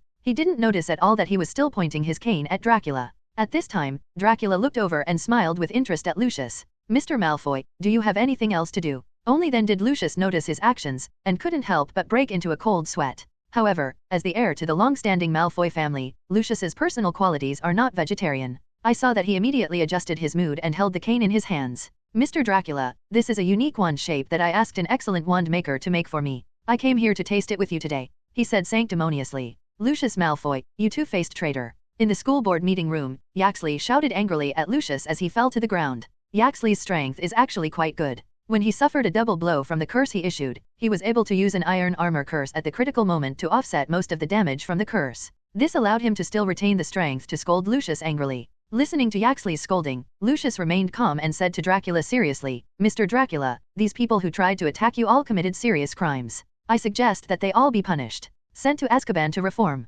Standing next to Lucius, Draco opened his mouth and looked at his father in shock. He never imagined that his father, who had always been aristocratic and human-like, could do such a coquettish thing. Yaxley struggled to get up from the ground, ready to scold Lucius some more. However, Dracula waved his hand out of thin air and threw him into the corner of the conference room like a fly. He was piled next to those miserable school directors who were complaining all day long, and he turned on the silence mode for them. "It's much quieter now." Dracula nodded with satisfaction and looked at Lucius, who looked calm but was actually frightened. "Tell me what you think, Mr. Malfoy." "Mr. Dracula, just call me Lucius," Lucius said with a sneer. "I propose that those who have offended you, or in other words, those who disturbed the normal order of the school board meeting, can be sent to Azkaban to repent. I have a lot of evidence of their violation of laws and disciplines, and I can provide Hog with contribute to the purity and cleanliness of the Watts School Board." Lucius said these words calmly, his face not red and his heart not beating. He is very familiar with this kind of selling out teammates. When Voldemort fell and the Ministry of Magic liquidated the Death Eaters, he betrayed many of his teammates who were also Death Eaters, poured out all their information, and donated a large amount of gold galleons. From then on, the Malfoy family turned from darkness to light and remained good friends of the Ministry of Magic. It doesn't matter if Yaxley and the other school directors were sold today. After all, he didn't have much friendship with these people in the first place, and there was also competition between pureblood families. Now is the time to take this opportunity to create a wave of competitors. Dracula looked at the sanctimonious Lucius and had to sigh. "This is really a talent? It's a good idea. I like you, Lucius," he said to Lucius, "but I still vaguely remember what you said when you first came here. You said that I like corporal punishment of students and you want to give me expelled from Hogwarts." Lucius' expression remained unchanged. He turned around and slapped his son on the head. Draco had just been poked by the school board badge in Lucius's hand, and now he was slapped hard by him. He looked at him in disbelief, with tears of grievance filling his eyes. "Dad, why did you hit me? Listen to me, don't talk," Lucius reminded Draco in a low voice, then looked at Dracula seriously and said, "Mr. Dracula, I have investigated clearly. It was Draco who was dissatisfied with your handling of his violation of school rules, so he and several Slytherin friends wrote a report letter and a questionnaire. Report. The letter and questionnaire are filled with a lot of slander against you. After verification, I am convinced that there is nothing wrong with what you did. I retract my unscrupulous words that want to expel you," he said. "Draco is childish. Please don't be like him and be considerate." A child in a rebellious phase. "I'm not a rebellious child." Draco was unconvinced and retorted loudly. But what greeted him was another slap on the head from Lucius, which stunned him. After being stunned for a long time, Draco finally came to his senses and lay down on the chair next to the round table and cried bitterly. With a playful smile on his face, Dracula said to Lucius, "Then your efficiency is really high. In only 10 minutes, you have already investigated this matter without leaving home. The truth, of course." Lucius did not reveal Dracula's hidden thoughts in his words at all, but continued to say seriously, "Don't worry about me doing the work." Seeing Lucius's solemn and reserved expression, Dracula finally laughed. "Lucius, you are indeed quite interesting." He smiled and pulled up a chair and sat down, leaning casually on the soft back of the chair. "Then help me think about this Hogwarts. Where should the school board go?" Hearing Dracula ask this question, Lucius was ecstatic in his heart,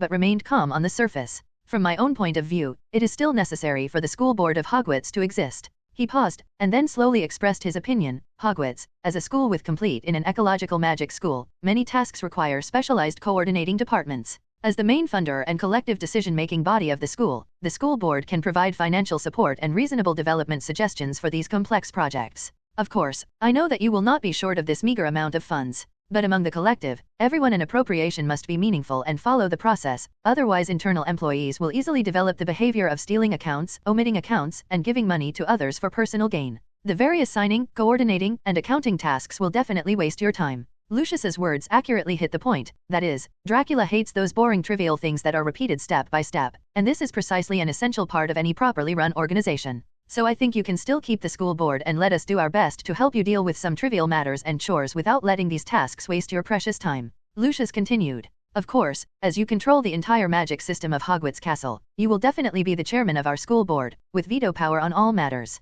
After hearing about the veto power, Dracula finally became interested. "But as far as I know, there are 12 school board badges in total." He looked at Lucius before asking, "After excluding those people piled in the corner, you only have 7 left. School director, how do you plan to distribute the remaining 5 badges?" "Mr. Dracula, of course, the appointment of these school board members is left to you as the chairman." Lucius smiled. With Lucius Malfoy's strong support and Dracula's approval, the Hogwarts School Board became a completely different person. The school board has temporarily changed from the original 12-person system to a 7-person system, and the remaining 5 positions will be replenished at any time. As the holder of the Hogwarts land title, Dracula serves as the chairman of the newly established school board. He has the right to veto and supreme guidance on board resolutions, and has the right to appoint and remove school board members. There are no more complex power struggles on school boards. In addition to Yaxley and 4 other board members from pure blood families, Lucius, as a top-notch loser, immediately joined Dracula's team. The wealthy Malfoy family single-handedly contracted half of the funds for the operation of Hogwarts, perfectly filling the funding gap after the dismissal of 5 school directors. The other 6 school board members who have not thought about taking action against Dracula are all serious people. They are all noble wizards who have truly dedicated themselves to the development of Hogwarts. Among them, people such as Gilda Marchbon of the Wizarding Examination Authority and Armando Dippet, the former principal of Hogwarts, are all well-known figures in the education world. Naturally, Dracula had no intention of targeting these ancient figures in the wizarding world. He waved his hand casually, approved the final result, and then jumped out of the window of the school board meeting room. Ms. Marchbane, who was nearly 200 years old, looked at Dracula jumping from the window in shock. She couldn't help but look at Dumbledore and sighed. Albus, the defense against the dark arts professor that Hogwarts has hired this time is really an amazing person. Who says it's not? Dumbledore shrugged helplessly, sighing in his heart that Professor Dracula's habit of not taking the usual path would probably be difficult to change. In the expectant eyes of the little wizards who stayed at school, the time came to the night before Christmas unknowingly. The Great Hall of Hogwarts was beautifully decorated by the professors. The walls were covered with hanging ribbons of holly and mistletoe, and 12 towering Christmas trees stood around. Some of the trees were hung with shiny icicles, and some were lit with hundreds of candles. Hey, Hagrid, can you help me hang this package of gifts on the Christmas tree? The short Professor Flitwick stood on tiptoes and reached out to pat Hagrid's big belly. The big Hagrid bent down very considerately and took from Professor Flitwick the packages of surprise gifts that needed to be placed on the Christmas tree for the little wizard who stayed at school, and hung them on the top level of the Christmas tree with ease. Oh, thank you so much, Hagrid. Professor Flitwick raised his head and said happily to Hagrid. Hagrid, good evening. 2 little wizards wearing red scarves trotted into the auditorium and saw the very conspicuous Hagrid at first sight. Then, one of the little wizards wearing round glasses carefully saw that there was another short wizard next to Hagrid's knees, using his wand to spray out a bunch of golden bubbles and blowing them away. Hanging on the branches of the Christmas tree next to me. Oh, Professor Flitwick, so you are here too, he quickly said to the short wizard. Good evening, Harry and Ron. Professor Flitwick had no idea of being annoyed at being ignored. Instead, he greeted the 2 little wizards warmly. Hagrid also stopped what he was doing and waved his palms as big as a palm to Harry and Ron. Professor, are you decorating the auditorium? Ron looked at the strings of golden bubbles coming out of the tip of Professor Flitwick's wand with envy. He thought it was extremely cool. Yes, after all, it's Christmas tomorrow, and we have to decorate the auditorium. Professor Flitwick said. Hogwarts must allow the little wizards who cannot go home to have the same warmth and happiness as at home. Harry blew his nose movedly, feeling more recognized for the big Hogwarts family. Ron, let's go to the library later. He threw the used tissues into the trash can, turned around and pulled Ron towards the door of the auditorium. Don't be like this, Harry, we can't find out anything if Hermione isn't here. Ron's face wrinkled up and he said to Harry depressedly. Library. Hagrid said as he followed them out of the auditorium, preparing to bring some more Christmas decorations. Tomorrow is Christmas, and you still want to read? You're working too hard. That's not right. Is it like your style? Oh, we're not reviewing our lessons, Harry told him cheerfully. Ever since you mentioned Nico Flamel, we've been trying to figure out who he is. What? Hagrid looked very frightened. Listen to me, I told you, just stop. What that big dog is guarding really has nothing to do with you. In fact, ever since Harry was assassinated in his first Quidditch match, Harry, Ron, and Hermione began to wonder who was causing trouble with him. Hermione's first suspicion at that time was that Snape was chanting a curse on Harry, but she had no idea that Snape was actually chanting the counter-curse of the curse, and the magic flame he used on Snape interrupted the counter-curse was cast and almost caused serious harm to Harry. Even though Snape did not cast a spell on Harry and was even trying to help him, Harry was still too impressed by the unpleasant professor's behavior towards Gryffindors. Therefore, Snape's saving behavior could only slightly improve Harry's opinion of him, but it could not reverse his long-standing negative image. What's more, after the Halloween dinner, Harry accidentally saw the bite wound on Snape's leg. It must have been caused by the 3-headed dog in the restricted area on the 4th floor. So after the Quidditch match over a month ago, Harry and the 3 of them, who couldn't figure it out at all, went to Hagrid's hut, hoping that someone could help them analyze the situation.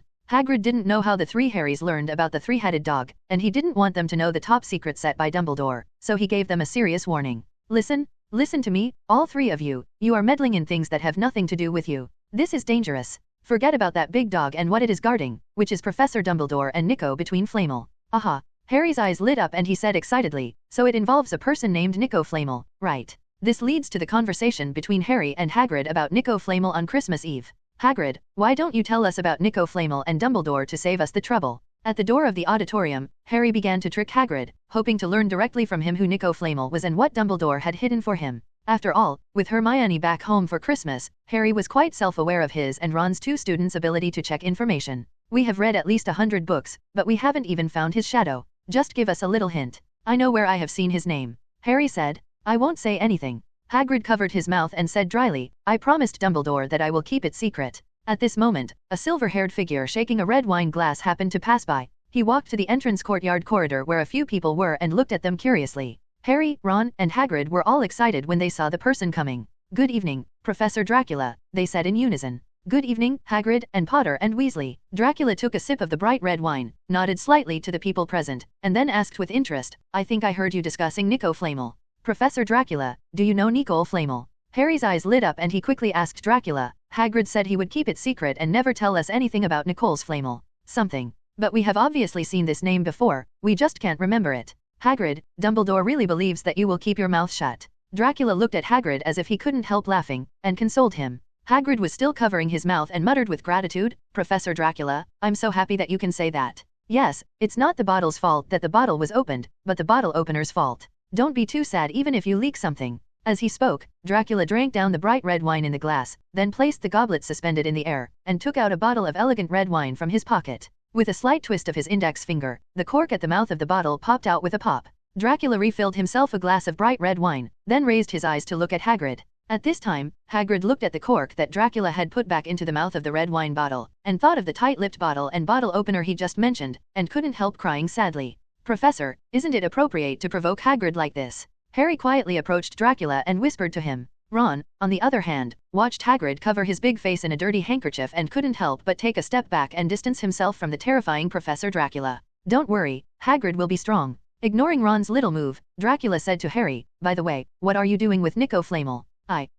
Harry didn't know what to say for a moment. What they knew about the three-headed dog and the restricted area on the 4th floor was basically learned through the process of violating school rules. How could Harry say these things to a professor? However, Dracula didn't seem to care about the reason at all. Before Harry could explain the reason, he asked with interest. It seems that you have already been to the restricted area in the corridor on the 4th floor. How do you feel? Can you pass the test of Hagrid's cute little one in the 1st level? What? Hagrid's little cutie. Harry looked at Dracula in shock, and then turned his gaze to Hagrid, feeling that his cognition had been greatly impacted. Ron, who had just pulled away, couldn't help but scream out in surprise, and sneaked back to Harry, looking at Hagrid with inquiring eyes. So Hermione is right, is that scary big dog really guarding something under the trapdoor? Ron asked. That Nico Rametto and Dumbledore is helping to guard it. Thing. What do you mean by a scary big dog? That's Louis. He's very well behaved and doesn't bite. Hearing Ron's description, Hagrid was unhappy. Harry and Ron stood side by side, looking at him suspiciously. Hey, what are you looking at? I'm telling the truth.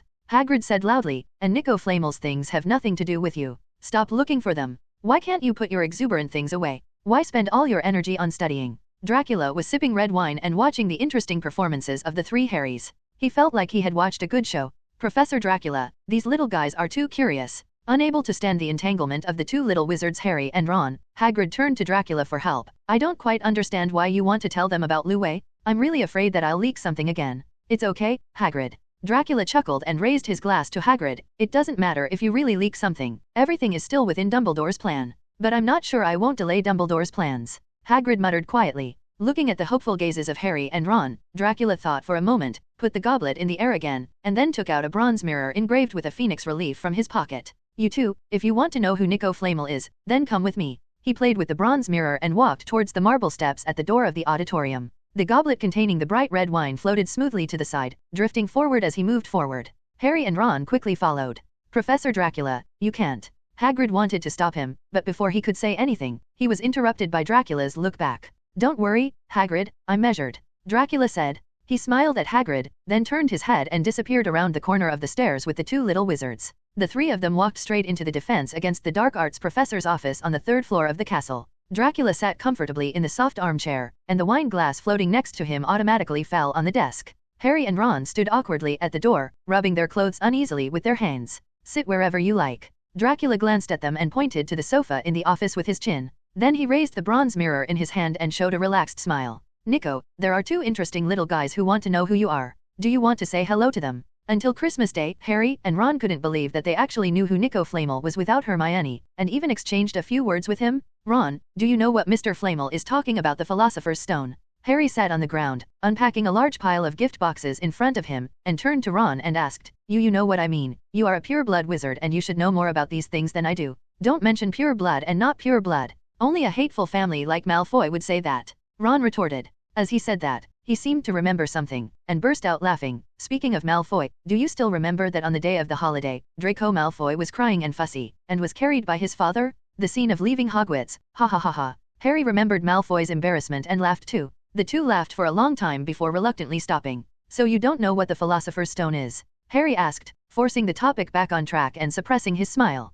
Okay, I really don't know. Seeing that the topic change failed, Ron sighed. We can wait for Hermione to come back and ask her. She has read so many books, she must know what the Philosopher's Stone is. That's all. Harry nodded. He looked at his gift boxes on the floor and asked hesitantly, You said, Professor Dracula has helped us so much, should we also prepare a Christmas gift for him? You should indeed give him a gift. He even saved you once on the Quidditch pitch. Ron nodded. As a little wizard who had been fostered at his aunt's house and had no friends or pocket money since he was a child, Harry had never had the opportunity to give Christmas gifts. When he came to Hogwarts this year, he received a large amount of wealth left by his parents and made many good friends at school. This made his Christmas more meaningful and warm. I finally have the ritual of exchanging Christmas gifts with others. But after all, this was Harry's first time to experience such a complete Christmas. He subconsciously only thought of giving Christmas gifts to his friends, but forgot to prepare one for Professor Dracula, whom he admired most. Just now, he saw a large number of Christmas gift boxes on the ground, and thought of his phone call with Nico Flamel yesterday, and then realized that he should express his feelings to Professor Dracula.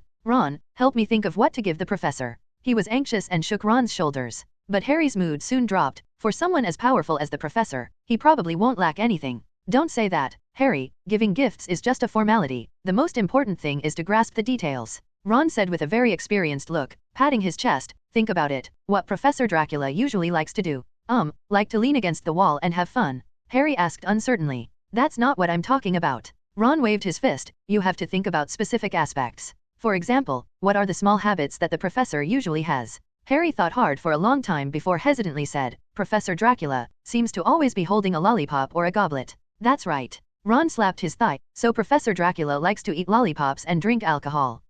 Is it that simple? Harry looked confused, feeling that this was different from the cold and cool image of Professor Dracula he had imagined. You don't understand this. Powerful wizards always have some little quirks. Ron said confidently. For example, Dumbledore, my mother once told us that he had to eat I have a sweet tooth, which is why I have to go to St. Mungo's Hospital for magical maladies every year to have my teeth treated for cavities. Harry had a weird expression, but thinking about Dumbledore's usual weird little fun, he nodded convinced. Ron, then I'll leave the gift preparation to you. I believe you will do a great job. Harry patted Ron on the shoulder, took out a handful of galleons from his pocket and handed it to him. Be sure to buy the best gift for Professor Dracula. If there are some left at the end, you can buy some snacks for yourself. Ron had never seen so many galleons in his life, and he couldn't help but swallowed. Then, he patted his chest heavily and assured, Don't worry, it's absolutely fine to leave the preparation of gifts to me. Then, he ran out of the dormitory in a hurry. He was going to send a letter by Owl to the shop in Hogsmeade so that he could prepare Professor Dracula's Christmas gift as quickly as possible. And Harry received too many gifts from fans or admirers, so he could only continue to sit in the dormitory and open a lot of gift boxes with trembling hands. When he opened the last package of light Christmas gifts, he couldn't help but let out a small chuckle. A liquid-like, silver-gray substance slid to the floor, gathering into a shiny pile. Hogsmeade is a wizarding village located near Hogwarts Castle, which can be reached quickly across the long wooden bridge on the west side of the castle. Because of the similar distance, Dracula received the gift that Harry and Ron had asked to be sent from the merchants in Hogsmeade at noon that day, before the start of the Christmas party. Dracula looked at the crooked writing on the gift box. Merry Christmas, with the professor's favorite lollipops and wine, /U0026. These two young men have a bright future. This will save me the trouble of purchasing again. He nodded with satisfaction, snapped his fingers, and the gift box peeled off and unwrapped. However, the moment he saw the gift, Dracula's face immediately darkened. Among the gifts sent by Harry and Ron, a bottle of beautifully packaged vodka stood in the center of the gift box, surrounded by a circle of Ron's favorite sunshine orange-flavored lollipops, inserted in an orderly manner on the base, exuding colors like bright sunshine. With an unlucky look on his face, Dracula pushed the sunny orange lollipop and the bottle of spicy vodka away from him, and once again used magic to wrap them in the gift box he had just opened.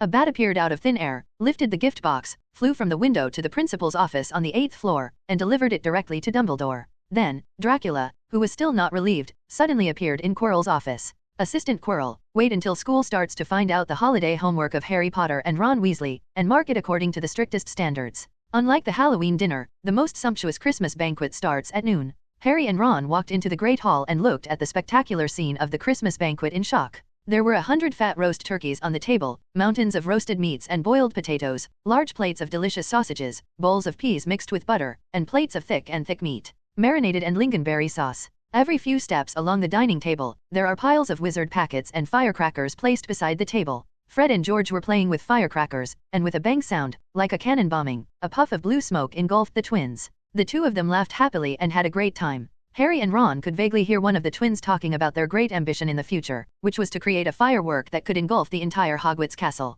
Harry looked past the blue smoke caused by Fred and George and looked up at the professor's chair. He saw Dumbledore on the chair turning his pointed wizard hat into a bonnet decorated with flowers. Professor Flitwick had just told him a joke, and he laughed happily. Dracula, on the other hand, shook the wine glass in his hand and looked in the direction of Harry and Ron with evil intentions. Ron, why do I feel that Professor Dracula looks at us a little strangely? Harry was a little flustered by Dracula's look, and whispered to Ron, who was chewing a chicken leg next to him. Before Ron could swallow the chicken drumstick in his mouth, he muttered, "It's okay. The professor must have liked the gift we gave him so much that he wanted to come over and thank us." After hearing Ron's words, Harry turned to look at Dracula suspiciously and found that he had already looked away. "Maybe you're right." Harry nodded and grabbed a chicken leg. "Professor Dracula, why aren't you wearing a Santa hat?" In the professor's seat at the front of the auditorium, Dumbledore, wearing a millinery decorated with flowers, looked at Dracula with a smile. Professor McGonagall nodded in agreement, her tall black top hat swaying slightly with her movements. "No, I'm not interested in Christmas." Dracula shrugged, focusing on the bowl of bright red pudding in front of him.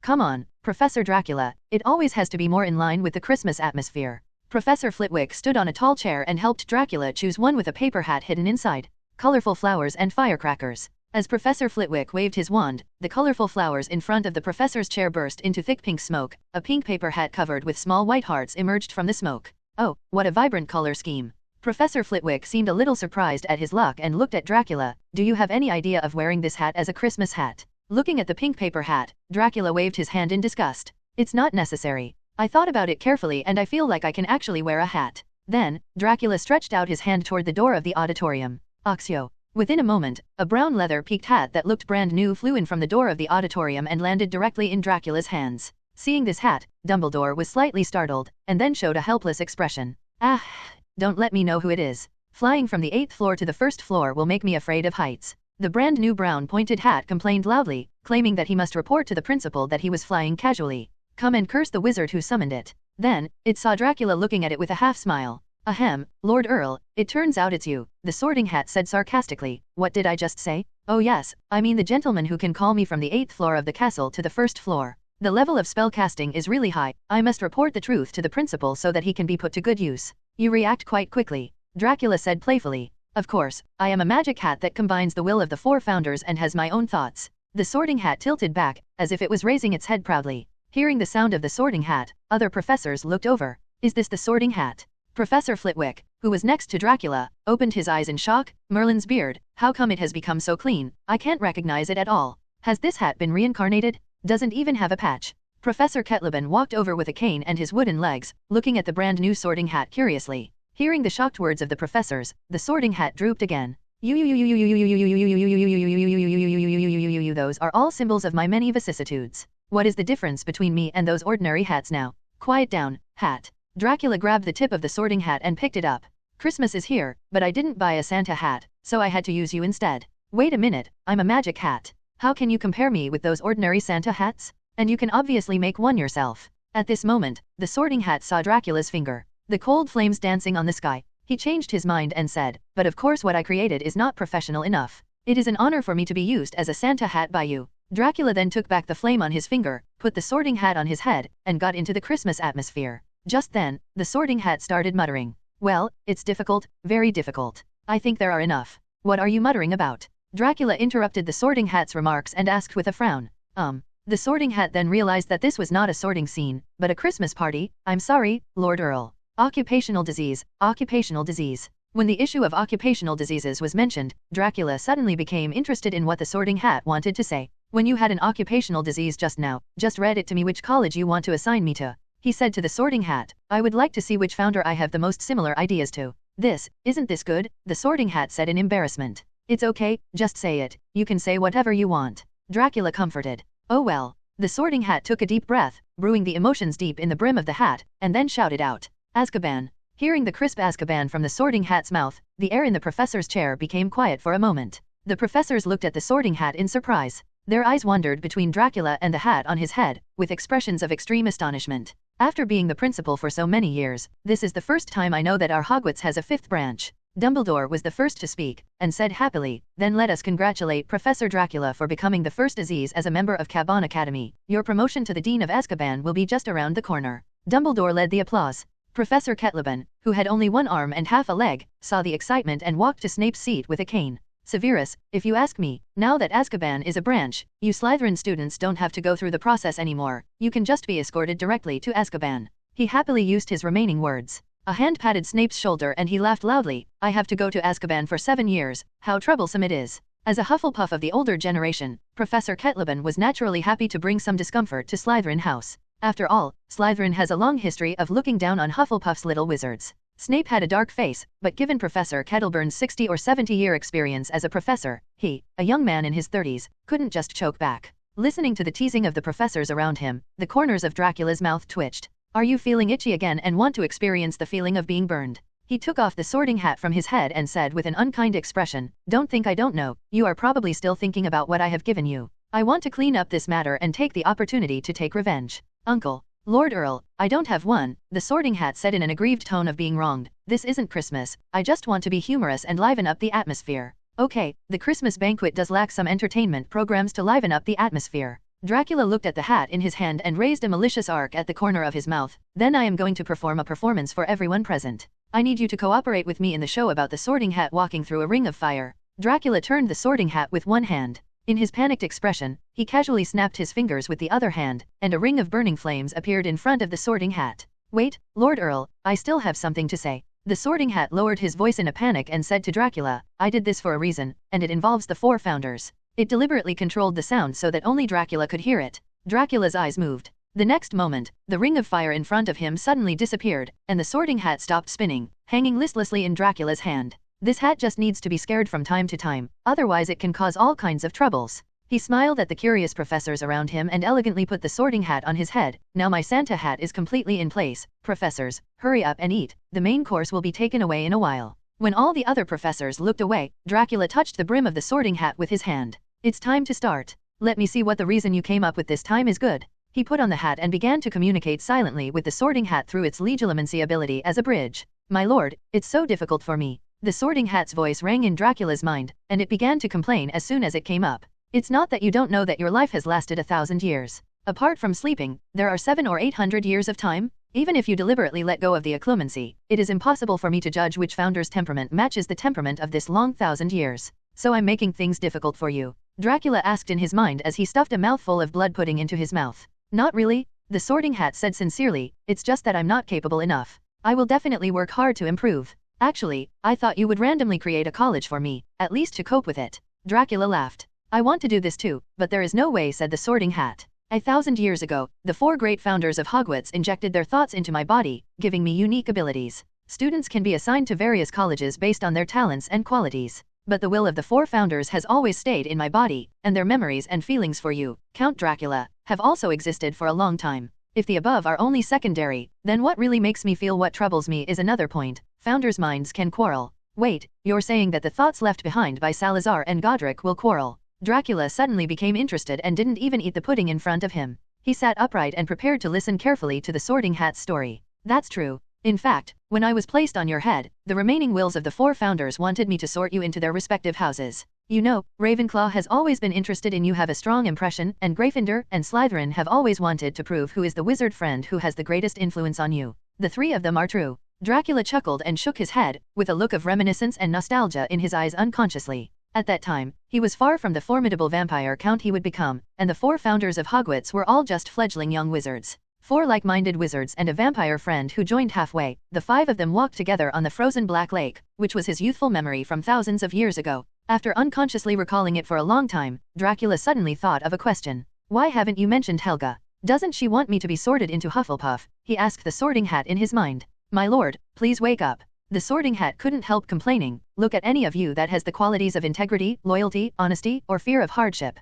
Hufflepuff's thoughts have already been I gave up hope, so I didn't participate in the quarrels between the other founders of Sonway, and instead continued to be the peacemaker. Dracula's face couldn't help but darken. After talking so much, it's still the same problem. His tone became malicious. Why did you say Azkaban? This, why don't you blame Gryffindor? The Sorting Hat said anxiously. As the Hat of Gryffindor, I must have inherited his inappropriate humor. Well, I must, that's right. As time goes by, the main courses and desserts at the Christmas banquet are exhausted. The banquet ended when the sun was halfway down in the afternoon. The cups and plates in the auditorium were in a mess, but they quickly became brand new under the house elves' household magic. Both the professors and students were extremely happy at this banquet. After the meal, Harry, who was very full, and the Weasley brothers had a snowball fight on the playground to eat up. They played wildly all afternoon and had a great time. It wasn't until the sun completely set and they were really cold that they returned to the fire in the common room, panting and wearing clothes soaked in snow. It was the happiest Christmas Harry had ever had, but one thing kept nagging at his mind. It wasn't until he went to bed that he had time to think about it.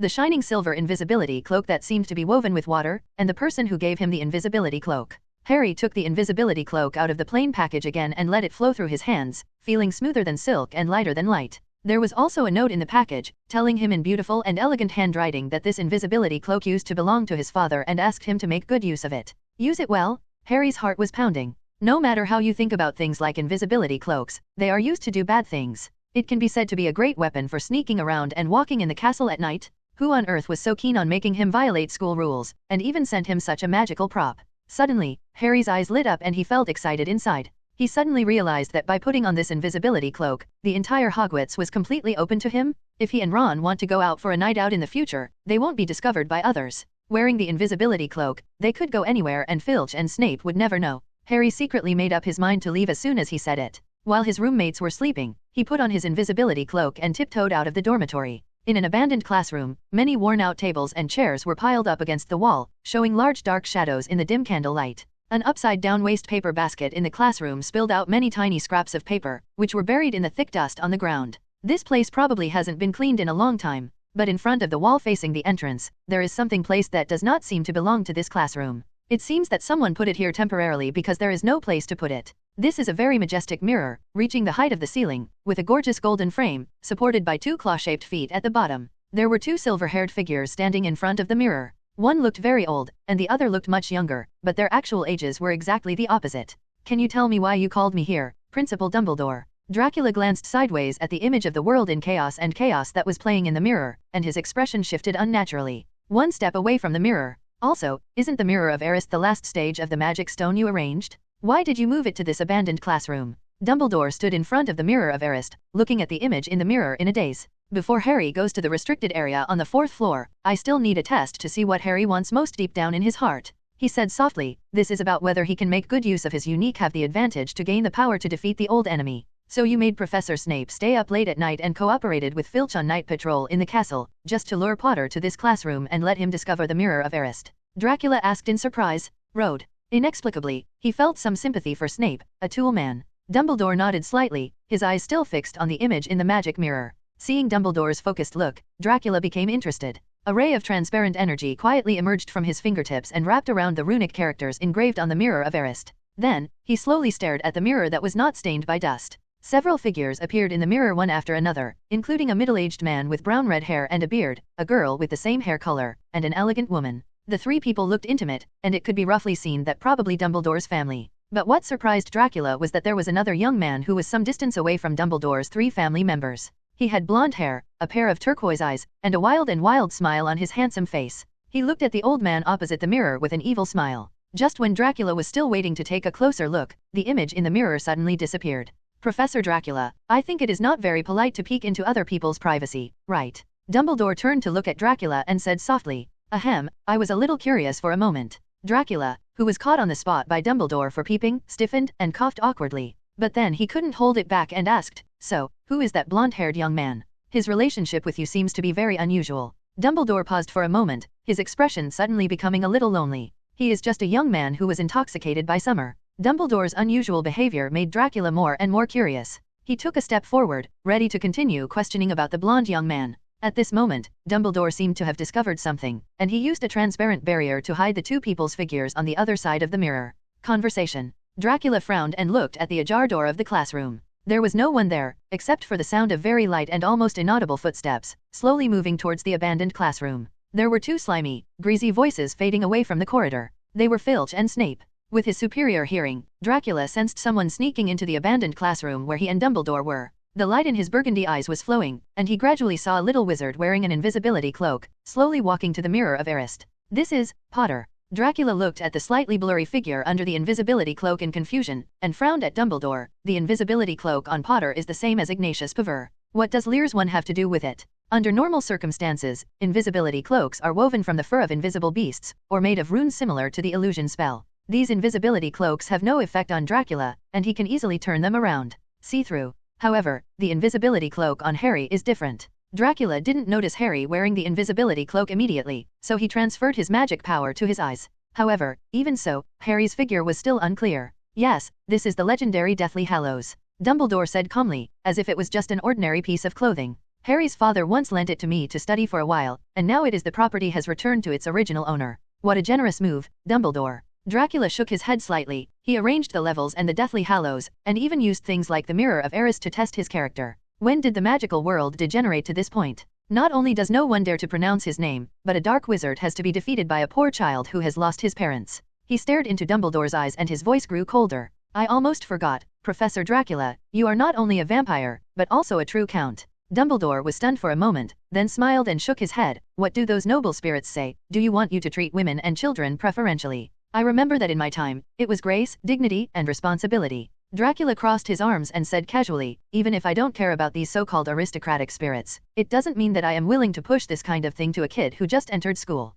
Dumbledore watched Harry's attention being drawn to the Mirror of Erist, with a thoughtful expression on his face. Professor Dracula, don't underestimate the threat of Voldemort. He whispered to Dracula while observing Harry's performance. No one can survive after being hit by the death curse, except for two people, Voldemort and Harry. But Harry was not actually hit by Voldemort's death curse. Lily's love for Harry caused her to release amazing guardian magic, which rebounded Voldemort's death curse. So the person who was really hit by the death curse, on the contrary, it was Voldemort who cast this curse. Dumbledore told Dracula about the horrors of Voldemort, but Dracula's attention was attracted by another thing. You mean, Harry's mother has the ability to resist Voldemort just by relying on the emotion of love? His eyebrows knitted. Mr. Principal, don't you think this kind of thing is ridiculous? Don't underestimate anyone's potential, Professor Dracula. Dumbledore said seriously, human potential is endless. Especially in extremely urgent situations, human beings can often do anything for the people they love deeply. An unprecedented burst of power. Professor Dracula, this is the power of bonds. Dracula looked at Dumbledore's serious expression, and felt an extremely absurd feeling in his heart.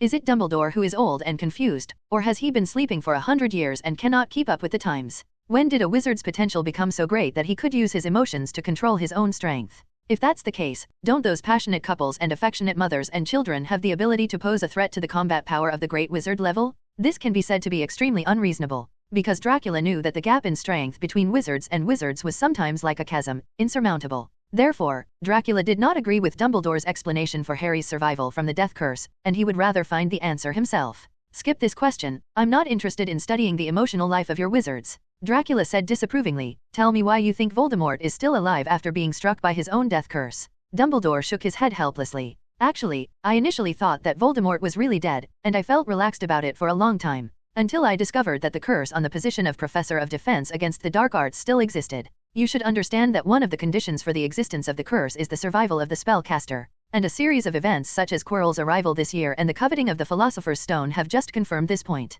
Dumbledore's face was solemn. Voldemort never really left, he was just waiting for the opportunity to return. So you used the Sorcerer's Stone to create a situation, and also created an opportunity to use Voldemort to cultivate Potter? Dracula asked. Yes, as I guessed, Voldemort is still very weak and can only rely on other people to move around. Dumbledore said, according to Voldemort's conceited character, if he were not weak to a certain extent, he would not be able to survive. He may have placed his hope in Quirrell, but will break into Gringotts himself and steal the Philosopher's Stone. I think you should know that the Philosopher's Stone is Nico's life. Dracula looked slightly cold after hearing Dumbledore's story. If Voldemort is really in his prime, he will definitely not return empty-handed. Then there is no possibility of continuation of Nico's elixir of life. Your arrangement puts Nico in an extremely dangerous situation. He doesn't care about his own life, do you not care either? Dracula asked. Don't worry, Professor Dracula. There is no need to take risks in this kind of thing. Dumbledore did not feel dissatisfied at all, and said with a smile, the magic stone in Gringotts has always been fake, and the real one has always been fake. I keep it here. Dracula looked at him in surprise and nodded slightly. Nico told me what you discussed at the Opera Garni. Dumbledore had a gentle smile on his face. He no longer wants to die. When this matter is over, the Philosopher's Stone will be handed over. Let me take it away with you. Professor Dracula, you have not given up on human touch, have you? The feelings between friends are also a kind of bonding force. I said, I'm not interested in your bond theory. Dracula looked away and naturally changed the subject. You haven't said yet, in your guess, how Voldemort was under the death curse. Survived. Dumbledore turned his head and looked at Dracula with a deep look in his eyes. I wonder if Professor Dracula has ever heard of an extremely evil forbidden black magic, Horcruxes. There is an active Horcrux at Hogwarts. The young version of Lord Voldemort, Tom Riddle, who was transformed from the Horcrux diary, is looking for food in the Forbidden Forest. He stretched out an illusory hand and grabbed a passing hare in his hand. The rabbit kicked its hind legs frantically. A burst of black energy emerged, and the hare quickly stopped moving, lost the strength to struggle, and even became shriveled up. Voldemort's illusory body seemed to solidify a little. At this time, he suddenly frowned and opened the blank diary in his hand. It's useless to just absorb the life energy of animals. What you need is the life force of a wizard. 2 lines of beautiful ink appeared on the diary. Of course I know, there is no need for you to remind me. Voldemort said impatiently. Now Dumbledore and Dracula are still doubting Quirrell, and are even wary of me. How can I have the chance to learn from him? A wizard's life. The ink on the diary was reorganized. Give me to any student, and I can trick them into giving up their life force. It's not necessary. Do you think I don't know? You just want me to leave the diary. Voldemort sneered and said, remember, you are just a Horcrux, and all you have is just me. It's just a partial memory of the past. All you need to do is obey me and your main soul. With a pop sound, Voldemort closed the diary and walked towards the depths of the Forbidden Forest. There was a pure and beautiful creature like a white horse, with its head with a beautiful horn hanging down, drinking from the stream flowing in the woods. Avada Kedavra. In the early morning, the silent Forbidden Forest was awakened by a deafening cry. The 3-meter-tall hybrid giant knelt on the open ground, looking at the pure white animal carcass beside the stream with tearful eyes. Dracula stood nearby and helplessly covered his ears, blocking out Hagrid's shrill cries. Time goes back to an hour and a half ago. It's February now, and Hogwarts has just started school. At the turn of winter and spring, the sun lazily stays below the horizon and refuses to show its head. However, the world without the sun does not appear dim. The heavy snow that fell in winter has not melted yet, and the thick and soft snow reflects the soft white color against the starlight in the sky. Dracula loved this kind of bright sky without any sunlight. He jumped out of the office window early in the morning, landed on the snow and wandered around, admiring the night view of Hogwarts Castle covered with snowflakes. After walking around for a while, a huge figure caught his attention. Good morning, Professor Dracula. Hagrid saw Dracula in the snow, greeted him hastily, and then hurriedly walked towards the castle. Dracula noticed that he looked extremely anxious, and he didn't even have time to wipe his dewy face. What are you doing in the castle so early, Hagrid? Dracula asked curiously. There is an emergency in the Forbidden Forest. I need to report to Principal Dumbledore immediately. Hagrid kept walking and strode towards the castle. Oh, then go ahead.